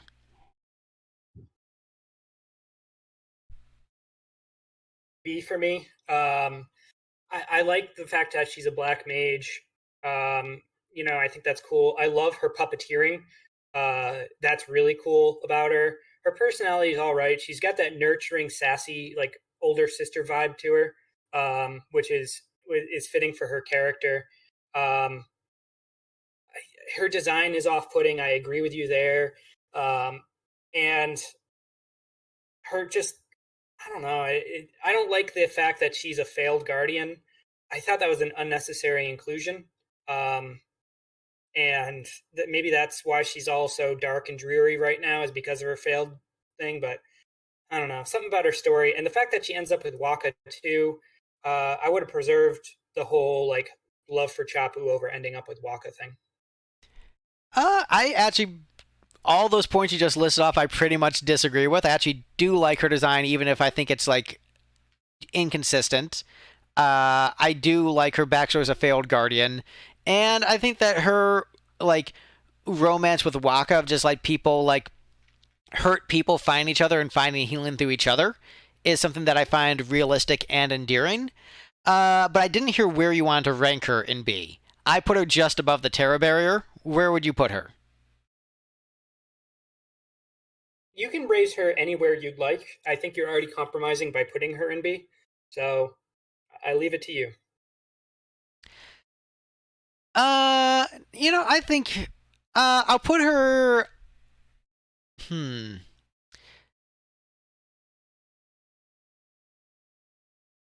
Tell you what, she will go bottom of A. Does that work? I'll take it. Yeah, I'll take it. I like how all the top characters were those blondes originally, and now all the bottom of A is brunette females. Right. All right, so Kimari, next on the list. I don't think Kimari is as one-dimensional as people claim he is. I do like him as a character. I think he is probably the least useful combat-wise of the bunch, even though he's a blue mage. And one of my favorite moments from FF10 is the solo Kimari battle. So I appreciate him as an addition to the cast, but I think he probably is the weakest main cast member. And as far as where I would put him, I think... So here's the thing. I think that Kate Sith is a better character than him. So I'd put him like right below Kate Sith in C, but I think Kate Sith should be bumped up to B. So I would bump Kate Sith up to B and then put Kimari right below him in B, is where I'd put it. But because of where things are, I'd probably put Kimari in C. Where would you put Kimari? So I really like Kimari a lot. I like that he brings back the Dragoon class. I like his, just his standard physique compared to the party. I like he's the thing that introduces the fantasy element to the Final Fantasy X cast, and really brings you into the world because he's so different looking. I like his silent nature to him, where every word he says isn't like this imparting like magical wisdom, but it's just someone who has just it makes sense to come from him. Like during the blitzball scenes and everything, when he's getting into the tiff with Biran and Yankee, how he breaks away from how quiet he is. I like his character a lot. And battle-wise, I really do like that he's the first character into the traditional Western Final Fantasy X that can branch off. He's not stuck on the path as all the others, unlike the International Edition. Overall, I really like him as a character. I think he's very powerful as a character, especially when you use Nova. I would put him in A tier personally. So we have a big discrepancy here to overcome. Okay, so as far as the A tier, I think I could put him in the bottom of A if we moved Kate Sith up to B. Would make sense to me. Like bottom of B. And then we'd have the two gamblers hanging out with each other. Let's do it. Compromise. All right, Pain. So I know you don't like 10-2. Sade hot topic. Right. I think. So here's the thing. Pain is clearly just like Lulu, but with more movement available. Just an outfit that allows her to just like run and keep up with Riku and Yuna. But I don't think that Pain is a bad character. I think she's fine. I don't think she's great. I don't think she's bad. I would put her like, I don't know, a solid B or C character. Not too strong on her either way, but I don't think she's now bad character either. How do you feel about Pain? I think Pain is absolutely necessary to counterbalance Yuna and Riku in that game. She fills the Orin Lulu combination vibe. And so I think in terms of the framework of the game, absolutely necessary. Without her, I don't think that game would even be half as good, despite how much I do like Riku and Yuna. They just need to be balanced. So she does great there. I don't know. Sometimes she does get grading, though. I would say high C, low B. All right. Yeah, let's put her right at the bottom of B. Deal. All right, now we're on to 11 characters, which will probably be mostly me, but I mean, some of them did appear in Opera Omnia, so you might have opinions. Did Ayami appear in Opera Omnia? I have no opinion of Ayami, so go ahead. You can place her. I think Ayami doesn't. I think she's okay. I'm gonna put her below Marsh. She's not that great, and Kurilla, largely the same. No opinion. Lilithette, was she in Opera Omnia? She was. Dancer, if I remember correctly. Yes. She really didn't leave much of an impression on me. I thought she was kind of a nothing character. So maybe her Final Fantasy XI interpretation was better. Oh, she's like one of the best characters in the series. She is like probably an S rank character in terms of her 11 really? Appearance. Yes, no, she's incredible. Basically, I'll go with your word. I think Opera Omnia did her a disservice then. Yeah, I would say she's I would put her. I mean, probably like bottom of S. Is probably where she belongs. Like she's really, really great. Her arc in oh man, it'd be so much spoilers for 11 to tell you. But since you're trusting my judgment, we'll put her at least in A. At least in like high A. We gotta drop Waka down to high A too. No, Waka deserves. It's bothering me seeing anyone below Mog. Mog has to be the entry to S. That's the rule I've made up in my mind. All right, fair enough. So either put him above Mog or at top of A, but Mog is entry S. All right, then what we'll do, I'm gonna put Lilithette in S. I think she deserves it. I think she's a great character. Anyone who has played through Wings of the Goddess will probably agree with me. So yeah, we're gonna put her up there, and you'll just have to trust my judgment.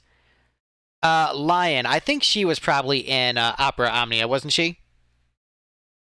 She was. Piratey thief girl. She has a dagger in Opera Omnia. I don't like her design at all. I know she screams like 80s hair metal, and you probably like that. For me, it didn't do it. She would be like a C. Once again, I'll let you have the take, though, because I'm not going to use Opera Omnia as the sole reason to rank a character. I think Lion is probably a C. She's fine. She's not... In terms of like the grand scheme of the series, there are better characters, and there are even better characters in 11. I do enjoy her. I think she's plenty fun, but she's one of the more like surface level characters in 11, where she doesn't have that much depth, like beyond what you see as like fun pirate girl. That's like kind of it. Okay, let's see. Oh, why am I I'm blanking on the characters' names. Oh, Naja Salahim, because I was thinking about the princess. So Naja Salahim. So this is a very great comic relief character. That's also like really strong. Is Naja Salahim in Opera Omnia? I've lost you on Twitch, by the way, Oh, can you hear me? or Discord. I meant. Yeah, I can hear you.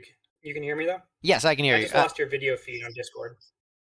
Oh, that is weird as to why that happened, but whatevs.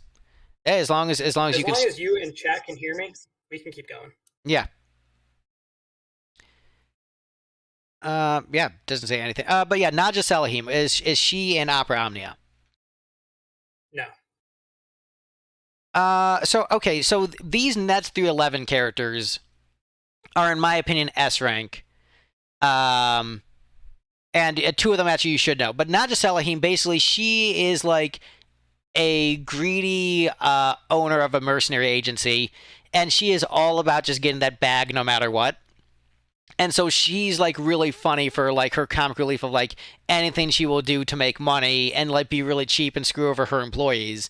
But also she does ultimately have a good heart, will help you out when you need it, and is a good fighter. So she is one of the strongest comic relief characters in the series. I think not to override this with 11 characters you have no opinion on. I would put her maybe just below Edgar to feel safe here. So I think she's S, but just like Okay. recognizing my biases, we'll put her in A just to be safe. I'll So, take that. and then we've got Prish, who I know is in the Dissidia games. She is definitely in, I think, Duodecim, and she's in Opera Omnia, if I believe. Yeah, she's very much an Opera Omnia. So she's a monk, if I understand correctly, a monk that goes against tradition, has a zany personality, and loves food. Yes. I cannot stand her. um, I can't stand her in that game. Every time she shows up, I just can't. So for me, I'm not high on her. So I would not accept S tier, even with that just being Opera Omnia. But I'll be I'll hear you out. I mean, the thing is, you're going to get. There's more depth to her in 11, where there's a lot more tragedy behind her backstory, and a lot more like heartbreaking moments to balance out the comedy. But like those aspects of her you don't like are still very much present in her character. She is a little bit wacky, a little bit zany, a little bit impulsive. Sort of like, shoot first, ask questions later kind type. Um, so I don't think those parts would be lost, but there's probably more of like the emotional core depth that you're missing. So I think, well, I would rank her S. I think probably between the two of us, we could probably stick her maybe in like, I don't think she goes down to like C, but I think like in the like Mont Blanc Low A. territory, like low A, high B, I think she could fit. Yeah, why don't we do low A? How about right underneath Lulu? Yeah, that works. Like, I don't know if 11 would necessarily change your opinion on the character. Like, you'd get a little bit more depth, but you probably should be like, nah, she's annoying. Probably. Shantoto. Probably. So yeah, I know her very well from the Dissidia series. Extremely powerful mage, no nonsense, likes to experiment on things. Views herself as like a much higher level being than others around her. I mean, she's interesting. I don't like her design at all, but I think she's a good character. I'd go A with her. Yeah, I mean, I would put her S, but like the what she is in Dissidia is very accurate. The only difference I would say is that she is more willing to be a villain in 11 than maybe in Dissidia, and also she really likes to troll people, which I don't know how much of that translates into Dissidia, but she is very much like, It does. no, I love messing around with people. It is awesome. So It does translate. all right, so where in A do you want to put Shantoto? I don't really have complete visual on it, but I would probably say below, or I'd say before the Palimporum adults. Okay, so that'd be right underneath Ico. Yeah, And the visual should be showing up completely in the live stream if you're looking at that. yeah, it's just a little delayed. Oh, yeah. Sorry about that. That's just the nature of streaming.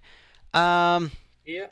All right, so next up, the last of the 11 characters, we've got Zaid, who is basically is he an Opera Omnia? Question one. Nope. Okay, No so opinion on him.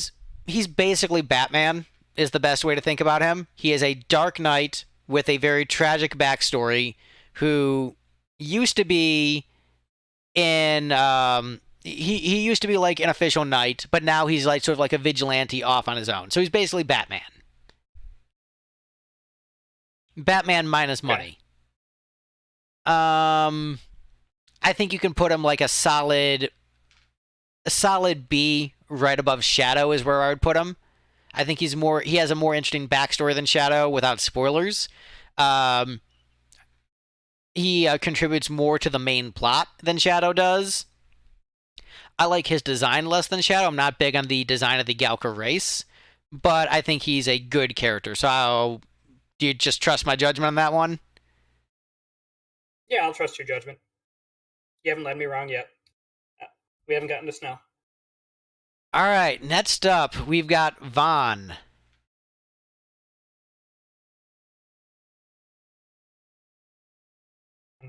Vaughn. Vaughn's a tough one to rate because he's got a lot of great qualities for a different game. He's just not good in the game he's in. I don't know if that makes sense. Right, but is like the only person who's good in the game is Balthier. Really, though, is the trick. None of them are actually good in the game they're in. Yeah. I mean, Vaughn for me is probably low C. Um, I I don't like listening to. He's one of the few voices that does grate on me, especially when he's saying that he's Bosch, over and over and over. He really does grate on me. I like his design. I think it's a good design. A little muted, but definitely a good design. I like his brother Rex more. So bottom of C. I would.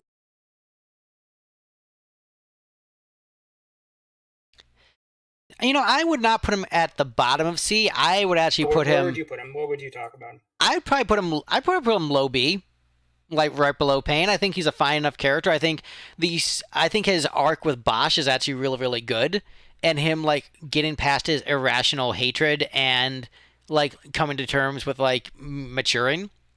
And I think he's charming in his like desire to explore the world and become a sky pirate. So I would put him. I'd put him bottom of B. I wouldn't put him. I wouldn't put him low C. Here, before we move on, I'm going to disconnect real quick and reconnect with you. Okay. That way, I can see.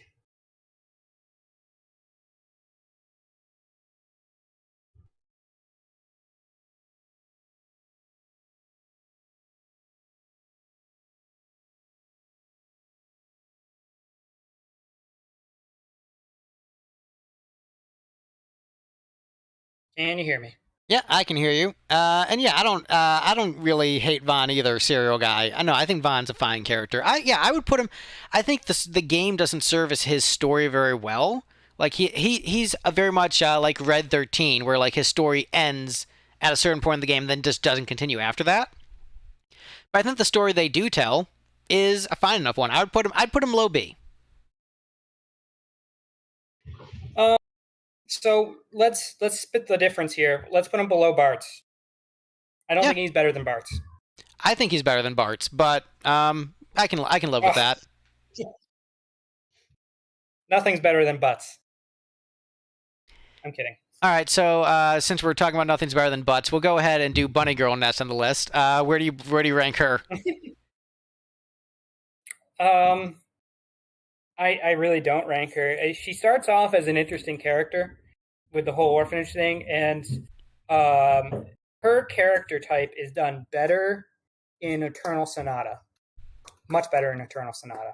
Oh, when I said Bunny Girl, I was I wasn't talking about why am I blanking on the characters' names in 12? I know this. I've done so many videos on them. Oh, you're talking about Fran. I was talking about Fran as a joke. I moved Fran up, but we can do Pinello next, and we'll do Fran. I just did that as a joke. Oh, okay. Sorry. Yeah, I don't have the visual in front of me there, but so Pinello, I would put her below Marcus.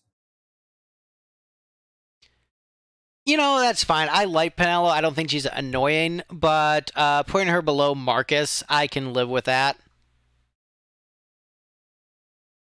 Like, I don't, as you know, people think I hate like 12 and 6, and it's like, nah, I like other games better. But like, I generally like the cast in 12, just not one of the stronger ones in the series necessarily.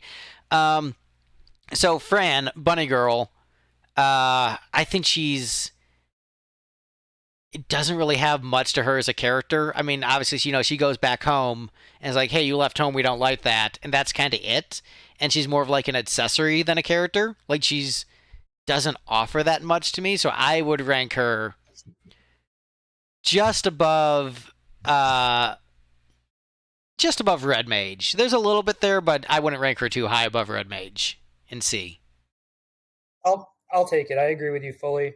I think she's a fan service character who they could have done so much more with, and I really wish they did, because she's got a cool backstory, being not being human. Instead of expounding upon that, though, they just kind of let it die. Balthier, S-rank character, amazing character.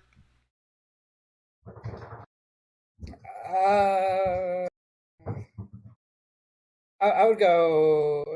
You got to sell me on that one. It's really just like the charisma factor of just like very, very like charming rogue, like the Han Solo type, just like extremely charming James Bond Han Solo, just like the charming roguish troublemaker. My main issue with Balthier, if I do have one, is that he never really has like any emotional vulnerability. Like, even when dealing with like, oh no, I'm finally confronting my dad, still gonna make jokes. Like, he is just always with the quips. And so I could see him being like Edgar, we're just like too perfect, but he's really fun. So I would rank him really high. How do you feel about Balthier? So that's my thing with him. You hit it right on the head. I feel like he's another Edgar. I think he's just too perfect. I just think he has a better personality than Edgar. And so I would put the two next to each other. Tony Stark of the FFCU. That's funny. But I don't know. I feel like he needed a dark moment. I think he needed to fall. Even when he's in prison, he's totally like, oh yeah, this is nothing. Like, he needed a moment to fall on his face, and he never got that moment. Yeah, and I felt Edgar had more depth than Balthier in terms of like him like choosing to accept the kingdom and like willing to make like some self-sacrifice. And obviously you could argue the self-sacrifice at the end of 12 counts towards that, but I would rank Balthier above Edgar, but they're very similar characters. Bosch is okay. I don't think Bosch is like this incredible leading character that would have saved 12 the way some people do. I think he's fine. I think he's like a solid B.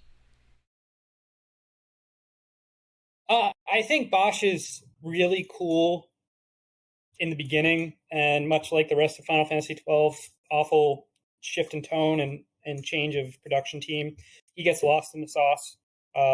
he really doesn't do anything in the second half of the game. His ending arc where he switches over to replace his brother, I thought was actually like the best thing they could have done for him. So I agree with that. I would go B. I'm not going to debate that further. We've been at this for a while. I would say, who would you put him in next to in B? Honestly, I'd just put him at bottom of B, to be honest.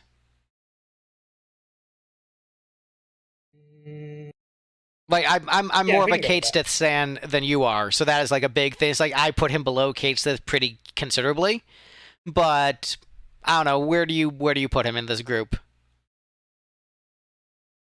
I would put him below the Pokemon. Below the Pokemon, above the Gamblers? All right, sure, I'll do that. Yeah. Ash. I like the idea behind her character more than the character herself. I think she's a bit one note for me of just like where Terra hit the same character beat over and over and over again. Ash did the same thing of just like, how far will you go to get what you want? And they just keep asking that question, and then it's like, well, not that far. And like, all right, cool, that's got it.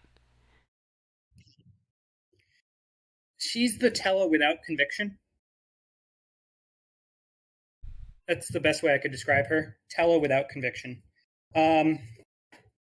I think she's got the best relevance to the story, and I think she could have easily been the main character. I just feel like she's also the least likable of the bunch, outside of maybe like, no, even Pinello is more likable than her. Yeah. So I would go probably below the Gamblers.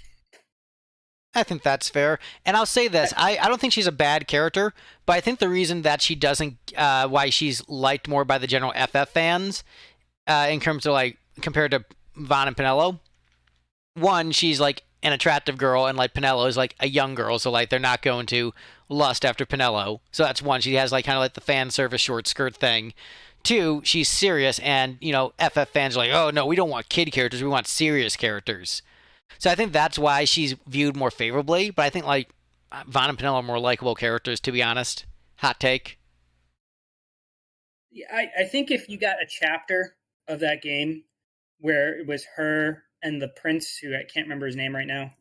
I'm getting brain fog after Rossler characters here, but I think Rossler. If you had her and Rossler as the intro to the game rather than Rex, I think that would have been interesting, because then you could have seen her tonal shift and her become a fighter and all these things, right? But we just didn't get what she needed as a character. Speaking of Rex, he's next. I mean, it's a cool bait and switch to start off as another character and kill them off right away, but I wish Rex had like more relevance to the overall plot. And so it does make it feel like the very beginning of the game, like nothing matters. What you're seeing on screen doesn't matter. But you really like the beginning of the game, so where do you rank Rex? On potential alone, I want to put him as Vaughn +1.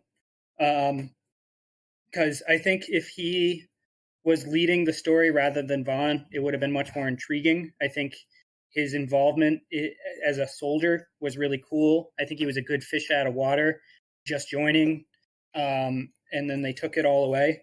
And I'm a little sad about that. So I'd put him right above Vaughn and right after Bart's. But what about you?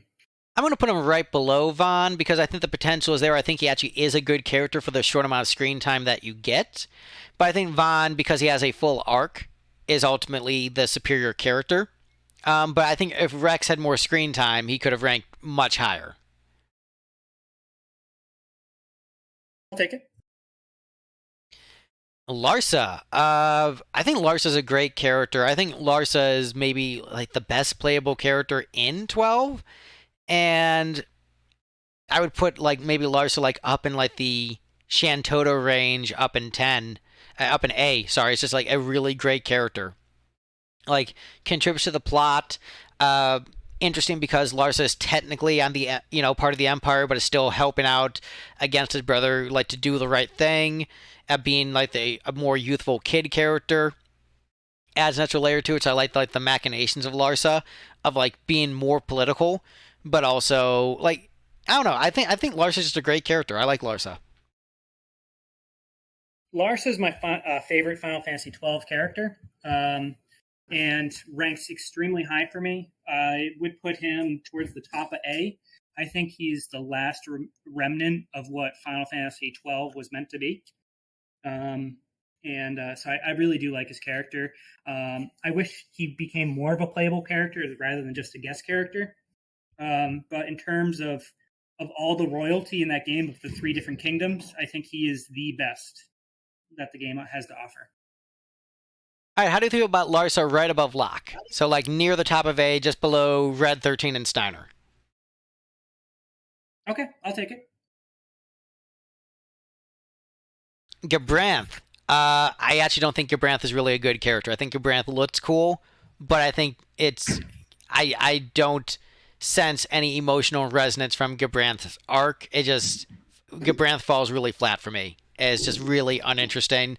Like, okay, Bosch is a twin, and Bosch's twin decided to be bad. All right, cool. Like, I don't really get the appeal of Gabranth other than looking cool. So a lot of what Gabranth was left on the cutting room floor when they ditched the original draft of the game, which is sad. And you can see remnants of what that character was meant to be in his interactions with the other judges. And as the protector of Larsa. And that was really cool because you've got this whole political upheaval, and Larsa is extremely vulnerable, and he's only hanging on just because his brother pities him and likes him. But if that ever went bad, he would be killed. And so Gabranth was the protector of Larsa. And that's really cool. When you look at him from the Empire perspective and his character and his protection of Larsa, you love him. When you look at him as the bad brother of Bosch, he falls apart. And that's, once again, the problem with Final Fantasy XII and the change of the writing direction. So I think I view him as a Golbez. Also, I view him as kind of an Orin figure, a combination of Orin and Golbez, personally. I like him a lot. So I would put him right next to Golbez. Okay, so somewhere we got to meet in the middle. Right, because I would put him like bottom of C, almost D if not for the cool design. And you're putting him up where Golbez is, which I'm trying to remember where Golbez even is. And Golbez is A. So somewhere between bottom of C and A. So let's meet bottom of B.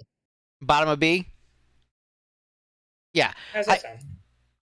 Yeah, bottom of B seems reasonable. I think that the in-game text for him, like, it's almost like there's two different characters. So, like, the Protector of Larsa bit, I get what you're saying, but it's so incongruous with, like, the relationship he has with Bosch and, like, all that stuff, where it just seems like an awkward mishmash that just doesn't work as a character for me. Once again, I love 12 based on the potential, and I'll say that a million times. The game that could have been, I'm in love with, and so I tend to rate it a little higher. All right, well, we've been going for a while, but we're hitting the home stretch, so let's try to blitz through as much as we can. Lightning. Alrighty. I think Lightning's a great character. We're on to Final Fantasy XIII. Iconic design, personality that makes sense, her role in the world makes sense, like her competency in relation to other characters, her strict, like, cold military exterior, and the backstory as to, like, why she even entered the military in the first place. Like, all that makes sense. And I think she is a great lead character to keep, like, the theme of sky things like Cloud, Squall, Lightning, and Rain from Brave Exvius, who isn't on the list. But I think Lightning is a great character, and I would put her solid A. Solid A rank character. Not quite up to S rank, but I think nothing to be embarrassed about from Square Enix. I agree with you. I'll keep it short. I think there's a little bit of the whole Cloud knockoff thing going on there that is true, but I think she's great as a character. I think she brings action to Final Fantasy XIII that's sorely needed. I would say she's better than Tifa. I would say better than Laguna, not better than Tifa. How do you feel about right below Tifa? You sold me. I'll take it. Okay, Saz. Great character. He's, you have like the Barrett thing, like the single father thing, but you've got more warmth and tenderness from Saz, and not as much of like the darkness that Barrett has. But I think that makes Saz a distinct character in that way. And when you do get his moments of darkness where he is like tempted to like shoot Vanille and all that stuff, you see that like he's not like a one-dimensional, oh, I'm just a wacky comic relief character. Like there's pain in his history and love, but ultimately I think he's a very endearing character, and I like him a lot. I would also put him like solid A. I think he's very good. So I'd put him mid B for me. I just think he's kind of weak. And out of all the father figures in the series, I feel like he's one of the weaker ones. Just because we're dealing with the aftermath of a man who's lost his son, and that makes sense to me. It's just not a character I'm comfortable with. And the whole chokeable in the hair thing, I love it. I don't. I don't. So if we can find a way to put him at low A, I'll take it.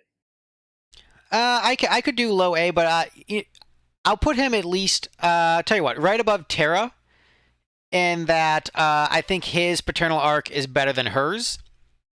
And I think Shadow's paternal arc is, just complicated and juicy enough where I could see putting it above Saz, depending on the person's taste. So having the three, weird parents all in a row.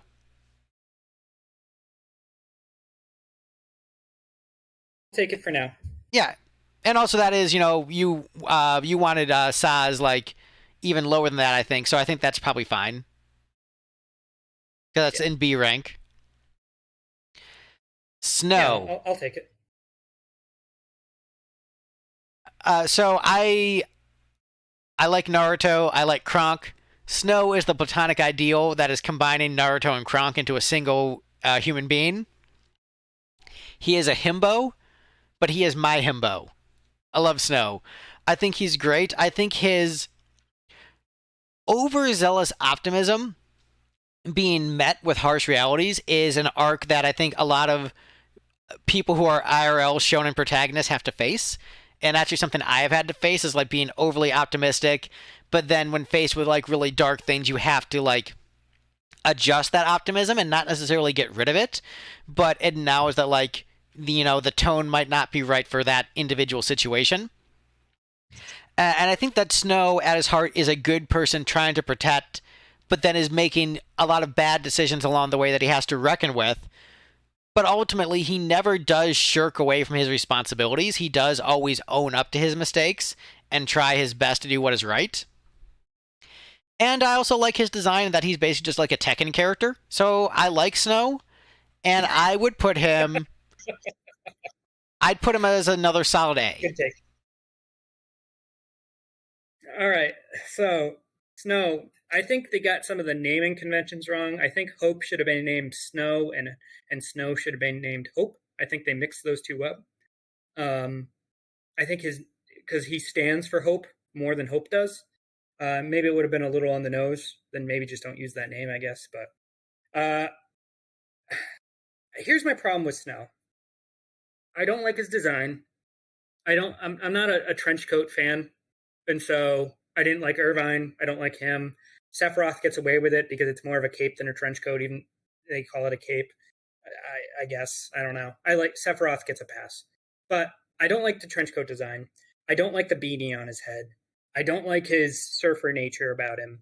I don't like how just surface level he is when he approaches every problem.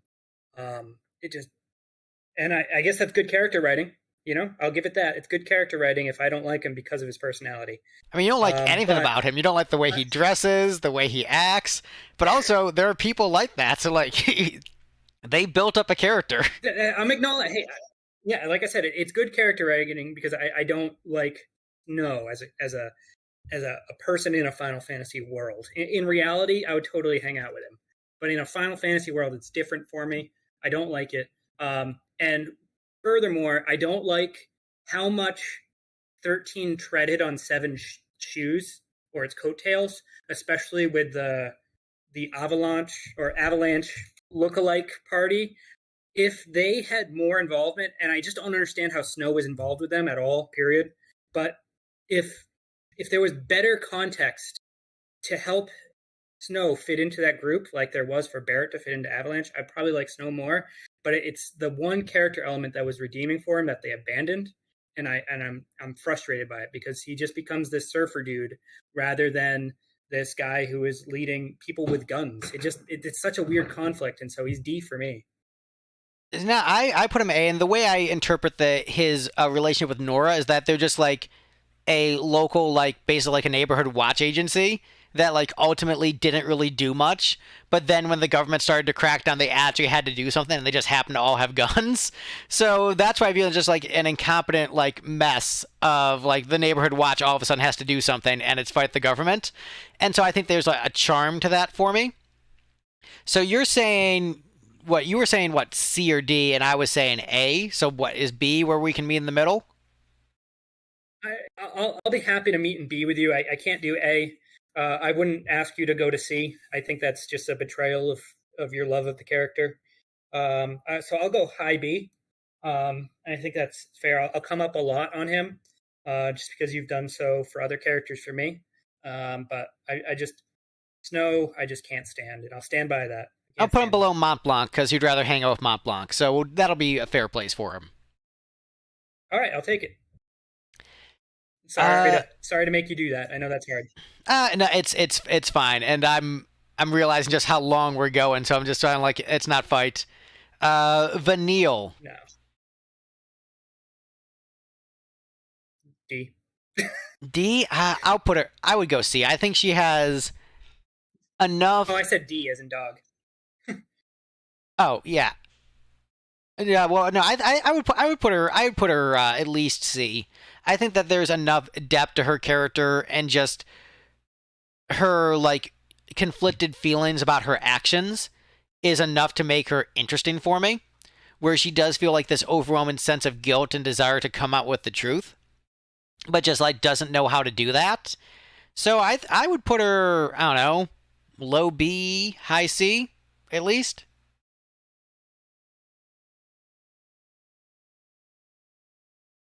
Above Gallup. Lion, then. What? I said I would put her by Lion. She grates on me a lot, and to put her above Gallup would be hard. How about below Gallup, or to the right of Gallup? All right, I'll accept that. All right. Hope. Hope is a good, well-written character. A lot of people complain he's annoying, but also, like, if your mom died in a government purge and the guy who you thought was responsible for that was, like, acting like a himbo and saying everything's great, you'd probably want to kill him too. So I think Hope's a good character. Love Hope. He's my favorite Final Fantasy XIII character. Hope is great. I think he's realistic as a child.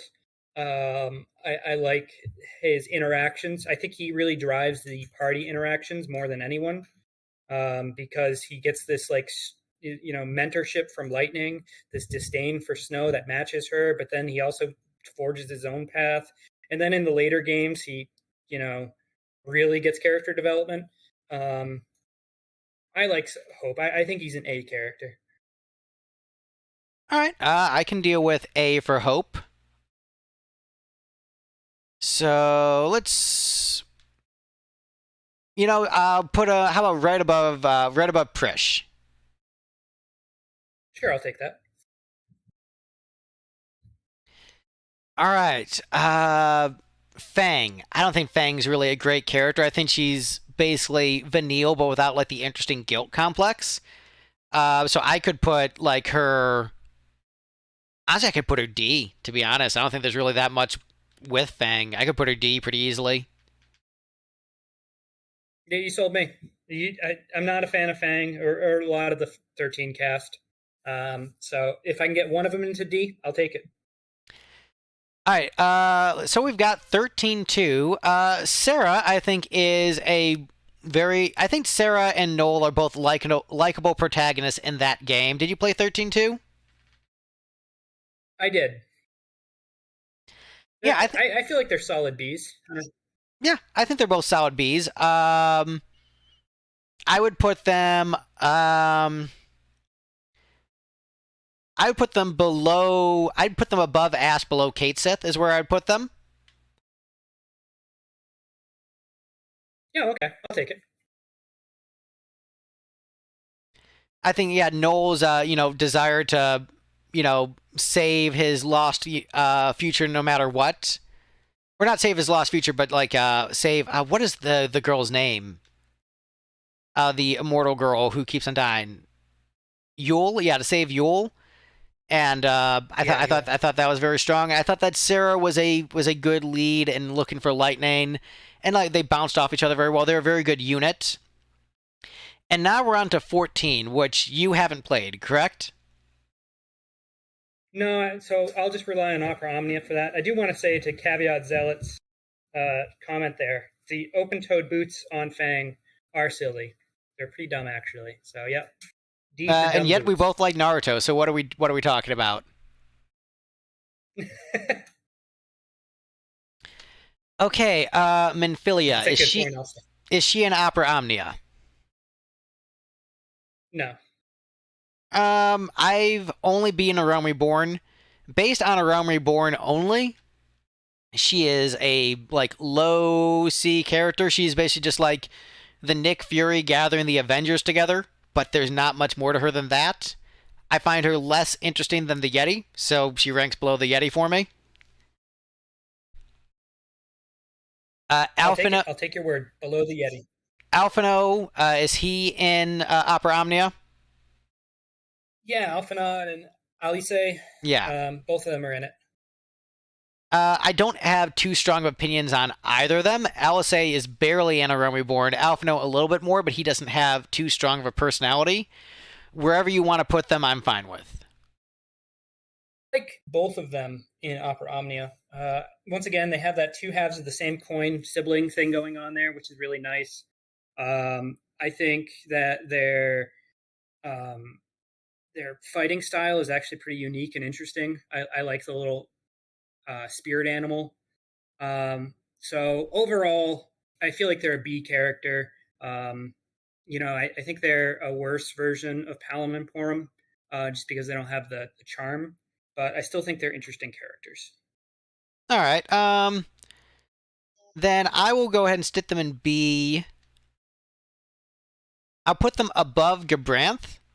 I don't know if I want to put them above Pain. How do you feel about that? Above Gabranth, but maybe not above Pain? I'll take it. Sid from 14. Is he in Opera Omnia? He is not. He is he's a very standard Sid, just like not bad, not great. He is just normal Sid. Just doing normal Sid things. Okay. You know what? I think he has more personality than Galuf, and also he does have amnesia like Galuf. But I think he has more personality, so I would put him I'd put him above Gabranth in B. Like, he's a normal Sid, so like he's not like the most unique Sid, but he's very likable. He's a Sid. He does Sid things, but without like the like abrasive negative aspects. So like, take your favorite Sid and then add in Galuf's amnesia, and that's what you have Sid from 14. Well, I'll have to trust your word for it. There's only 5 characters from 14 I have exposure to, and I don't think one of them's on this list. Let's see, Yastola is next on the list. I have to imagine she is in Opera Omnia. Yeah, she's the poster child of Final Fantasy XIV. I don't really have too strong of an opinion of her from A Realm Reborn. A lot of people love her. I think she's fine based only on A Realm Reborn. Wherever you want to put her, I will not argue. Unless it's top of S, in which I'll be like, what are you talking about? It's totally top F. No, for her, I think what she is what Fran could have been. In terms of character design, character intrigue, I think what they did is they realized that they needed to take that design a little bit further. So I feel like she's top a C, low B.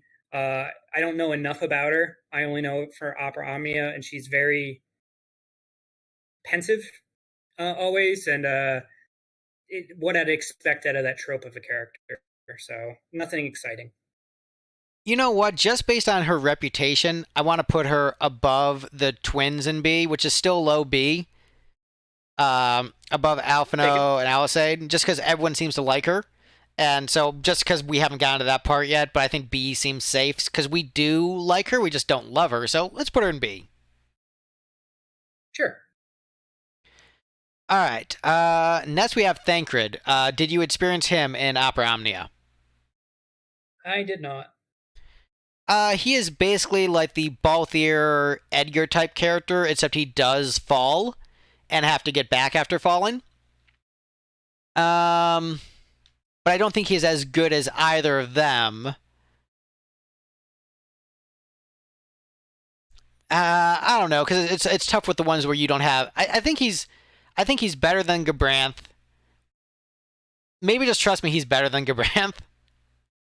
Put him in low B, where all these 14 characters ended up. Yeah, I'll trust you on it. All right, next we have Ida and Papalymo. They largely come as a pair in A Realm Reborn. Are they in Opera Omnia? Yeah, they both are. And I'll tell you, I like the Papalymo, or however you pronounce his name, better than Ida. I think Ida is boring, design-wise, personality-wise. At least in Opera Omnia, there was nothing there that made me want to say that character was better than a C. All right. I think she does have interesting stuff in later expansions from the spoilers I've read, but I don't want to argue on that point, so I'll just put her like right below Fran right now. And where do you want to put Papalymo? I like... it's a good... he plays a great foil to Shantotto in... Opera Omnia. I really do like the intelligent debates that you have with one another. It's an enjoyable interaction, and because of that interaction, and despite not knowing much about the character, I would go in that low B range. Low B with all the other 14 characters. I see potential for that character. I see potential. I rely on you to take it further. You don't get too much screen time with him in A Realm Reborn, so... But I did like him better than Y'shtola, so I'll just put him above Y'shtola for now, because why not? All right, and that taps me out on 14 characters. Those are the 5 I know. Yeah, and then we've got a couple from the expansions that I don't know. I think one is from Heaven's Word, and then the other one is, I think... Oh, the other one is... You know what? I know who she is, but I'm not going to talk about her because spoilers. But yeah, okay, cool. Figure that out. Yeah, let's do something different. Let's let the live chat give the next 2 placements.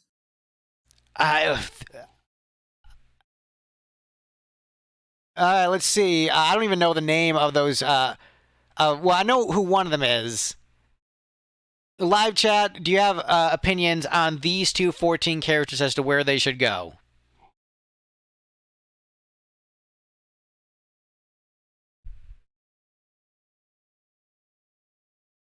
I feel like we've been harsh on 14.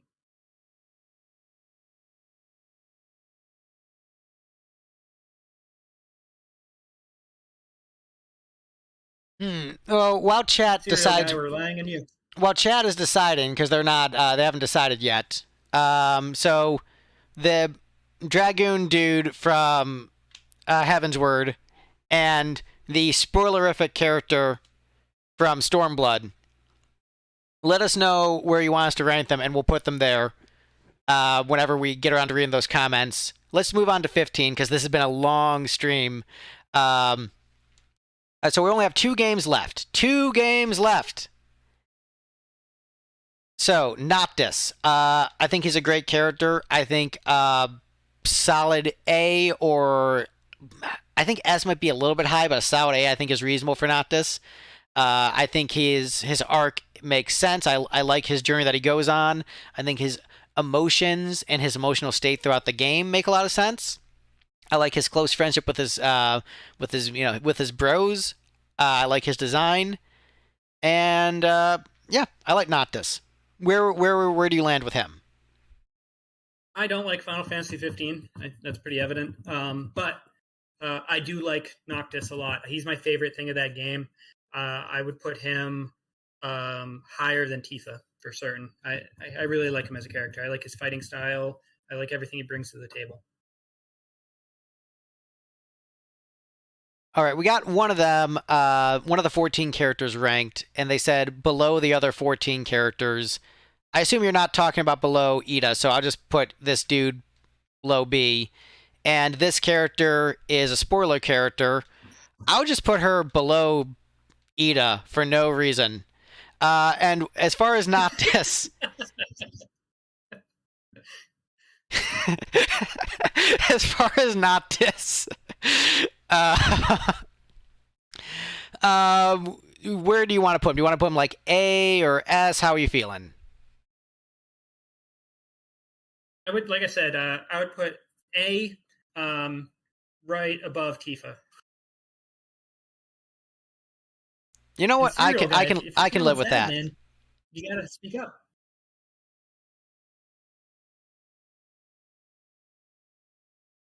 Okay, now Gladiolus.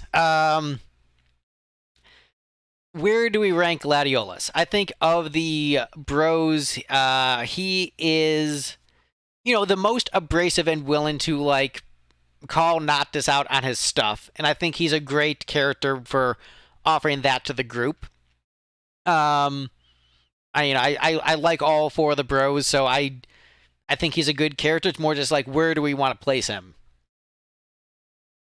So I feel like he definitely fills that niche role of the mentor, stoic, more but yet more abrasive type of character that every Final Fantasy game needs at least one of. I think he's just the most generic of that. And while I like that that trope a lot, I feel like he's a B. Yeah, I think he's a B. I'll put him at the bottom of B so that the 14 characters aren't all ranked so low. Does that feel okay to you? Sounds good to me. Ignis has come up with a new recipe. I like Ignis. I like his extreme loyalty. I like that he's like the butler, the Alfred, the chauffeur, the one who's oddly British for no reason. Uh, no, but I think Ignis is a really great character. I think he has the best DLC of all four of them. Yeah, I like Ignis a lot. Where do we want to put Ignis? I mean, I don't think he's going to escape B. And spoilers, I don't think Prompto is either. I think they're all B characters. I think they're good supporting characters. I would put in order, and I'll let you decide where you want each of them. In order, I would go Ignis, Prompto, Gladius, or Gladiolus. I think I agree with the order. I would say Ignis. I would put him above Ash from 12. And then Prompto, I would also put above Ash from 12. But I understand that could be a bit of a hot take. Yep. I think that's fair. I think Ash is just, she does herself dirty. Next up is Core. Core kind of sucks. He's not interesting to look at. He's like kind of a boring nothing character. It's weird that he doesn't join the party and help out more. I could put Core in like D.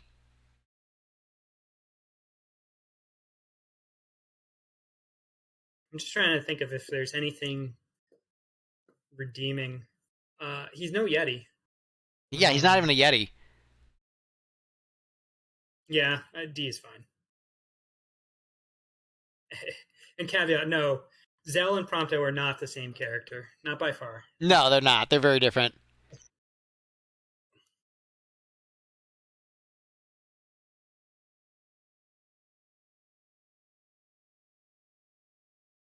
Oh man, chat's getting mad. I would probably rate the 15 characters a hair higher myself, but I feel like that's for the sake of time management because we've been going so long, a good enough place for them.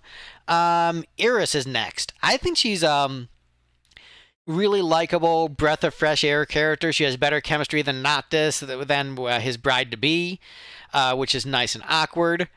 But I think she's kind of like that selfie, kind of bubbly personality, but a little bit more grounded than selfie. And I don't know, just comes off as Lavigne of Final Fantasy. Yeah, and just very, very warm, friendly. I like her. I would I don't know if I'd rank her above the bros, but I'd still probably put her in B, right below her brother. Yeah, I'm fine with that. Like I said, she's the Avril Lavigne of Final Fantasy. I'm okay with her being in B. Right with them. You can tell we're getting a little tired. We're getting a little bit tired, and I also, told my wife, like, oh, it'll only take like 2 hours, and it's much longer than that. Oh, so did I. So yeah, let's plow through. Aranea, I think a really good character. I think more interesting than the bros. I don't know if I would put her. I put her above the Terra barrier, but I don't know if I would put her above Saz myself. So I'd put her like solid B. Where would you put Aranea? Well, see, Saz I'd put much lower than Terra. I would compare her to Terra. I think she's just right before Terra. That's where I'd put her. Well, that's where I wanted to put her, so we can put her there. But also, if you read Dawn of the Future, she very much has a Terra arc in that book, and it's kind of a bummer that we didn't get her DLC, because it would have been, I think, a better execution of like the Terra storyline of like finding found family and acting as a mother to other characters. That's basically what her DLC would have been, along with giant kaiju fighting Diamond Weapon. So yeah, bummer we didn't get that. Yeah, that's how you can sum up 15 for me. Bummer. I don't know. It's just it's like the 12. It's not the game that was originally intended to be released. So I think the characters suffer sometimes. So, by the way, all you guys in the chat who have stuck it out with us through this entire stream, you guys are champs. Yeah. The fact that there are still 7 people watching as we've gone through at least, I feel like, at least a couple hundred characters. Yep. All right, Ravis. I think done dirty by the weird development cycle of 15, but when you consume all the tertiary media, actually a pretty solid character. I'd rank him below the bros, but I think still not a bad character. How do you feel about Ravis? I really don't feel much because of how disjointed everything started to feel around that point in the game. I would probably go high C. I don't think it has the same impact as the bros. So that's where I kind of like a good juice in high C. I put him just below Gala, so Gala can have another W. All right, sounds good. Arden. One of the best characters in the series, I would say S rank. I think Arden's incredible. I think his DLC is the most fun of all the 15 stuff gameplay-wise. I think he is like a sort of a better version of Kefka, in that he's got like that evil jester thing, but he has like the very personal connection to the character, where it's like a more spiteful revenge. I ranked him 2 in my list of villains. So I think that he is just an all-around excellent character, great design, incredible voice acting. Yeah, I think very highly of Arden. Where would you want to put Arden? Put him after Barrett. So you agree Barrett S rank? I don't think he's. Yeah, I agree S rank. I don't think he's as good of a character as Barrett is. So I'd put him right after Barrett. But that's still high praise to put him in S rank. Oh yeah, 100%. 100%. I agree with you. I think he's a great villain. I wish he was in a better game. That way more people would appreciate how well written he is. All right, we're on the final game, the Final Fantasy. the last one in our Woo! character ranking. We have made it. I'm talking loud so my wife can hear we're on the last one. So yeah, I know. So they don't get angry at us any more than they are. Ramza, great character for me. All right, so I'm putting the S tier characters. Ramza and Delita are both S tier for me, as like absolute classic characters of the series. Both of them are S tier for me. Two sides of the same coin. One who is willing to sacrifice power to do the right thing, and one who is willing to sacrifice the right thing to obtain power. And both incredible characters. Great foils, one nobility that falls into the shadows, one, a commoner who rises to nobility. What are your opinions on these two from your favorite game ever? Praise for both of them. I think Delita is a better character than Ramza. I think Ramza has to be a little bit more tame because he's the protagonist, while Delita has a little bit more freedom in his character to do questionable things. Mm-hmm. And so I would say for Delita, definitely high S tier. I would put Delita right below Sephiroth for me. And then I would put Ramza probably right before Barrett. All right, so Delita, you said right below Sephiroth is what you said? Before him. Oh, before. So above Sephiroth. Yeah, and I'll let you, if you disagree, please feel free to tweak it. Right now, I just have extremely high opinions. Right now, I'm just trying to get them into position. So I'm trying to see. And you said Ramza is ranked above or below Barrett? I'm sorry. Better than Barrett. Okay. So I will agree with Delita above Sephiroth and disagree with Ramza above Barrett. I would put Ramza below Barrett, and Delita, I would keep him in his place. Is that a fair enough compromise? Yeah, and so I don't have the video feed, so I'd actually even put Delita above or better than Vivi, one spot better, just because the complexity of the character. And I'll let you suss that one out if you want to make that change or not. I think that's fine. My hot take, I guess. I'm not upset with that. All right, cool. So yeah, both amazing characters, two halves of the same coin. That's the perfection of that formula. All right, Gafgarian.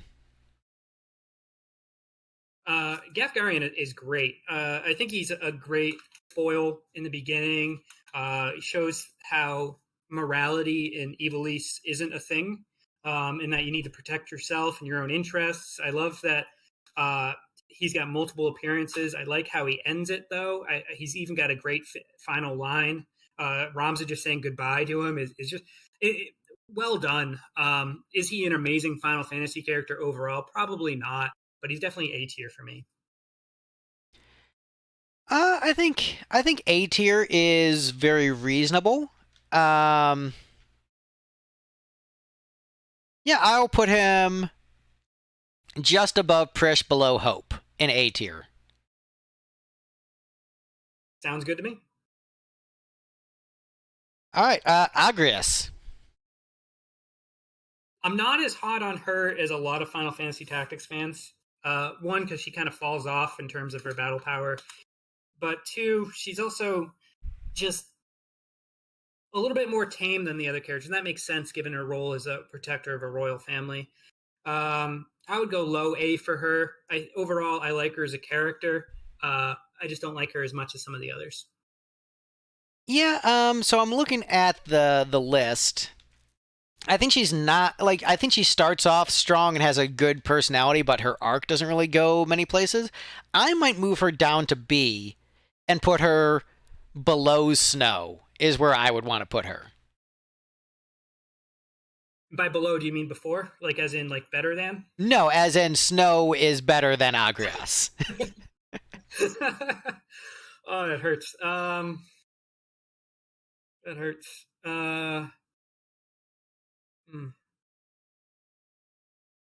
I'll give you it. I got to recognize my own biases here. I'll give it to you. All right, next we've got the siblings of the game, Rafa and Marek. So these two are like if you took Hallam and Porum and you put them in the Game of Thrones universe with the tragedy that befalls both of them.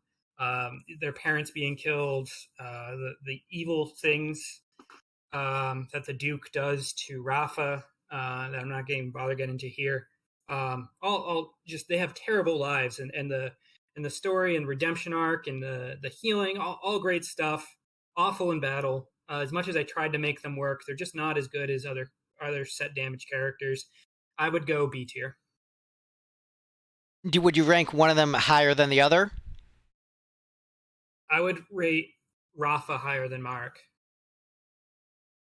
All right, we'll do Rafa first, and I think I would agree that although Marek has the cool like redemption side of things, I think Marek has the cool redemption, but I think Rafa is the better character. He said B tier. I'll put. How do you feel like right above Sarah for Rafa?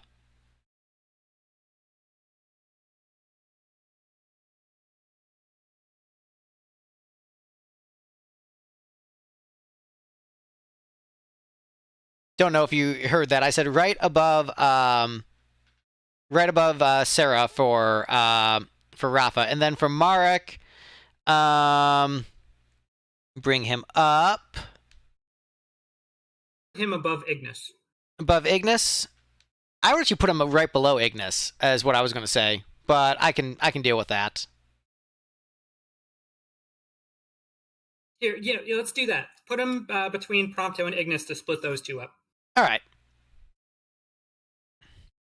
Mustadio, who really... So we have Mustadio and Thunder God Sid next to each other. So Mustadio, in terms of narrative, probably should have been named Sid because he's the engineer that deals with weird technology and stuff.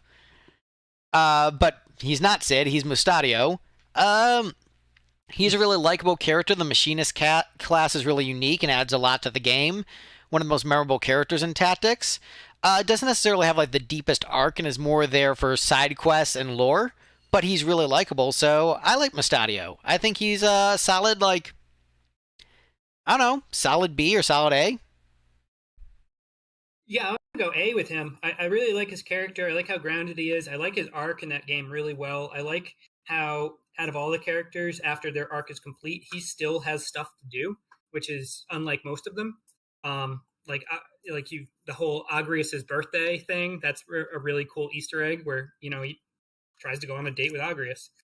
Like, all good stuff. I would put him, I don't know where in A. I put him just below Hope for now. I think Hope is a stronger written character, and I think he's better than Gafgarian, so that's where I put him. Yeah, I'll take it. Thunder God Sid. So in terms of cool factor, he's kind of an S-rank character. Like, he's just like, yeah, he's agreed. Sick. And actually, I think like we might have to bump him up pretty high just because of how great he is gameplay-wise. He's at least high B just for the gameplay alone, and the legendary status of where he is in the game world. How high we want to rank him is ultimately up to you, but like, I mean, he's pretty sick. He's at least above Snow. Where do you want to put him? So I don't use him. I'm like one of those purists now that have beaten the game so many times. They're like, oh, well, he makes the game too easy, so I won't play as him anymore. But I really do like him. I like his character. I think it was an odd choice, though, narratively speaking, to add him to the party. I feel like he would have been a better auxiliary character who assists the party rather than join the party. I think that would have served the story better. So I would go low A for me. All right, low A.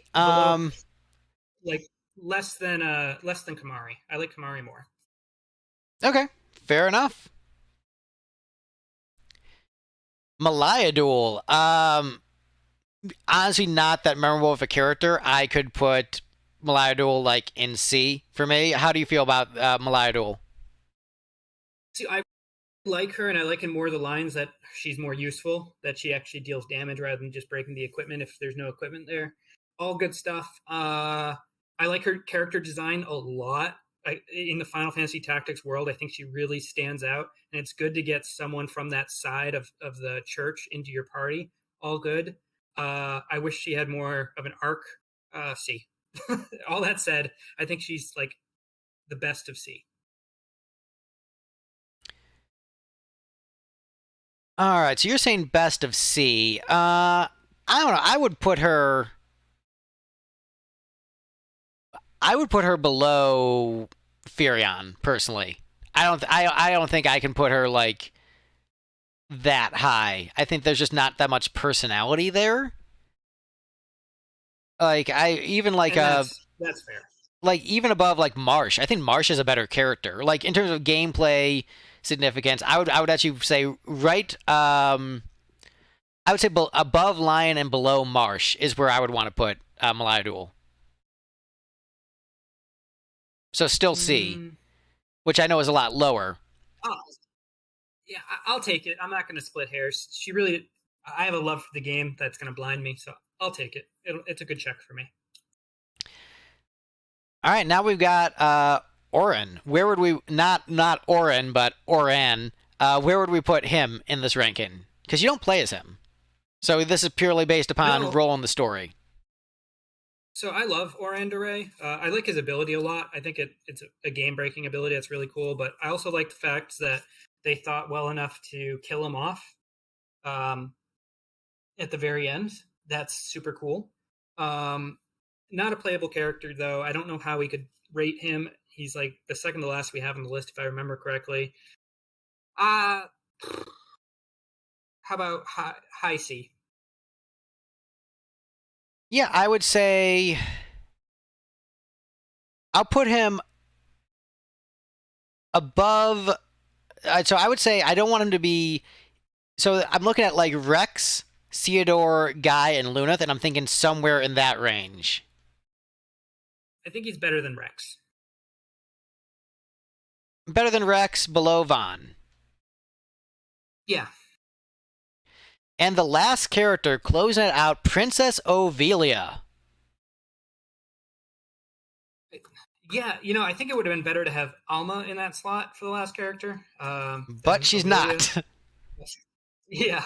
So with Ophelia, I think she's actually great for her role. I think she hits everything that someone who's had their world shaken, who becomes a victim after a life of servitude to then get broken away by Delita. I think she handles it all well, and I like how she snaps in the end and just takes matters into her own hands against Delita. I think that's all really good. I think for who she is and what she does, I'd say low B.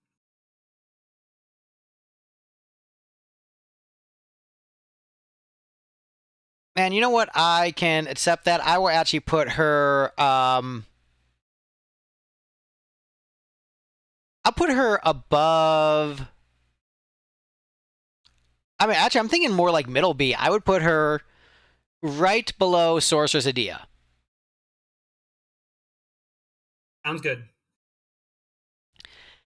All right, we did it. We've got our ranking.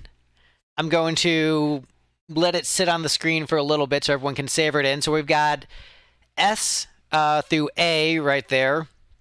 So Cloud, Yuna, Zidane, Tidus, Delita, Vivi, Sephiroth, Cecil, Barrett, Ramza, Arden, Orin, Squall, Aerith, Riku.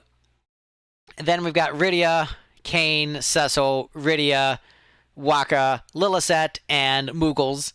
Then we're on to A. Steiner, Red 13, Larsa, Locke. My brain is fried a little bit, so there's a little bit delay in the brain. Sid from 7, Beatrix, Noctis, Tifa, Lightning, Laguna, Zell, Celis, Vincent, Kina, Yuffie, Balthier, Edgar, Naja Salahim, Ferris, Aiko, Shantoto, Palamanporum, Minwu, Palamanporum again, Minwu. Tella, Cyan, Freya, Golbez, Renoa, Garnet, Lulu, Hope, Mustadio, Gafgarian, Prish, Kamari, Thunder God Sid, and now we're on to B.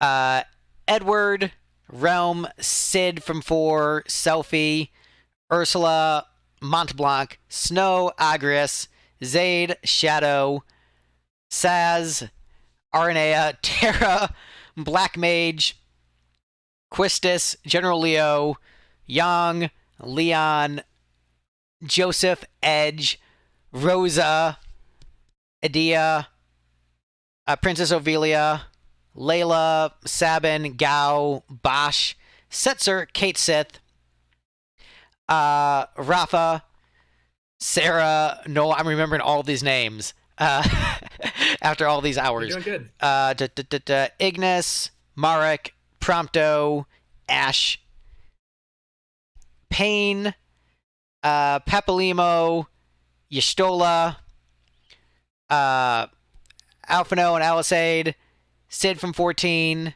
Thancred, Gabranth, dude from 14 expansion I haven't played,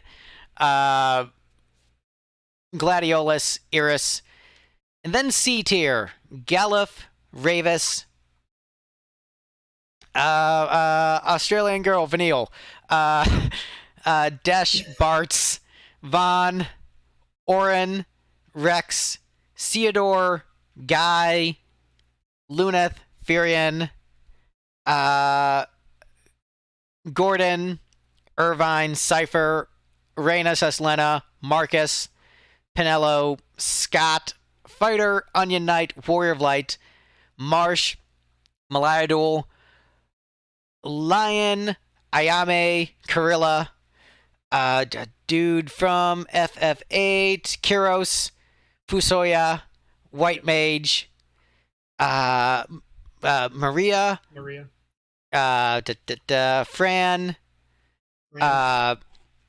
Ida, totally not Ida in disguise, Red Mage, Umaru the freaking Yeti, Minfilia, why am I blanking on FF3, Arc, Refia, Rickard, Strago, Ward with the boat stuff words, Kane, FF4 After Years, not Ignis but Ingus,